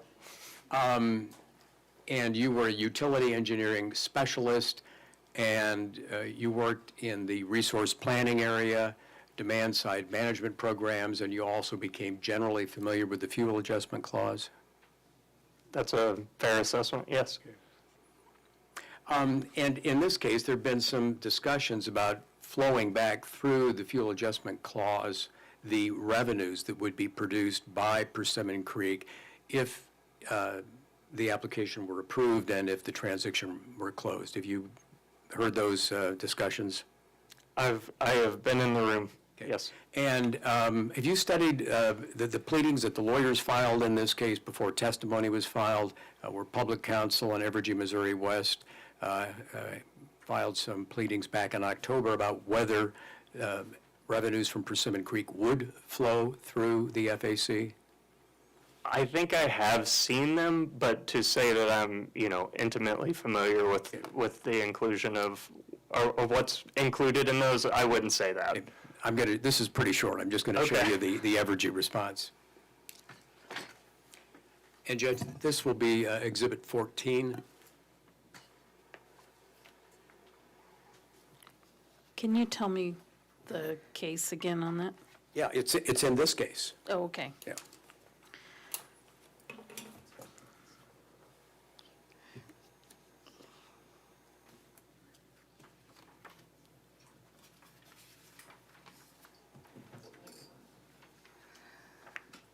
Thank you.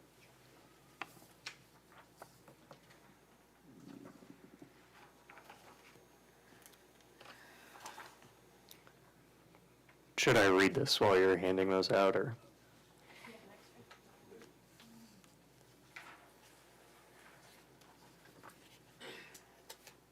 Mr. Lubert, the only paragraph that I'm going to call to your attention is paragraph 7. It begins at the bottom of page 2.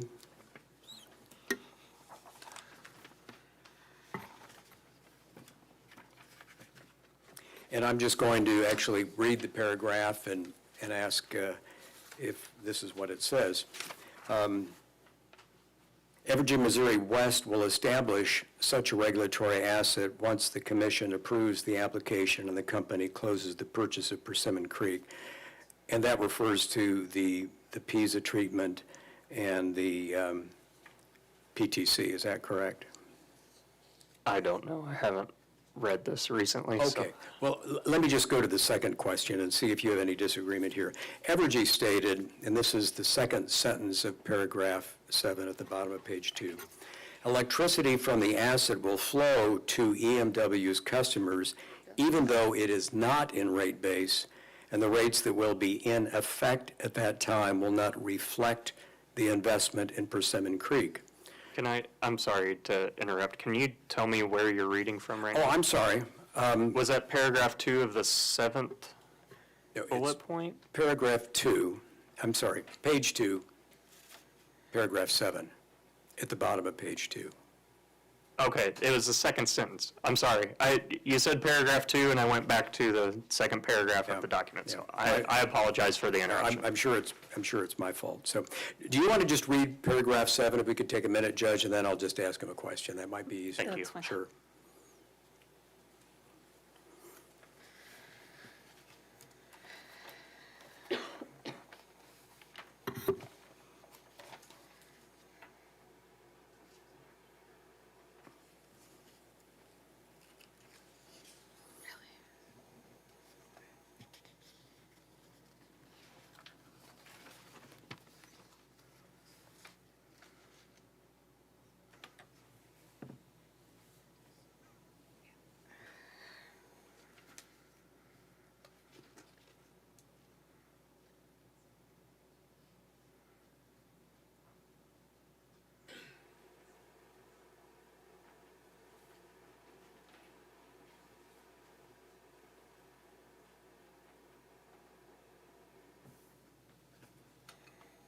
Okay, I've read paragraph 7 now. Okay. And I do apologize for the interruption. No, that's all right, that's all right.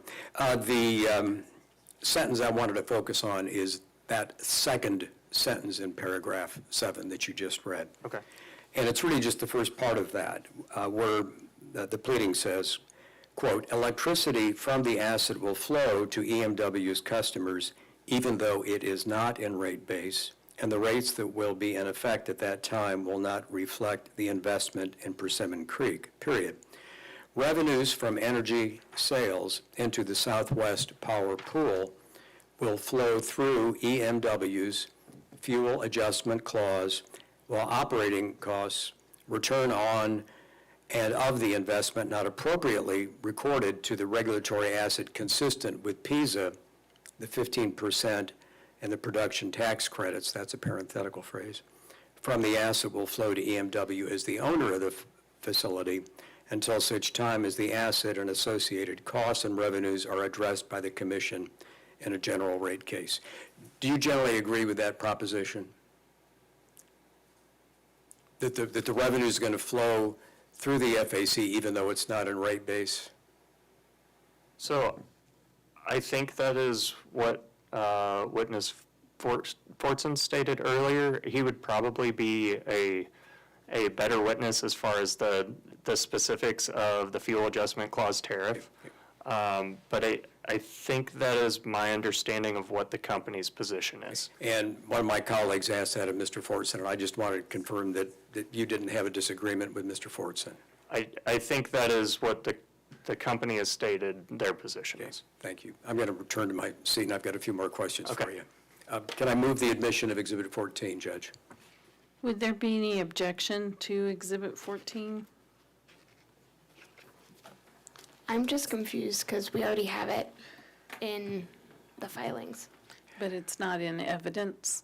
Well, I think that would be a concern of mine, where I would object. If Evergy knew this at this point, why was this not in testimony then, where it would be in evidence, where we wouldn't have to rely on a pleading instead of one of the witnesses that filed testimony explaining this? Well, Judge, I can respond for two things. First of all, I've been involved in cases where the commission wants us to put pleadings into evidence if they're not in the testimony. So that's why we did it in both the IRP case that Mr. Fisher cited with Mr. Fortson, and then in this case, just to make it clear that we took this position on the record after direct had been filed, but before supplemental direct had been filed. There was some question about that when we were having discussions with public counsel's witness. Secondly, we did provide this in testimony after we made this public filing. And it was in Ms. Messamore's, and to be clear, it's actually on page 20 of her supplemental direct. And she talks about the dollars flowing. The dollar number is highly confidential, as it is in Mr. Lubert's testimony. And I believe page 26 of Mr. Lubert's testimony. So it is in testimony, but it was actually just offered to make sure that the record was clear, that this is not some proposition that we just came up with here in February at the hearing. If it's in Ms. Messamore's testimony, then I think that would speak for itself and then make this duplicative and not necessary. No, Judge, the timing is important here, because there has been some suggestion that this was a new concept or a new proposition that the company was promoting here at the hearing, and we're saying it was done early in the case. So I think it's really important. All right, I'll allow it. I'll overrule the objections and admit exhibit number 14. Thank you, Judge. Which, Mr. Lube? I'm sorry, let me just clarify, because I don't think I said it out loud. It is a reply of Evergy, Missouri West to Public Counsel's response to application, and it is dated October 6th of '22. Okay, now go ahead. Okay. Just a couple of other areas, Mr. Lubert. Counsel for Office of Public Counsel was asking you about the levelized cost of energy analysis, and you talked about the RFP process that Evergy went through. There are also other non-analytical facts in this case. For example, isn't it true that there is no risk with regard to Persimmon Creek versus a new plant that has to be constructed on time and on budget, correct?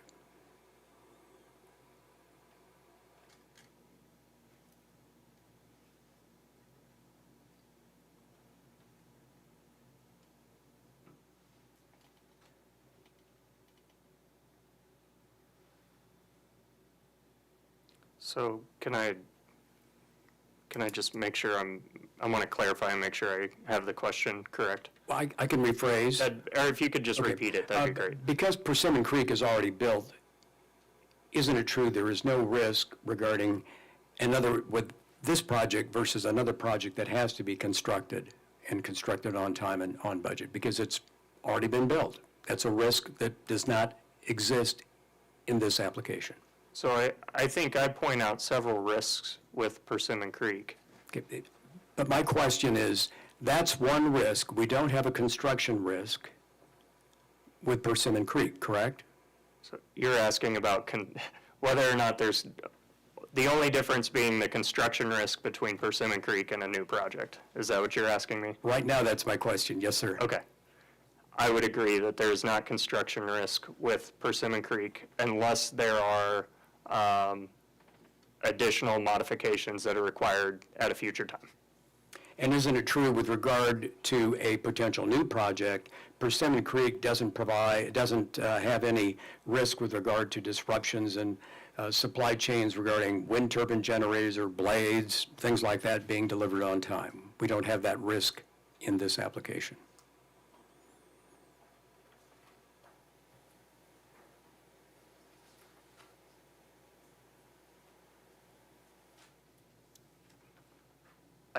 I don't think so at this time, but I hesitate to say definitively whether or not there is, because I don't know for certain that all of the wind turbines or all of the blades are in good condition. I frankly haven't done that review.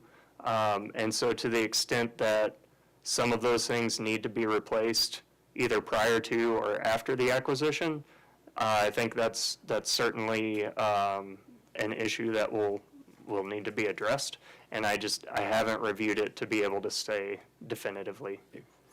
And Persimmon Creek is already interconnected to the Southwest Power Pool grid, correct? That is my understanding, yes. And with regard to the capacity accreditation of this unit, if Evergy's request for firm transmission service is granted and it's economically feasible, isn't it true that it would receive a higher capacity accreditation? Your question is, would it receive a higher capacity accreditation if what? Firm transmission service were afforded to it? With regard to Evergy, Missouri West. I believe that is the case, but I don't know if there will be additional costs that will be necessary either. And I think I think staff asked some questions about that in this case. Unfortunately, I'm probably not the best witness to discuss the firm transmission. That would have been Sean Lange. But I do think, if I recall correctly, there may be some additional costs of study, and I don't know if there might be some additional costs of transmission upgrades that would be necessary in order for that to happen. Okay. And I also don't know what the impact, like what the upper limit of the impact on the accredited capacity would be. But at a high level, if firm transmission service is achieved, it would increase the accredited capacity for this unit, correct? Increase it from increase it from what?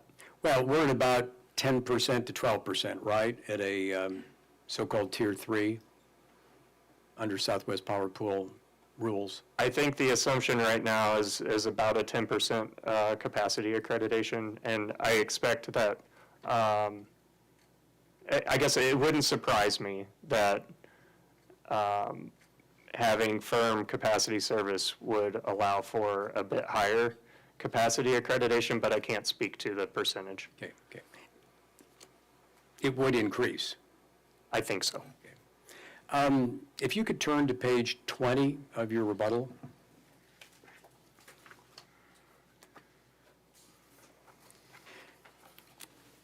Mr. Lubert, this is in the discussion that you have here of SPP market revenues.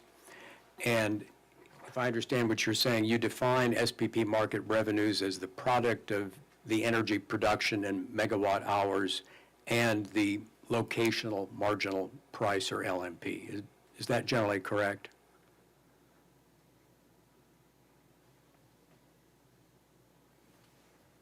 You said page 20, is that correct? Yeah, I think you actually may have begun the discussion at the bottom of page 19, but yes, I'm focusing on page 20 of your rebuttal testimony.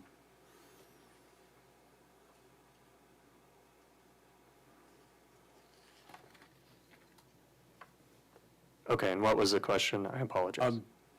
My question is generally that SPP market revenues are determined by, according to your testimony, the energy production in megawatt hours of a plant times the LMP, the locational marginal price that you get.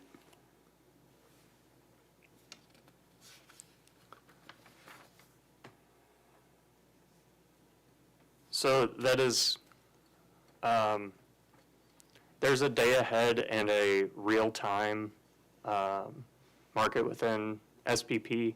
And so it's not quite as simple as just taking the product of those two things. Okay, well, I'm just quoting your testimony, and I don't want to get you into a dissertation on LMPs, but I just, at a high level. I think right after that, on the start of page 20, I say staff's analysis of market revenues accounts for revenues in both the SPP, day ahead, and real-time markets. So I want to make that clarification that it's not as simple as, taking the production and multiplying it by what the real-time LMP is. Right. I don't want to oversimplify for the sake of being incorrect. Okay. Right. Well, let me point you then to your definition of LMP. You state that it is made up of three components: the marginal energy component, the marginal congestion component, and the marginal loss component, correct? That is my understanding. Okay. And you agree with Ms. Messamore that dispatch in the SPP market is generally based on short-run marginal costs. Is that true? I believe that is true. Okay. And is it also true that LMP, locational marginal pricing, in the SPP market does not include the fixed costs of an asset, such as the return on costs and the return of costs and the return on the investment?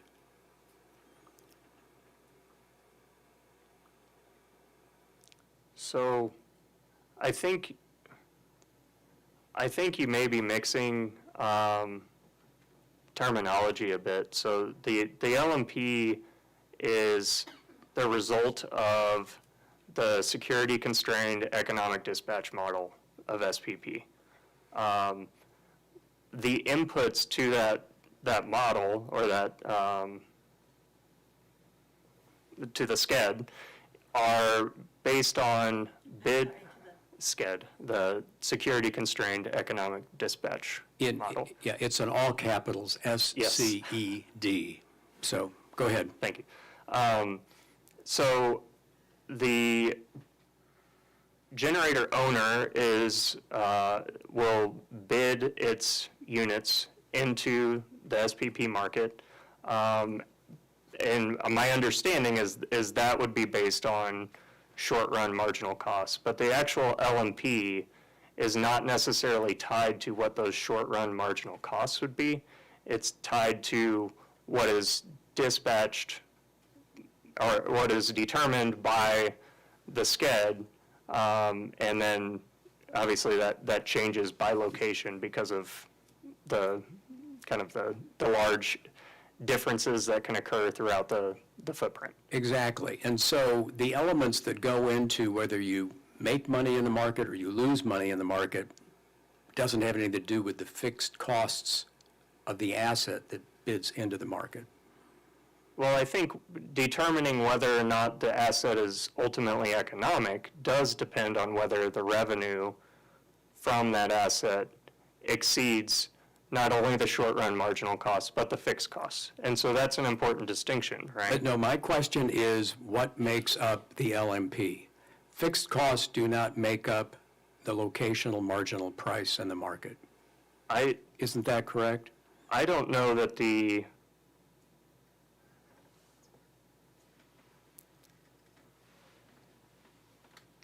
I guess this is where I'm getting confused with the question, because I don't know that the LMP is necessarily tied to the fixed cost or the short-run marginal cost of the unit at that location. It's based off of the dispatch of the resource mix in the SPP footprint. And so it isn't necessarily tied to that unit's short-run marginal costs, at least as far as I understand. And so fixed costs are not an element that go into either marginal energy or marginal congestion, or certainly not marginal loss. There's not a fixed cost element into any of those three elements of the LMP.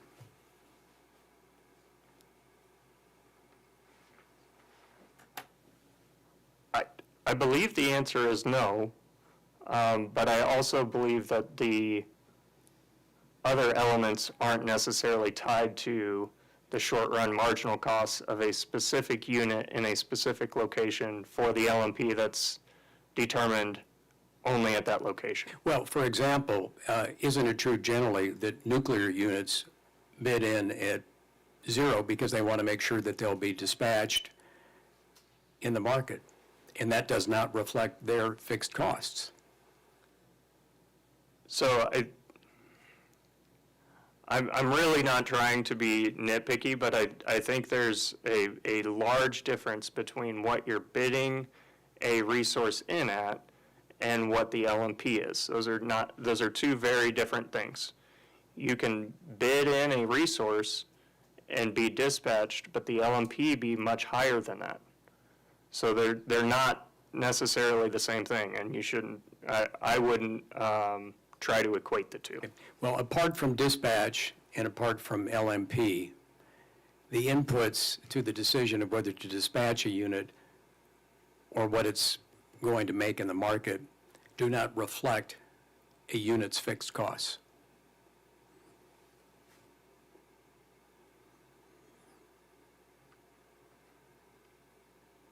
So I would describe in a given time period, the revenue in excess of the short-run marginal costs of operating a unit as its profit in that hour. To the extent that a resource can have revenues that exceed both its fixed cost and its marginal short-run costs, that's great, and that is probably a good economic choice for that time period being reviewed. So I'm really struggling with what your question is and how to answer it appropriately.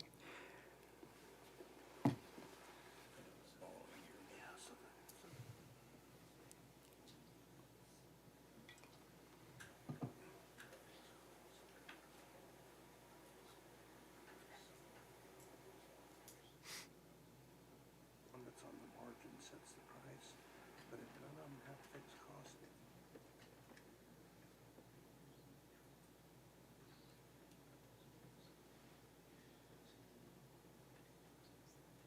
Nuclear plants. We cover markets. Does he know?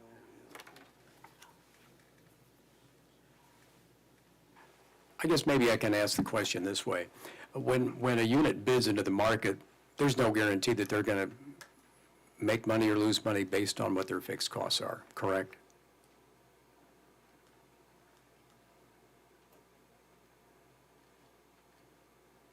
When a unit bids into the market, there's no guarantee that they will make more money than their fixed cost? Is that your question? Correct.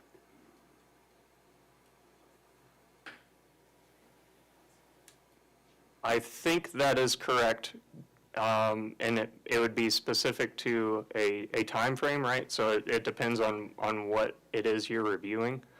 Part of the discussion in my testimony is that if your basis for a project is to hedge market energy costs, but your own projections and your own analysis show that you're going to cost ratepayers more money over the long term, that's probably not a great hedge, especially whenever your unit isn't dispatchable and may not be available at the times of greatest market energy cost to serve load.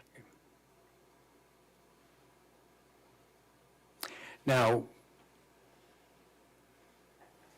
this is not a rate case, so we're not looking at all the factors that would affect and that affect Evergy, Missouri West at this point. This is just a CCN case, correct? This is not a rate case, correct? Okay, and so in this case, you know, the commission is not asked to see what the fixed costs of the company, what their variable costs are, and to set just and reasonable rates, correct?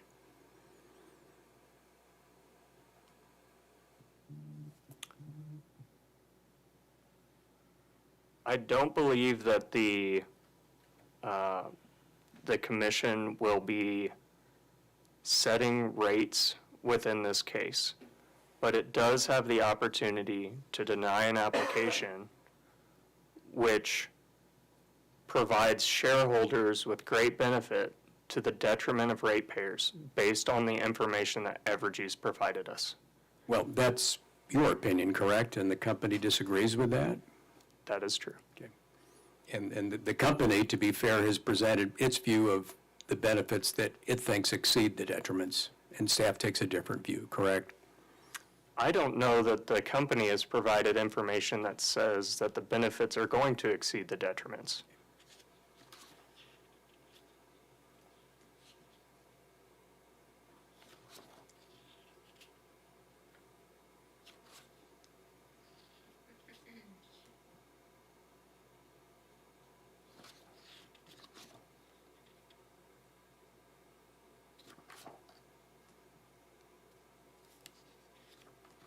Judge, I think that's all I have.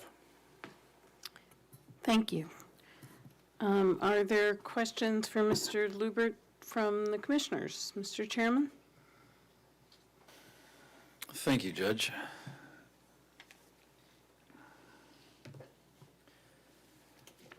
Try to keep this as high level as we possibly can, and bonus points if you do not use an acronym.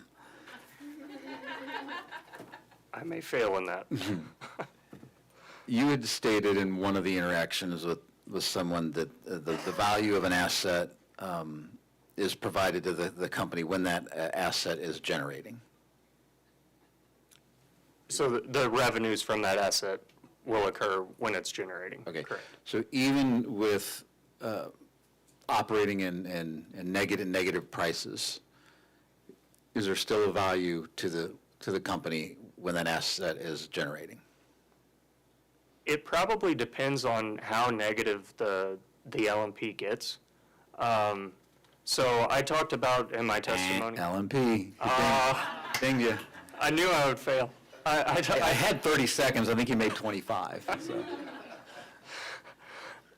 I talked in my testimony about the fact that given the value of the production tax credit, and I had to really hold back from saying PTC there. Yeah. Given the value of the production tax credit, there might be times where they may be willing to produce down below zero, but not less than $26, because as you exceed the value of that tax credit, you're really getting to a point where you're producing at a kind of a zero sum. You're not getting benefits that are exceeding the cost of what it took to generate electricity. So in that scenario, is there a benefit then to the ratepayers because energy is not being produced from a higher cost generation inside the footprint? So within that scenario, and I guess you're asking if the LMP is less than negative 26 or the negative value of a production tax credit. In that scenario, it's actually costing ratepayers money for every megawatt hour that's being produced at that point. And so it sounds a bit counterintuitive because you're still producing something, right? You're still producing a megawatt hour or a kilowatt hour of energy. But the market is signaling at that point that it is signaling you to stop producing. And it's actually, I would argue, it's signaling for you to do that as soon as the LMP is less than zero. But there are certain circumstances, and it's not limited to just renewables that this occurs. But for a renewable asset, it does occur because of the fact that you can have a tax credit. So I guess the other thing is that there's a difference between the locational marginal price of the generating asset and the LMP. I did it again. Just the LMP of the load node, and those are going to be different in every single instance throughout the year. So curtailing at Persimmon Creek, especially given its location, I don't think that curtailing at a point that's less than let's say negative $26, is necessarily costing more for ratepayers. In fact, it's just saving them from having a negative revenue or an additional cost for that production. So in every hour, the company is going to purchase the amount of energy required to serve its load at its load node. And in this case, just for Evergy, Missouri's West load node, regardless of whether or not Persimmon Creek is owned by Evergy or owned by another utility, or continued to be owned by its existing owner. That the amount that Evergy is purchasing for its own load won't change. So, but I guess I understand what you're saying, and then SPP ratepayers are benefiting, though, from lower cost of fuel and wind energy because they're negative prices. Oh, so if the question is during periods of negative pricing, is the cost to serve load in those areas of negative pricing lower? If that's the question, that is certainly the case. The difference, or I guess the main thing to keep in mind is that negative prices occur much more frequently at the Persimmon Creek generation node than they're going to at the Evergy, Missouri West node. And again, their ownership won't change that. So a lot of times what you will see, and I think Commissioner Holzman kind of alluded to, SPP has a day ahead and a real-time map that kind of shows the, across the footprint, where there's negative prices and where there's higher prices. So typically what I've seen is that those negative prices occur most frequently in the areas of a lot of wind, which also coincide with not a lot of load to offtake that energy. And so it has to be transmitted a fairly long distance. And so you do see negative pricing occur more frequently at those generation nodes than you will at the load node, or where you're incurring the price to serve your load. So to summarize, there's a negative impact to ratepayers of the company when there's high negative prices, but there is some benefit to those ratepayers through the inexpensive cost of wind that's coming through SPP. And can that net be calculated out, or is it just? So I think where it becomes, I think what you're saying is along the right path, right? And intuitively, it would make sense if that were the case, if you didn't have the issue of congestion and losses. But because of the fact that those are two large components of the LMP, and also just for the system in general, those are components that have to be dealt with, you do end up in a situation where you might have negative LMPs, say in western Oklahoma, and at the same time be having LMPs at the load nodes that are in the 30s to 40s dollars per megawatt hour. And so there's a differential between the generation node LMP and where that electricity is being purchased. I talked a little bit about it as the nodal differential within my testimony, and I touched on it at a pretty high level.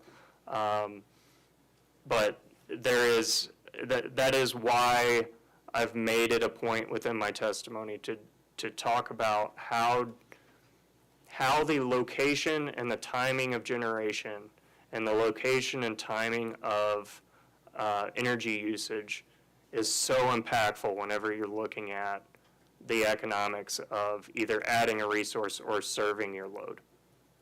Those are the two, I would say, that are the most important pieces. Okay, I know it's late and my brain is fuzzy, so remind me, if the company were to build a wind farm, that wind farm would be eligible for the production tax credits for how many years? I believe it would, as long as it met the requirements of the legislation, right, it would be 10 full years. Okay, so regardless, so the wind farm that was purchased or built in 2018, and if it meets everything, goes to 2028. One that's purchased or built in 2024 would go to 2034 under the current. I believe that's correct. Thank you. You had also mentioned in the Inflation Reduction Act that you believe there was a solar production tax credit, that the company, did not look at solar and their inputs into the IRP. How big of a solar farm would they need to get to the 170 megawatts that they are short? If you'll give me 30 seconds to look at my testimony, I think I can actually get you a pretty close number. Sure.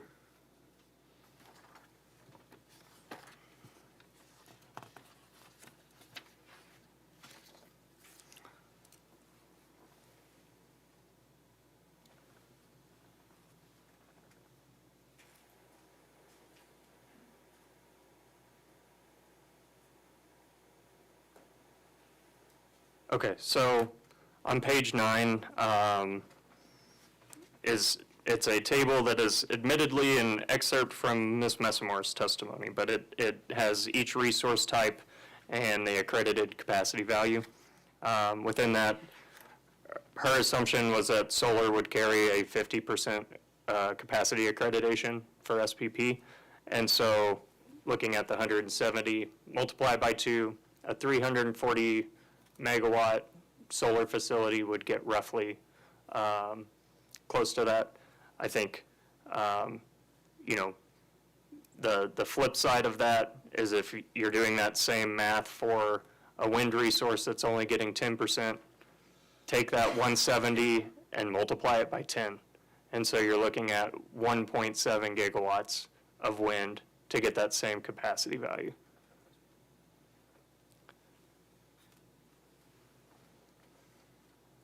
So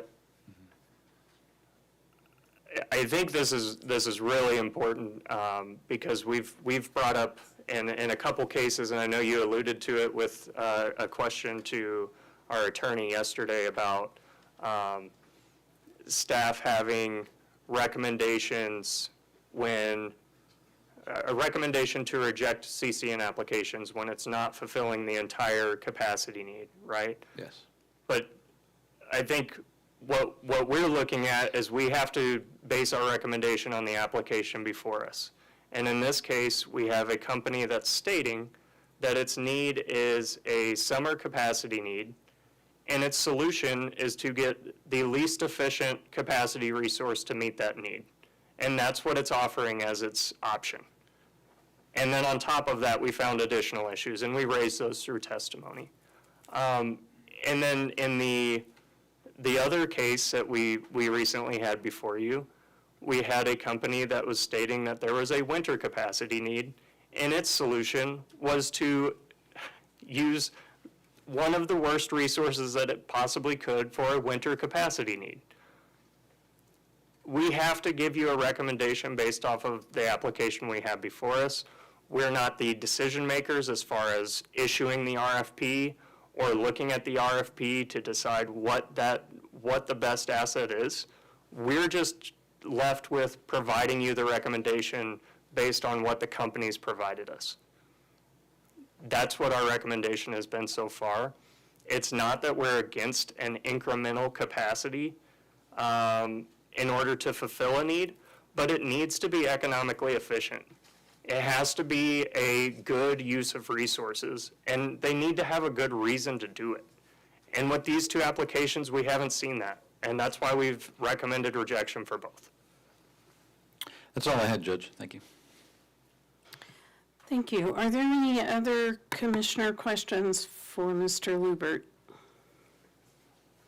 No questions. Yes, Judge. Thank you, but I think Oh. no, thank you. Hang on just a moment. I believe I heard Commissioner Holzman say no questions. Is that correct? Yeah, that's correct, but I appreciate the discussion. Thank you. And Commissioner Kolkmeyer, did you say you did have a question? I do. Thank you, Judge. Yes. First of all, I want to thank the chairman for the questions he asked. That really helped me. My question for the witness is, with the tax credits included, how much did Persimmon Creek project lose last year with including the tax credits?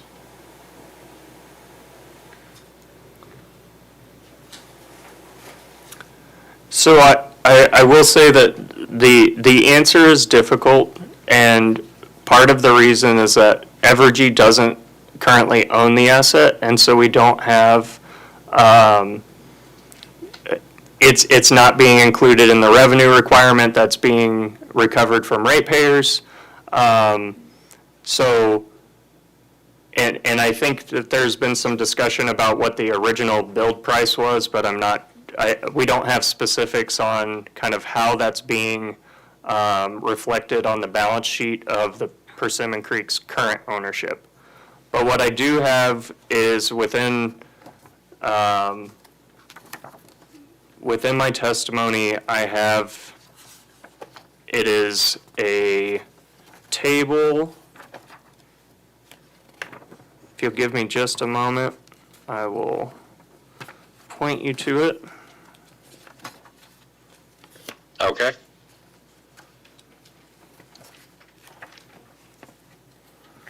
Okay, so on page 18 of my testimony, this is where I'm talking about the economic analysis of Persimmon Creek. Table 1 is the annual revenue requirement from Evergy, Missouri West. Within this table, it has the revenue requirement that Evergy assumed in 2023 through 2028. And then in a different color, I have from 2029 through 2038.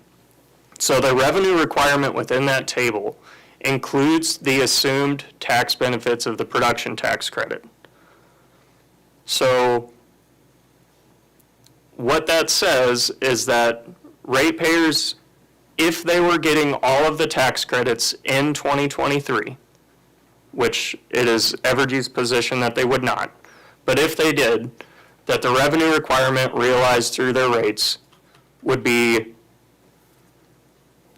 the value that's in the first row.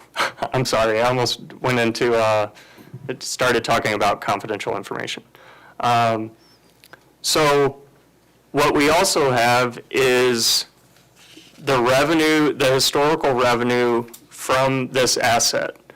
And what I saw whenever I was looking at this is that I don't believe in any year since this, this asset has been operational that it's exceeded what that revenue requirement would be. And so what the result is that ratepayers are going to pay more through their rates than the benefits that they would receive from the revenues from the asset. Now, if you take out the benefit of the tax credit, and you can see that in the row that's labeled 2029, just as a kind of a comparison, you see that there's a pretty large jump whenever those tax credits fall off. And so it is, I won't say it's perfect, but it's a fair proxy just for this example to try to kind of conceptualize how big of a loss ratepayers might take prior to the next, prior to receiving the benefit of those tax credits, and it's substantial. And that's part of the reason that we've brought our recommendation to the commission.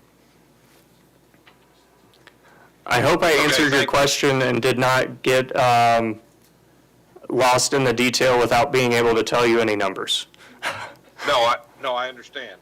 Thank you for your answer. Thank you, Judge. That's all. Judges, Commissioner Holmes, actually do have a question. Go ahead. Thank you. In your opinion, is there more value to the customer if the asset is owned by the utility or entered into a PPA?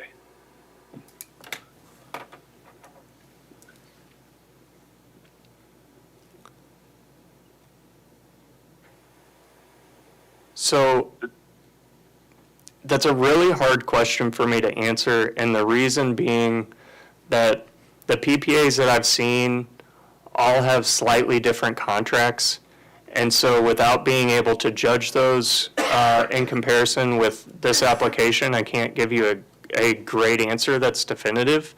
I will say that I've also raised concern before the commission in the past about Evergy entering into PPAs that we disagreed with some of the economic analysis there.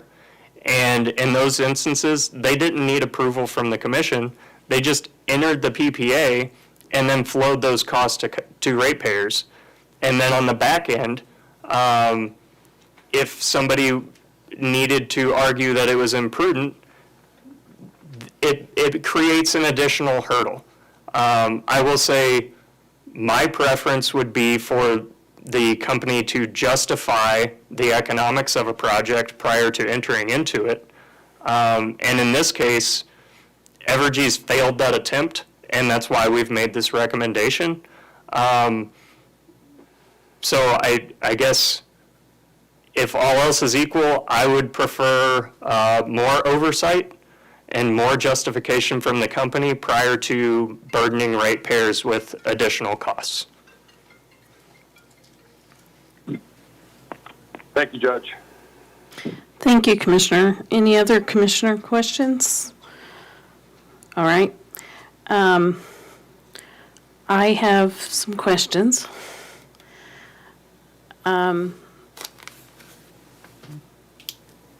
So, I asked some similar questions to some of Evergy's witnesses, but you use the term capacity factor.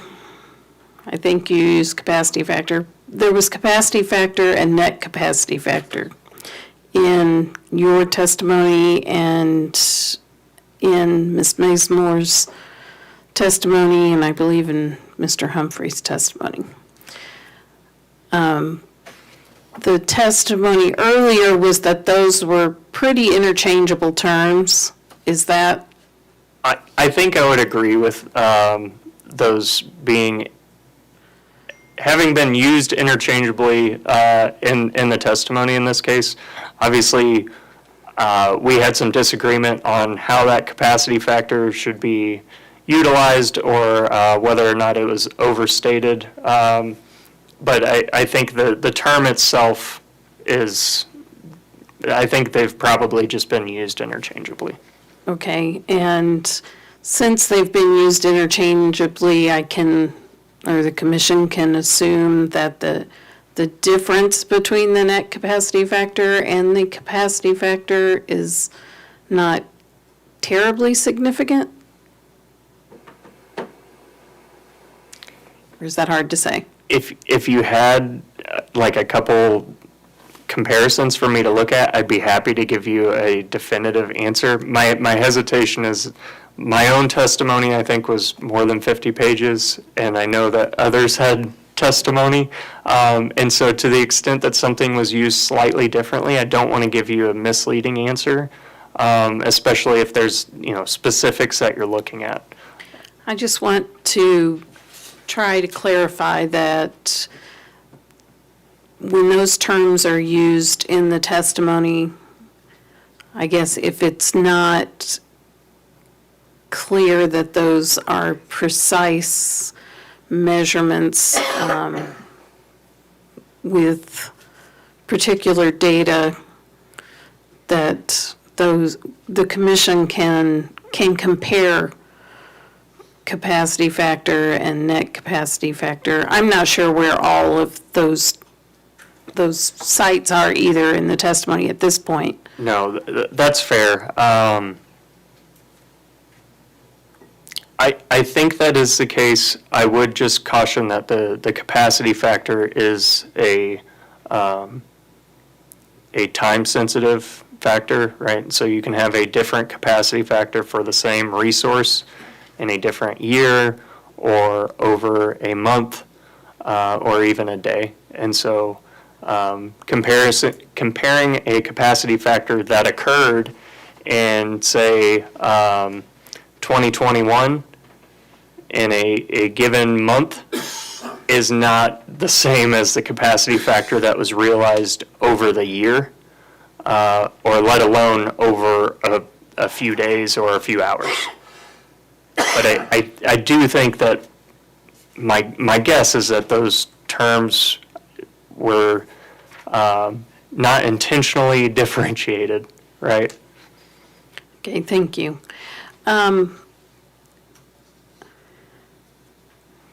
In your rebuttal testimony, and I'm sorry I don't have a citation, you suggest that the historical capacity factors experienced, oh, wait a minute. Maybe I do have a cite. Oh, no, sorry.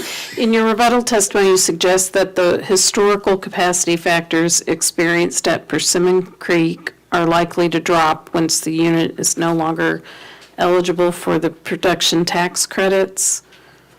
Can you explain that and why it's a concern? Yes, absolutely.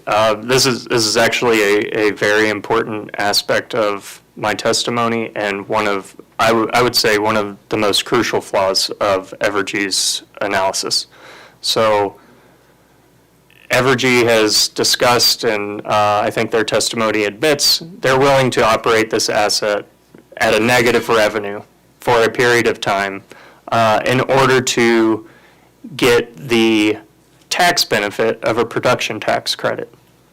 So they may be willing to incur losses, and this is difficult because I think we've gotten different answers from the company depending on when they've answered it, but they may be willing to incur losses up to and past what the value of a production tax credit is. And so my testimony assumed that they wouldn't produce any energy lower when the LMP was lower than negative $26 because the production tax credit value is $26. They came back in surrebuttal and said, that's probably not right. It would be more like, and I don't want to say a negative number, but it would be a number in the negative 30s that they'd be willing to produce. So they're willing to take a loss in the short term for the value of that tax credit at the end of the year or whenever they can utilize it.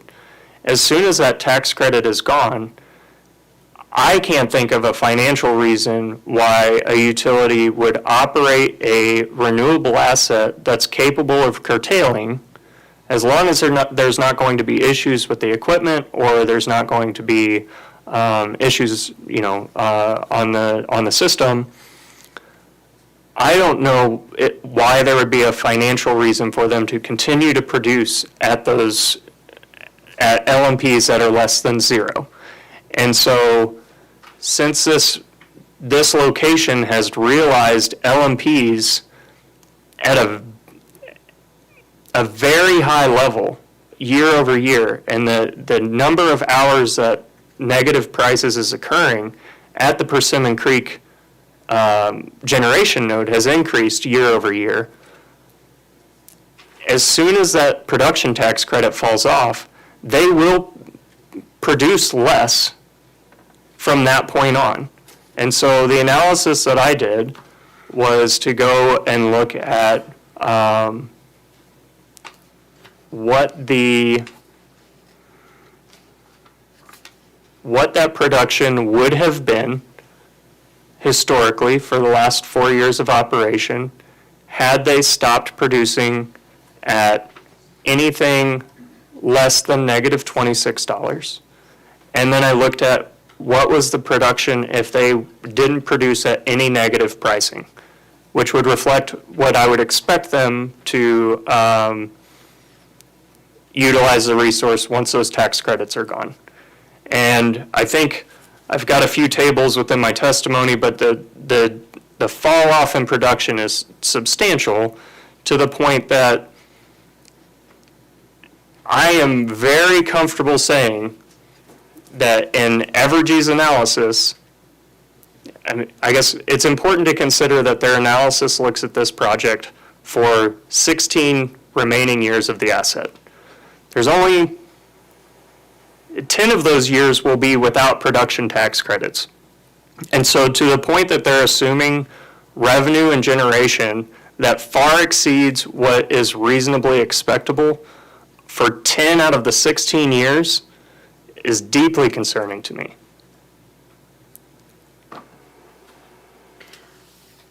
So that is why I have the charts that explain what the capacity factor would have been over those 4 years, and provide that as a comparison to I guess the best proxy that I have available at this time for what to expect in 2029 on. Okay.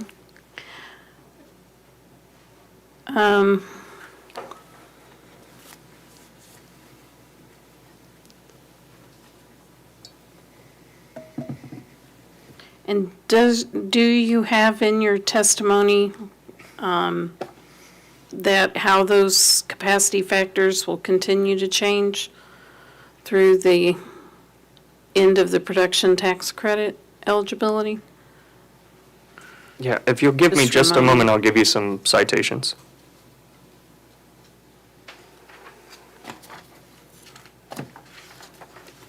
So page 35 is where I begin discussing the capacity factor. And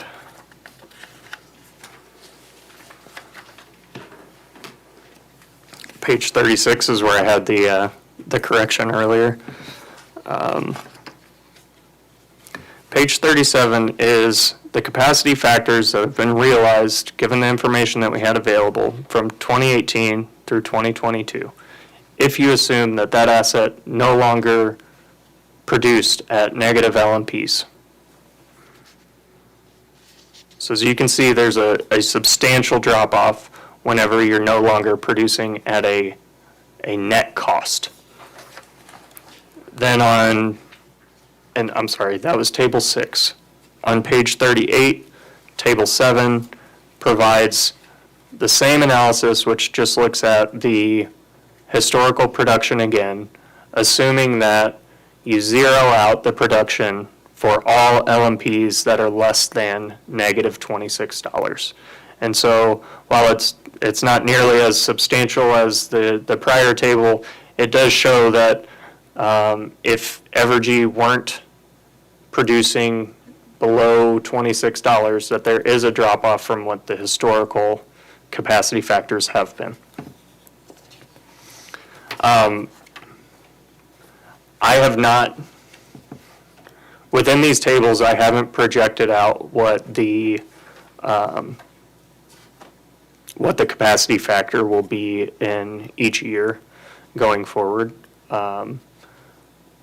But I think these show a very clear demonstration that Evergy's assumption that the capacity factor is going to maintain what it has been over the last 4 years for the next 16 is completely unreasonable, and the results of the analysis need to be thrown out and looked at again.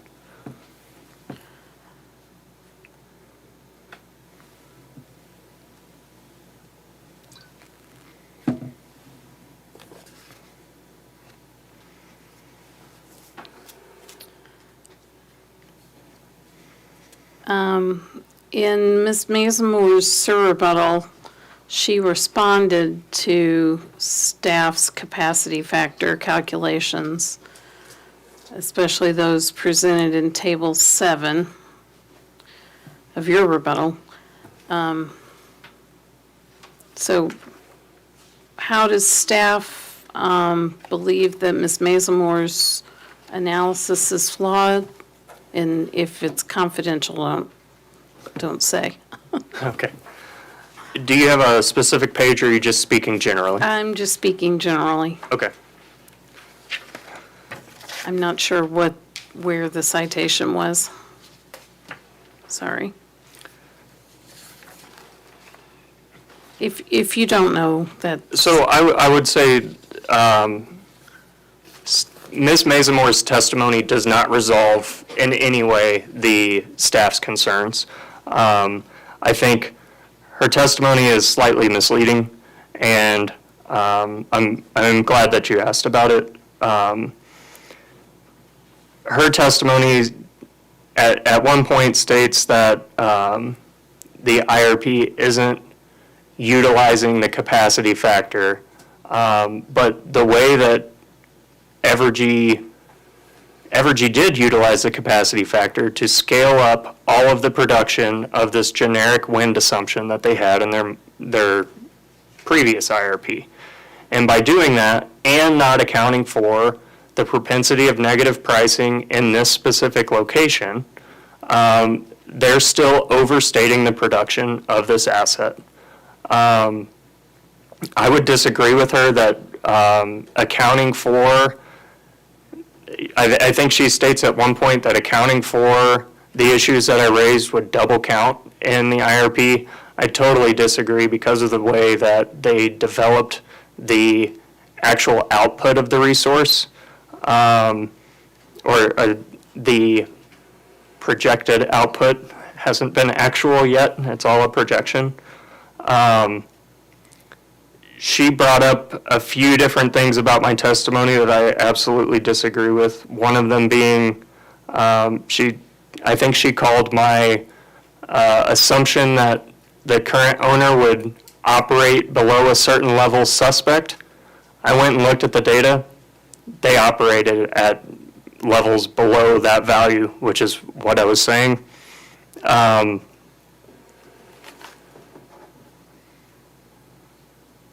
She provided some analysis that estimates the costs of the negative revenues and then tries to equate or tries to balance that against the MPVRR savings, which they're not comparing to actual rates. They're looking at comparisons of other resources, but the amounts that she uses are averages based on historical negative revenues. But as I discussed earlier, those negative revenues have been increasing year over year, and the last 2 years have been the highest values of negative revenues for this asset.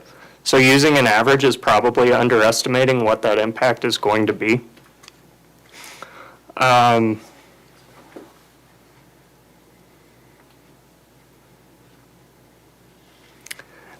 think on she has a table on page 19 that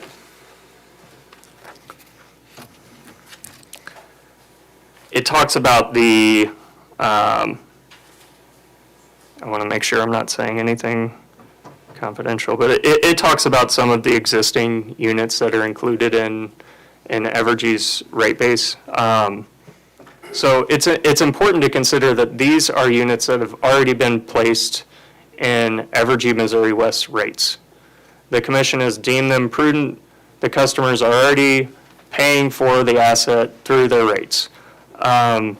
There's a major difference between justifying a new project based on the premise that you're going to hedge market costs for ratepayers and then trying to get the revenue that you can out of the assets that you already own. Those are two very different premises. And so I don't find that discussion or that table that she provided very compelling at all. And then I think she tries to use that table to explain that since the existing units may not be making as much revenue as the costs that are realized through rates, that this is no different. It is a terrible argument to say these other assets are losing so much money, this one won't be that much worse. That's not a good reason for the commission to approve this project. The fact of the matter is independent power producers exist in SPP. My assumption is that their goal is to invest in assets that are going to be profitable over the life of the asset. And they don't have captive ratepayers that they can collect the cost of that asset from. Now we have, in this application, we have an independent power producer that has sold its asset to Evergy after getting more than 4 years of the tax credit, and they're walking away from the asset. I don't want to speculate on what the motives of Scout were for selling, but my guess is that they aren't selling this asset because it made them so much money, unless they were getting a premium for selling the asset. Okay, I think I'm losing the crowd a little. It's after 5 o'clock, and I think we'll take a short break. Everybody can call their loved ones and say, she won't stop talking, so we're going to be here a little bit longer. I do still have a few more questions, and then we'll do recross and redirect and housekeeping and call it a night. So I hope that we can wrap up shortly. With that, let's take a 10-minute break till 5:25, and we can go off the record.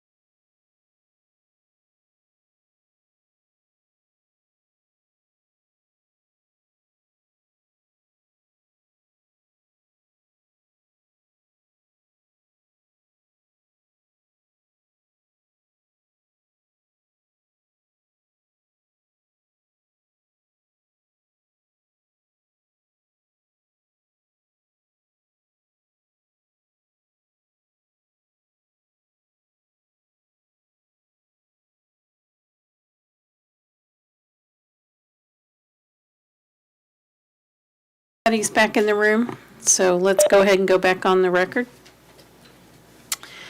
Okay, we're back, and I was questioning Mr. Lubert, and I've got a few more questions. I lost my place, though.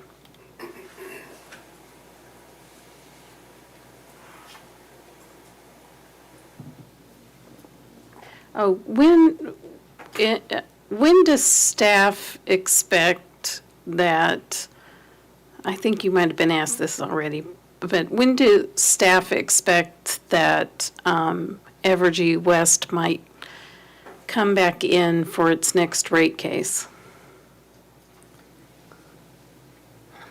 So I don't think that I've answered that question. I believe earlier, somebody, I can't recall exactly who it was, but somebody was discussing the effective date of rates for Evergy, I believe, were in January of this year. And so they'd be required to have a rate case completed. I believe the requirement to continue their FAC would be within 4 years from that point. And is that completed or begun? Do you know? If you don't know. I don't want Okay. to state incorrectly, and I do think, so there's kind of a range of possibility.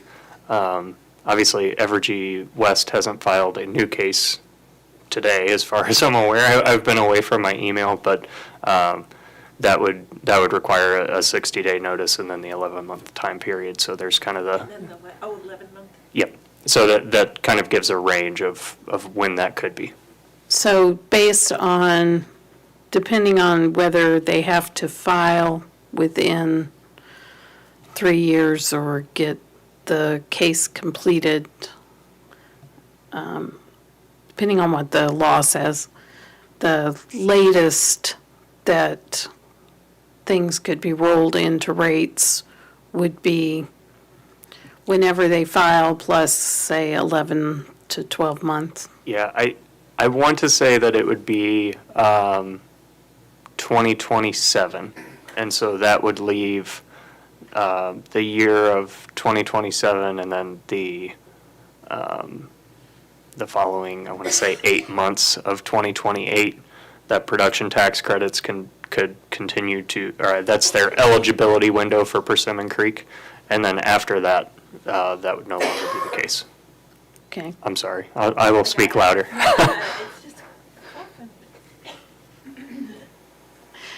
In Ms. Mazemore's schedule KM2, again, that's in her supplemental direct, and it's a confidential schedule.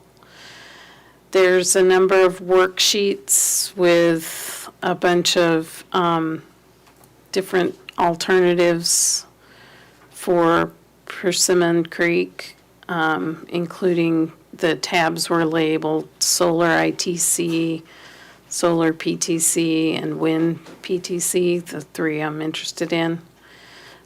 Did staff review all of those scenarios? So I did review those. I guess the level of review was different between some of them, because in this case we're looking at the application is just for Persimmon Creek. But I did review those to some extent, and I may be able to answer some questions if there are specifics. Well, I actually want to ask you more general. Okay. And if your answer requires you to say something confidential, don't answer. Does staff agree with the assumptions used for each of those worksheets, especially with regard to the tax credits? No. So the assumption flaw that I mentioned earlier with assuming a capacity factor kind of maintains over the life of the asset and doesn't fall off after the tax credits are up, I believe was included within that analysis. So that being said, there is a tab called well, I guess, so there's two tabs you asked specifically about, the production tax credit tabs. There's one that's wind, and then there's one that's solar. With Persimmon Creek, we know what the historical production has been, and so I was able to kind of look at that and see what the capacity factor would possibly get reduced to after those fell off. Don't necessarily have that same flexibility because there's not a location specific in those tabs. But we do know that, generally speaking, that the production is likely to fall off in the later years. That being said, the likelihood of negative pricing happening in an overnight period when demand is generally low is different than the likelihood of negative pricing. If you were looking at the same location, it's generally different than what you would expect for negative pricing to occur during the day. And the reason I bring that up is because solar facilities generate when the sun is shining. And so when it is,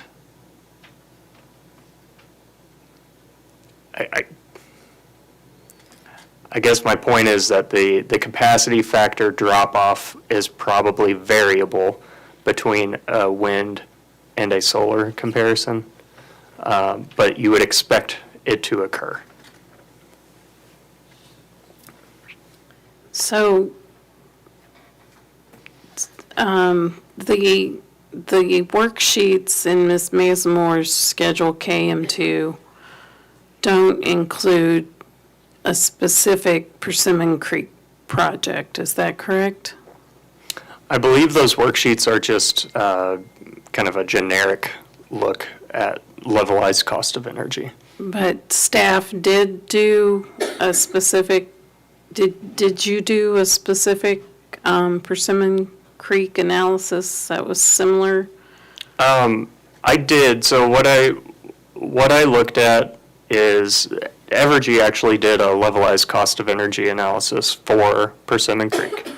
That being said, it had the flaws that I pointed out, and so what I did is tried to account for some of those flaws. And if you give me a couple moments, I'll give you some relevant cites to my testimony that discusses kind of like what that impact would be on the levelized cost of energy.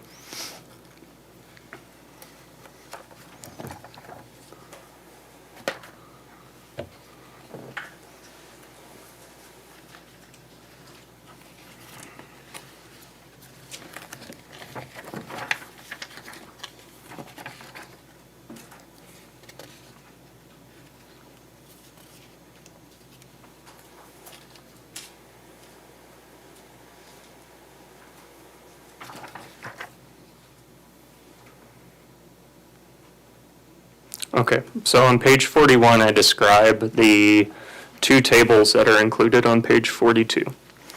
Table 8 provides a comparison of Evergy, Missouri West's estimate for the levelized revenue requirement, the average annual production, and the LCOE, levelized cost of energy.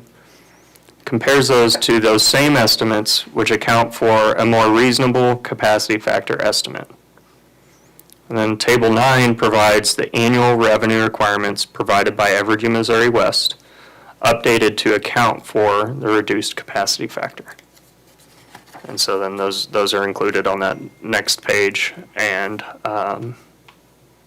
would reflect my updates to the information that they provided with a more reasonable capacity factor assumption.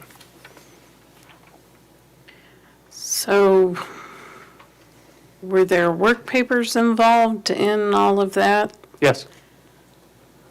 And would it be possible for staff to provide those to the commission? I'm looking at Ms. Mers. I'm guessing yes. I think so, but I think, I will save what I was going to say for redirect to see if the commission would be interested at that point instead of now. But yes, I do believe we can make work papers available, of course. Okay, let's table that for now. And I'll come back to it Hey, at Judge. the... Yes, Commissioner? Yes, when you get done, I just want to let you know that I have 2 quick follow-ups. Okay. If you'd like to go ahead now, and that way, because I'm about to jump topics, I think. Okay, thank you. I'll be real brief. If a carbon tax was passed, and we don't need to get into the details of it, just generally, if a carbon tax was passed, would the value of this asset increase or decrease?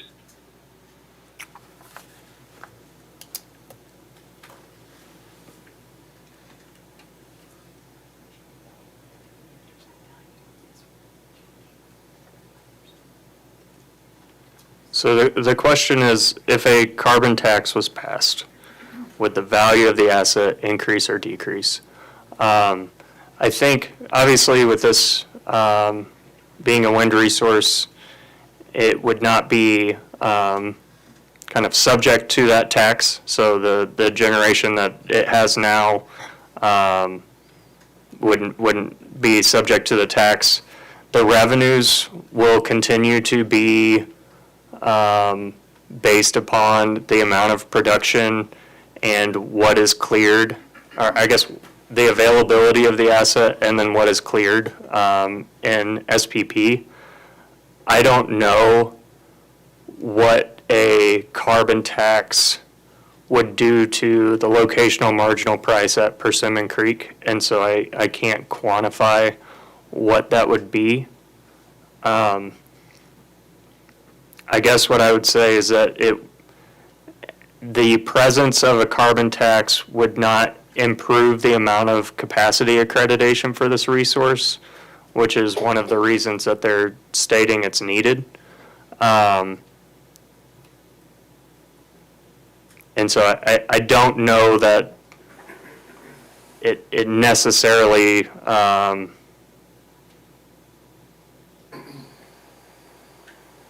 improves the value from a revenue standpoint.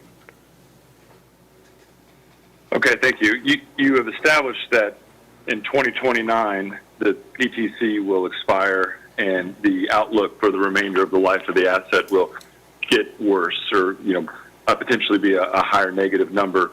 What would your recommendation, or what would staff recommendation be to the company to mitigate? What could they do between now and 2029 to mitigate that cliff?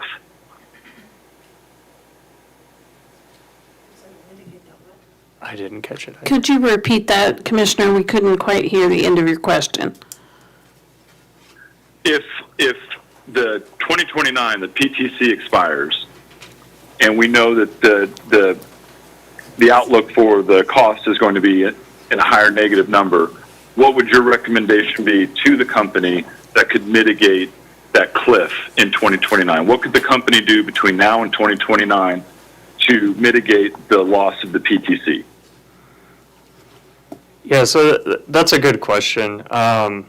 Ultimately, what I believe is going to drive that drop-off is the presence of negative pricing within SPP at this node. And so to the extent that negative pricing was no longer an issue or happened at a less frequent rate, that drop-off would also decrease. But that's largely outside the control of Evergy in and of itself. Does that answer your question? Thank you, Judge. Thank you. I appreciate you answering. Thank you, Judge. Thank you, Commissioner. So do the modeling assumptions shown in the scenarios in Ms. Mazemore's Schedule KM-2 reflect how fuel and purchase power costs and revenues would flow through the FAC?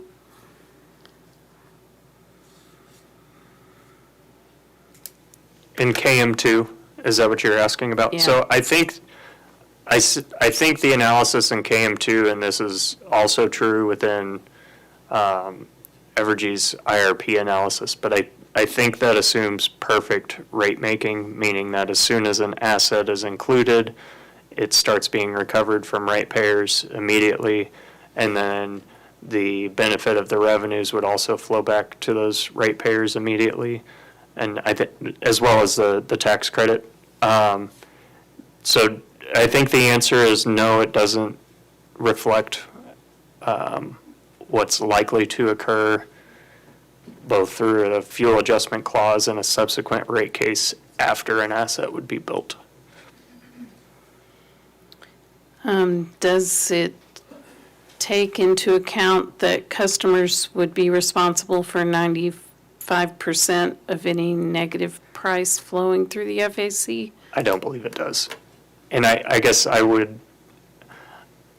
don't believe that the KM2 accounts for revenue that will occur from the asset.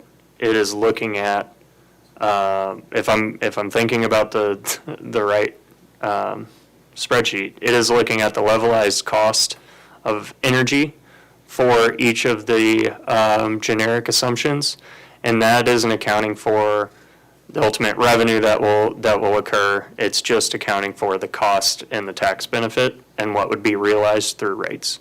So as I said before, that's a very important element of kind of looking at a potential asset. And do you think the 95-5 FAC sharing ratio properly incents the company to procure efficient and economically viable renewable projects that balance ratepayer and sharepayer risks?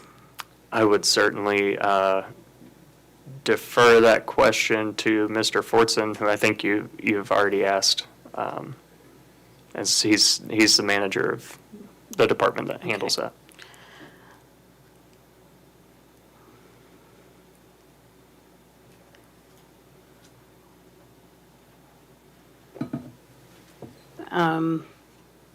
Okay, well, I think that's all of my questions. I appreciate your patience.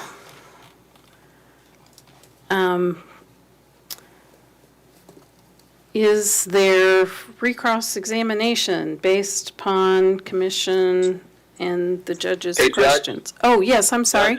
Commissioner Roop, sorry. That's all right. I just got one more. I hate to do this. Go ahead, So, Commissioner. Last question, I promise. I know you don't like hypotheticals, but let's make the assumption that Evergy only needed 10 megawatts of capacity and this project fulfilled that. All things being equal, knowing that the production tax credits are going to fall off at a certain point, the current purchase price, the current LNPs and the LNP notes, but this project would have sufficed all of the capacity needs. Would staff be in support of this project?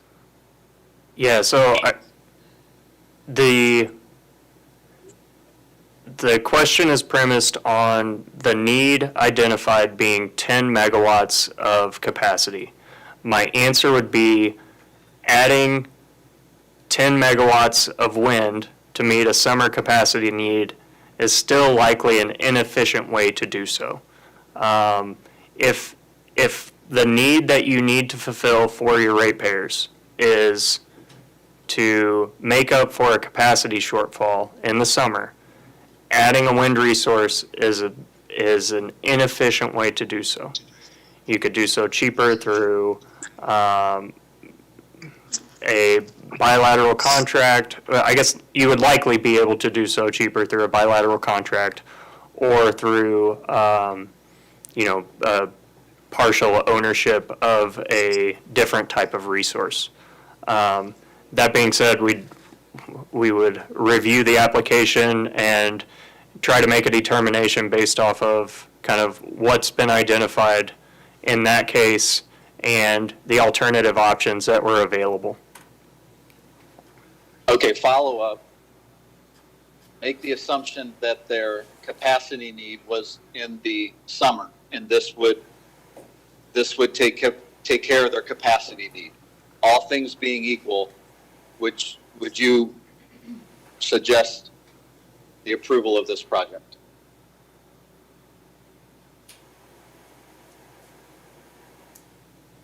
So I guess my last answer was talking about a capacity need in the summer, and I think that's what you said. So I just want to make sure I'm not repeating my same answer if you meant something different.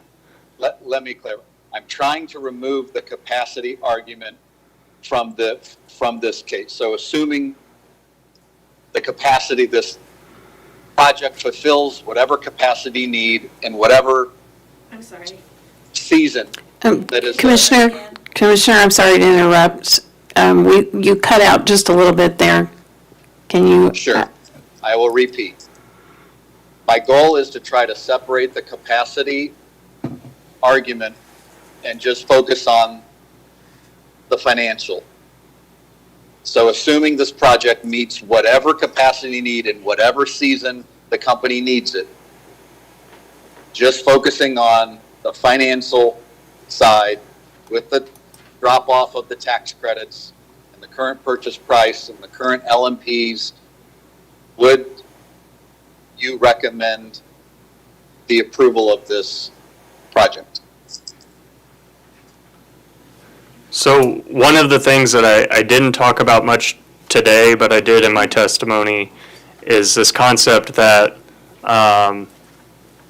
not accounting for the capacity factor appropriately skewed the result toward Persimmon Creek. And the reason for that is that it's only going to get tax credits for 6 years, as opposed to another resource that is 10 years, or that would presumably be able to produce tax credits for 10 years. That being said, even with the kind of the capacity issue set aside, I still think that, you know, adding wind as a resource to meet a capacity need is probably not, at least for a summer, is probably not a very efficient way to do so. But looking at the information that's been provided thus far, the other need identified in this case has been to act as a hedge for market energy costs. And based on the information that we have available, I don't think that this is likely to be a good hedge when Evergy, Missouri West load is highest, and especially in those summer months. And so I don't think that it's likely to be a good hedge in that time. And then also looking at kind of keeping in mind that a hedge is best whenever it can produce kind of in times of greatest need. Thinking back to February of 2021 during Winter Storm Uri, the production from this asset was the second worst month of all of the data that's been provided to us thus far. And so when the prices were highest and the demand was highest in that month, this asset wasn't available to act as the hedge, or I think the way that Evergy's portrayed it is an insurance policy. It probably wouldn't have been a great insurance policy in that month. And so the result may have been that you end up with kind of, you get hit twice by having to pay increase through your rates, as well as having to pay high market energy costs because it wasn't available to kind of mitigate those costs during that time period. So I understand where you're coming from. I know that I do think it's very important to try to understand, or I want to make it very clear that this, our recommended rejection is not about the fact that it is only meeting a portion of the capacity need, or that it's only because it's a renewable resource. That's not it. It is the attributes of the resource compared to the needs identified by the company, and this just simply isn't a good fit to do so. Thank you, Judge, for the late question. Appreciate it. Thank you, Commissioner. Okay, now I think that completes the bench questions for Mr. Lubert. Would there be any cross-examination based on those questions from public counsel? No. Renew? No, thank you. Evergy? No questions. Is there redirect? I wish I could say no. But you have gone through quite a bit, so if there is a question that I asked that you believe you've already answered, just please let me know, because I will try. yeah. I might not have caught all of it. All right. Okay, so you had some discussion with OPC and the bench about the production tax credits. Do you recall? I do. And part of that is about the ending of the production tax credits was a topic of conversation. Do you recall that? I do. Do you expect generation to be less the year following the expiration of the production tax credits? I do. And have you seen historical support for that assertion? I have. I believe staff asked for an exhibit to be marked and put on the record discussing Spearville's generation. And I think that that trend is shown within that, and the company may indicate that that was part of the reason. And that is, just to clarify the record, an Evergy owned? Yes.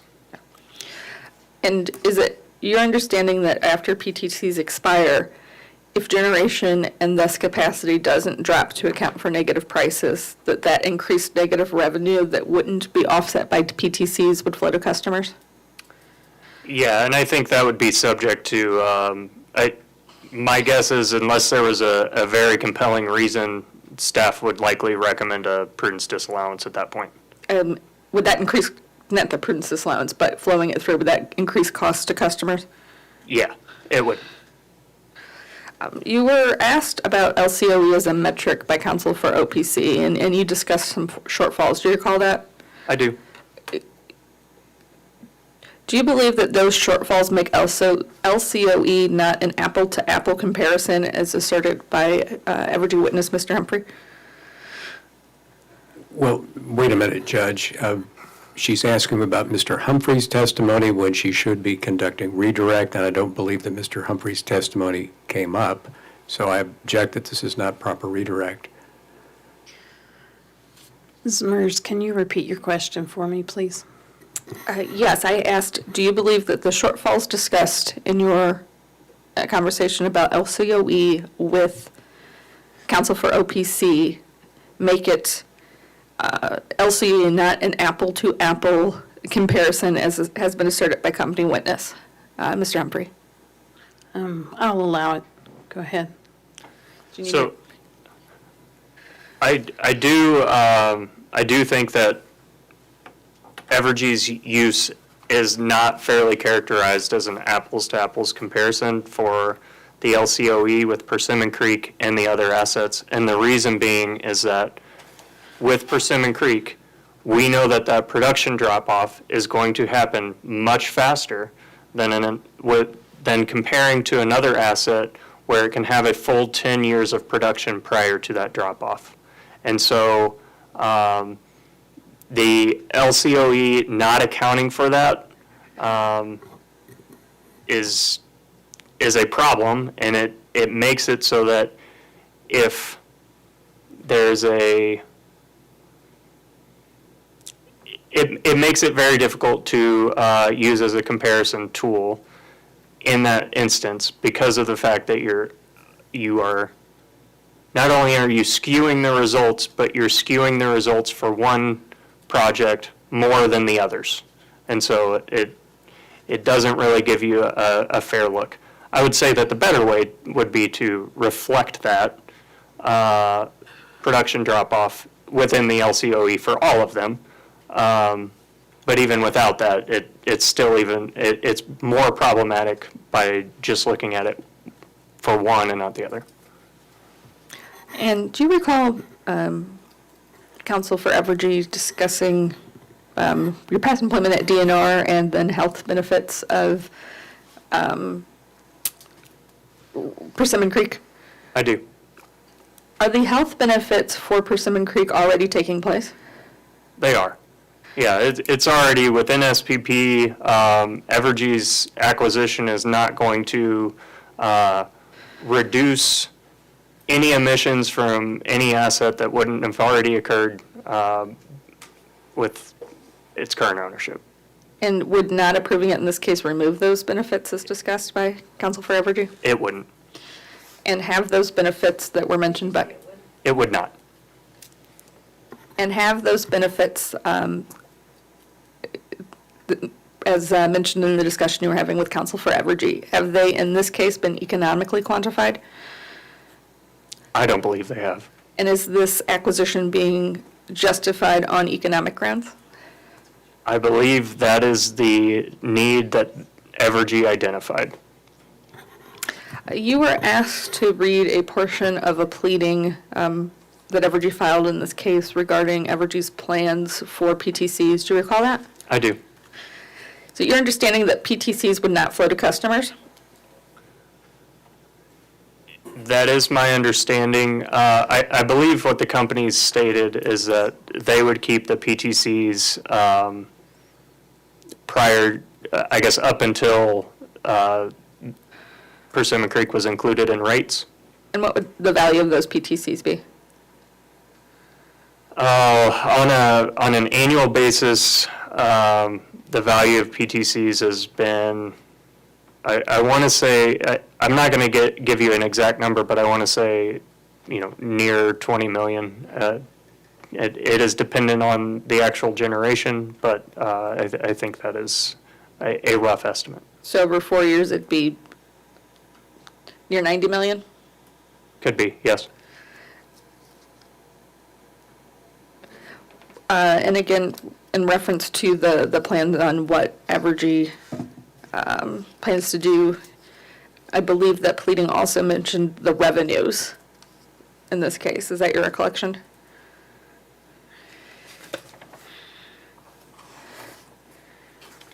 Yes.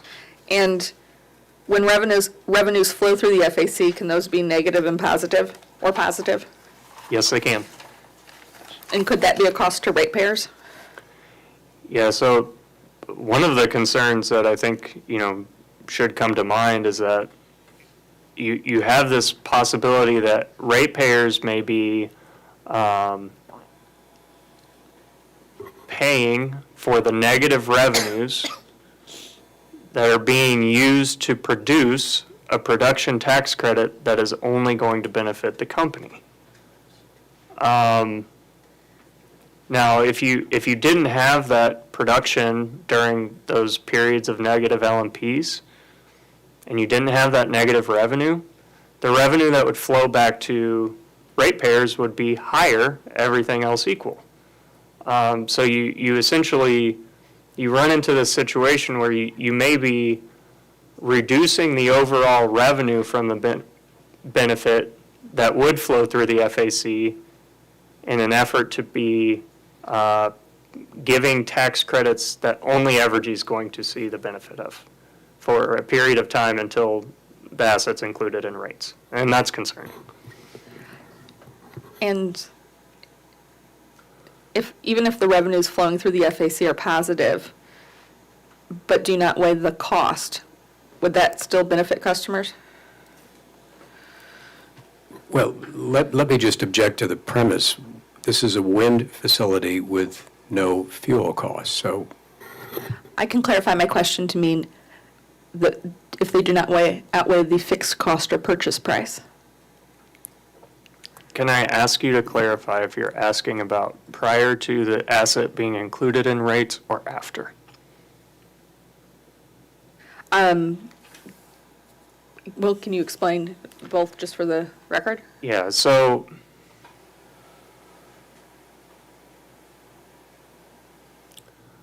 prior to this asset being included in rates,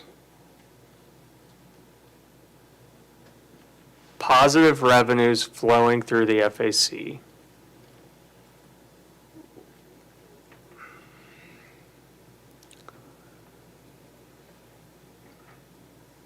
yeah, what gets really complicated with this project, and I guess where I'm struggling a bit is because of PISA, Evergy is going to be able to defer 85%. And so I think in the near term, those revenues look positive to ratepayers, but they may end up paying for them in the long term because of PISA. And so there's certainly an offset there, and I don't want to state something that is incorrect by saying that there's only a benefit, because as long as you're deferring those costs and you're going to end up paying for them later, you're also going to have the carrying costs associated with all of that deferral. And so it may look better in the short term, but that isn't always in the customer's best interest. And so,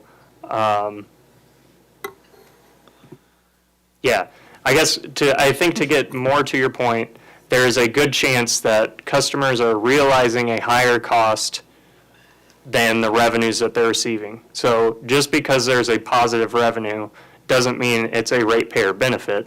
There's a very good chance that the revenues don't exceed the costs, in which case you have a ratepayer detriment.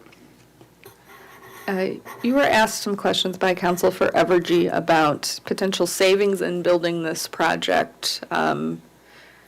I think he mentioned things like supply sourcing issues and queue items. Do you recall that? Or I guess the time? Was that the discussion of construction risk? Yes. Mr. Zobrist? Yes. Okay, I do recall that. And I believe the question was framed about the construction risk or savings in building this project over another. Is that a fair recollection of what you recall the conversation to be? I believe so. But in your opinion, do you think the real comparison is in savings or construction risk in building this project versus another project, or building this project versus not building anything? Yeah, so because of the economics of this project, it appears that Evergy's giving every indication, and obviously I updated some of the assumptions, but every indication is that you're going to be costing ratepayers more than you're going to be benefiting them. And so going forward with this project is going to be an increase in customer rates far beyond what the revenues would be. And so in my opinion, based on kind of the application that's been provided to us, ratepayers are likely better off without the asset at all. And even if a project was needed, do you have reason to believe Evergy could find a new project in a shorter time frame than has been suggested? Yeah, so depending on what the resource is and the timing of the need, Evergy's issued RFPs and other companies have issued RFPs with various timelines included. So I think with the most recent RFP, Evergy issued it with a pretty short turnaround between issuance and expected closing or commercial operation of the asset. And so that's certainly a possibility, even if this project ends up being denied.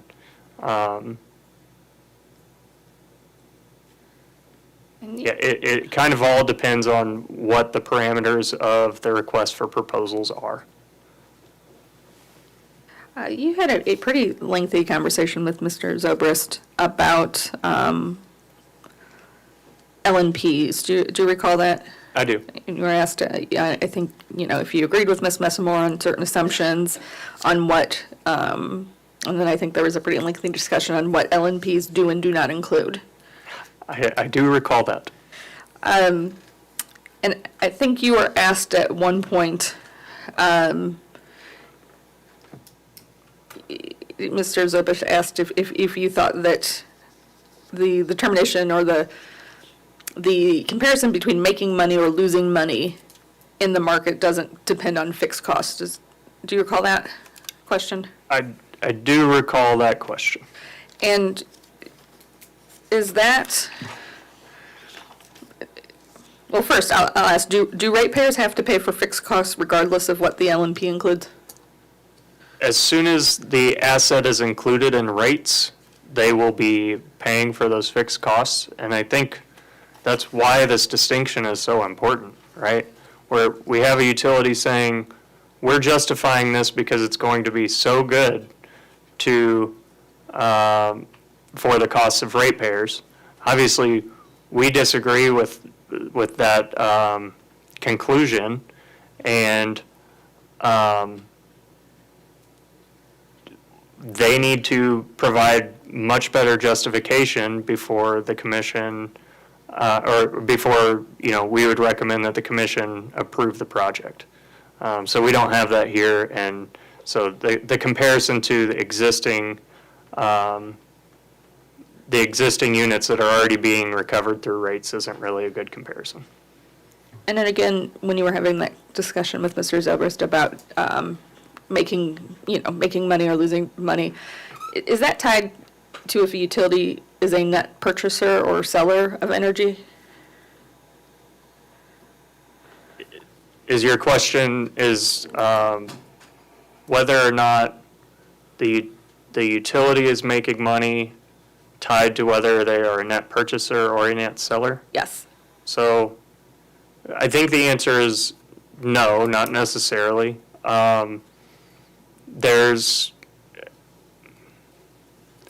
This is where the time and location of energy generation is important. So you can be producing a lot of energy, but have a very low margin or be producing very low revenues, and the costs could be exceeding what those revenues are. And on the flip side, there's a possibility that you could be producing a smaller amount of time, but your margin is much higher. And so the revenues may exceed the overall costs in that instance. The existence of being a net purchaser or a net seller, it occurs within SPP. Evergy Metro has been at least my understanding, their sales compared to their load has been much higher than what Evergy West has been. And I think Ms. Lena testified that Evergy West has been a net purchaser for some time now. And I think some of Evergy's own witnesses have indicated that has been the plan and may continue to be going forward. Also during your discussion with Counsel for Evergy about LNPs, there was again, the conversation regarding the components of it and items such as congestion. Do you recall that? I do. Would you agree that another way to think of the margin cost of congestion is that it's calculated as the shadow price of a unit not dispatched due to congestion?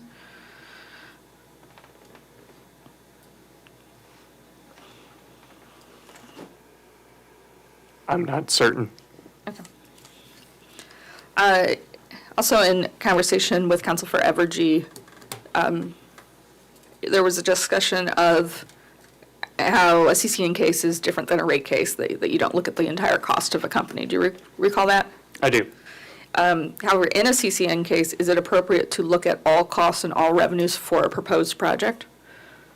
I believe it is. I think Evergy's insistence to look at only the levelized cost of energy is inappropriate for a CCN case, because the revenues are what's going to drive whether or not this is ultimately an economic project for ratepayers, especially whenever you premise the project on a need of trying to benefit those ratepayers through reduced market energy costs. So to ignore the revenues in a case where your primary justification is that you're going to get revenues from an asset doesn't make any sense. And again, in reference to the conversation you had with Mr. Zobrist about if fixed cost impacts the LMP, do you recall self-commit workshops or investigations that were filed at this commission? I do. I think it was in the 2019 timeframe. And can you just very briefly explain that those workshops? And Judge, I'm not understanding the connection between that and my discussion with Mr. Lubert on LMPs. I can explain or maybe an offer of proof would be better because I think his explanation would explain the. Well, I don't understand the relevance to what I was talking to Mr. Lubert about.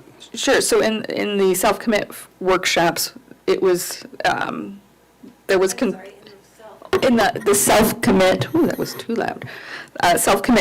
Commit workshops. There was concern that units were being bid in at a price that would not recover their fixed cost, if I'm recalling correctly. And so I believe that the existence of those workshops and investigations, I should say, show that there has been some concern at the commission with fixed costs not being met with LNPs and market prices, and that is directly relevant to the decision to acquire resources. Well, I understand the argument better now, so I'm willing to listen to Mr. Lubert. All right. You can answer the question, Mr. Lubert, as she said, briefly explain. I will try to make it brief. I think your question to me was actually just, do I recall that? And then give a brief explanation of what was talked about in that case. Yes, that was the question. So within those dockets, and I think there was a broader docket and then an individual for each of the respective electric utilities in the state. But within those, I believe specifically to Evergy, the discussion was that it is appropriate to recover the short-run marginal costs in your bids to SPP. And I think this goes back to my previous discussion that you already have those costs are already being recovered. The fixed costs are already being recovered for the existing units through rates. And so the short-run marginal cost for a coal asset is likely, among other things, but it would be fuel and some operation and maintenance costs and some other things. So to the extent that you're already paying for an asset, if you can get revenues that's in excess of the variable cost to produce that energy, it makes sense to try to get some revenue from a ratepayer's perspective. I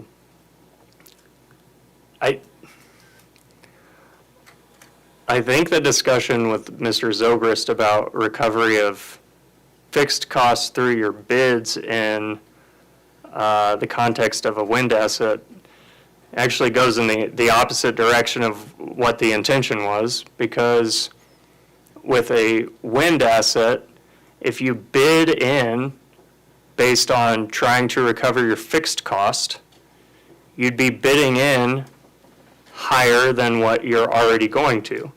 And so your revenue, or the amount of production that you'd actually have would be less. And so that doesn't really make sense. And that's where the disconnect with Mr. Zobrist was, is that the LMP is not reflecting the short-run marginal cost for the unit at that location. It's reflecting the LMP that's determined by SPP based on the security constraint model. Moving on to bench questions. Chairman Roop asked if there was a benefit to this plant displacing higher cost generation. Do you recall that? I do.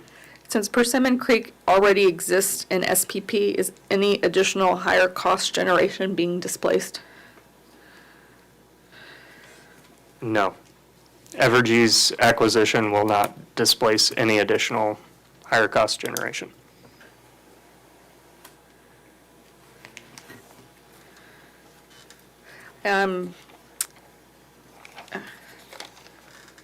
You had a discussion with Commissioner Holzman about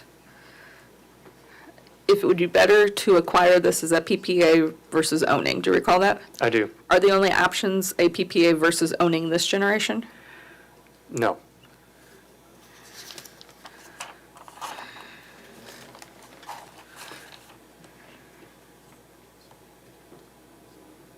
I think that that might be all I have.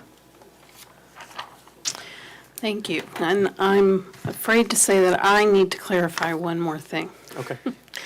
And that was when I was asking about work papers. And what I was really trying to get at was some of the Evergy work papers that staff had reviewed in determining, that would show the assumptions that Evergy used in its calculations of the LCOE for Persimmon. Did you review work papers from Evergy for that? I did. I will say that the work papers that I utilized also rely on data request responses from Evergy. And so it is not completely, I guess all of the assumptions that are used aren't fully in just the work papers. So I don't know if that helps clarify. Yeah, I think it does. Would there be an objection if I had staff provide the work papers that it used as well as the ones they created for determining those calculations for LCOE for Persimmon? So Well, I think we'd want to see what it was, Well, but. obviously, Yeah, but- certainly if this is Evergy's work papers, we don't have any objection. Oh, I thought that's what you were, I thought you Yeah. were asking for Evergy's work papers. I was, but Mr. Lubert said basically that he used those and he used data response data in formulating his. So Well, that's a he's- good idea if we could see what it is, and then we can let you know. Okay. What, and I guess just to clarify, if this might be directed at you and then the bench, but if you use data requests, would those be in a worksheet format, or would that be something that you would have to also provide? Does that make sense? Yeah, so I used some information from data requests, but that information is located in that work paper. Okay. And it was what was provided in conjunction with my rebuttal to the other parties. Okay. So I'm going to ask if staff could provide that information as quickly as you can. I don't know how quickly you might be able to get that. I think we should be able to do that by tomorrow Okay. afternoon. If you could file that in EFS as a confidential document, because I'm assuming, or documents. I will check to make sure that because I do know that at sometimes our support staff has had trouble, and I think the data center has had this as well, with when the work papers are executable Excel format. Right. Being just much too large for the system. Okay. So if that is not possible, I will reach out to both the GU and the parties to see if there's a workaround on how we can best provide that. Okay, well, let me change it then. Let me have you instead email that to exhibits@psc.mo.gov, as well as to the parties. And I guess copy me just so that I know it's there. And then I will give everyone an opportunity to review that and make any objections and so forth before admitting that. And just for ease, I'm going to give it staff's next exhibit number, just for reference, of 116. And I'm sure that's confidential. And are there any questions related to that request, either of me or of the witness, before I excuse him? Mr. Kleiser? Sorry, were you asking for staff to submit both staff's versions and Evergy? Yes, what Mr. Lubert used when he was... So a single exhibit from staff? If we need to break it up, I can break it up and assign it additional numbers, but for now, just for ease of reference, we'll just call it all one exhibit number. It sounds, I'm getting baseball signals from my witness that make it seem like perhaps he thinks that it may be too large to be one exhibit. I can't hear her. I'm sorry. Can you speak into the... Well, I'll just, Jay, what was the concern you were trying to signal to me? So I have my work paper that will be pretty quick for me to give to you. Right. But then there are also, I want to say it's at least one, possibly 3 DR responses that were provided as separate Excel files. And so to the extent that you want those originals without any modification, then I can attach those and try to highlight them as these were the originals, or we can break it into 2, which would be my work paper, which was provided, and then the original. That was my concern. But obviously it adds to the size too, and that's, but I can do it either way, I just need to know how. If you have to break it up, just give it the next number. Okay, sorry. And like I say, the number is really just for ease of reference, and we'll figure that out when and if they actually get admitted. Right? Are there any other questions with regard to what Mr. Lubert had to say or myself? Okay. Oh, Mr. Zobers? Well, I was just going to say, if Mr. Lubert did know the docket number of this self-commitment proceeding. I can give you it is an EW and a 2019 docket, and like I said, there was one for each utility and then a larger kind of overarching, and I'm not recalling. That's good enough. We have people that can find it then. Thank you. And I don't know, Ms. Mers, did you have that docket number for the self-commitment? Oh, it's in EW. I'm sorry, I can't hear you. I believe, I think it is in EW 2019, but I don't know if I recall the rest of the 4 digits, so we can definitely get that to parties. All right. Then, Mr. Lubert, I believe you may be excused. Thank you. Would staff like to quickly offer its other 2 witness testimonies?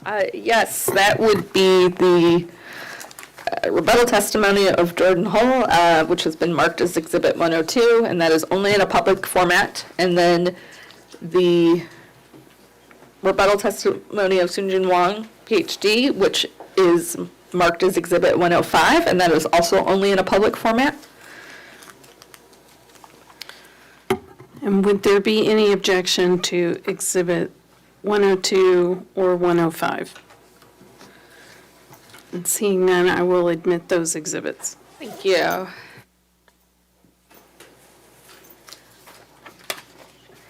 All right.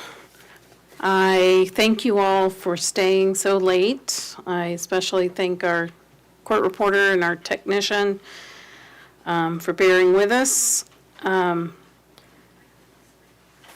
I have asked that the transcripts be expedited, but they will not be expedited more than, I will probably receive them next Tuesday, the 28th.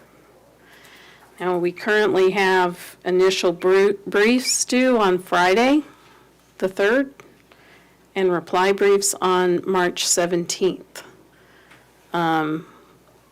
Is there a wish to change those dates, given my comment on the transcripts?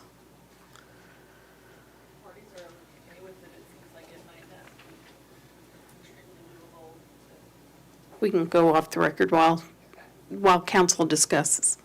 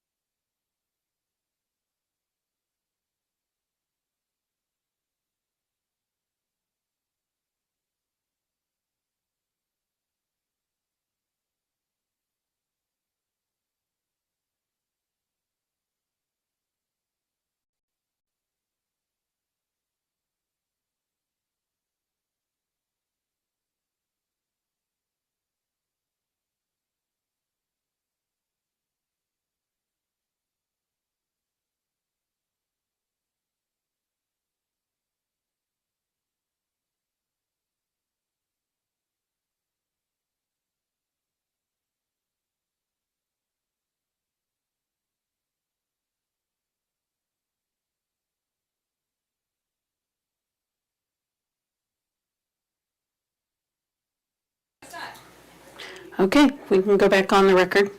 So council conferred and there was no agreement on moving the date, so we'll leave it as is. And if anything changes, we will let you know. So if staff can provide then those work papers as quickly as possible, we can get that taken care of before the transcript as well. Is there anything else? Oh. Well,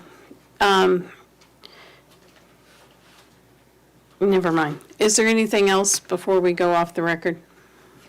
Can you just hang on? Yeah, sure. Sure, okay. Okay, we'll take another pause and go off the record for just a second. Really quick while they're talking, can you confirm that OPC's 200,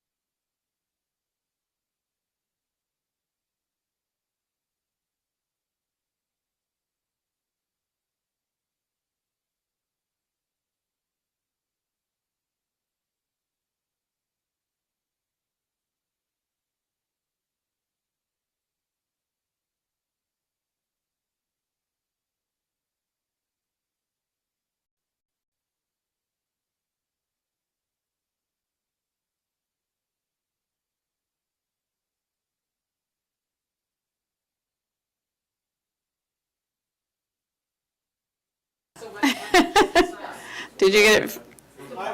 Okay, let's, March. Initial brief goes to March 6th. okay, let's go back on the record. Okay, so council has consulted about briefing schedule. Can I have your attention, please, just for the rest of the 5 minutes here? Council has consulted, and say again, Mr. Steiner. So the initial brief is now due March 6th. Reply brief stays on the same day, which is March 17th. Okay, it is so ordered. March 6th for initial briefs and 17th for reply briefs. All right, I think that is everything. I reviewed my exhibit list during your discussions, everything except for those work papers that we discussed at the end was offered and admitted. Any of your exhibits that you offered that weren't pre-filed, it would be helpful if you could email a copy of those to exhibits@psc.mo.gov, and if you could put the case number in the caption, that would also be helpful.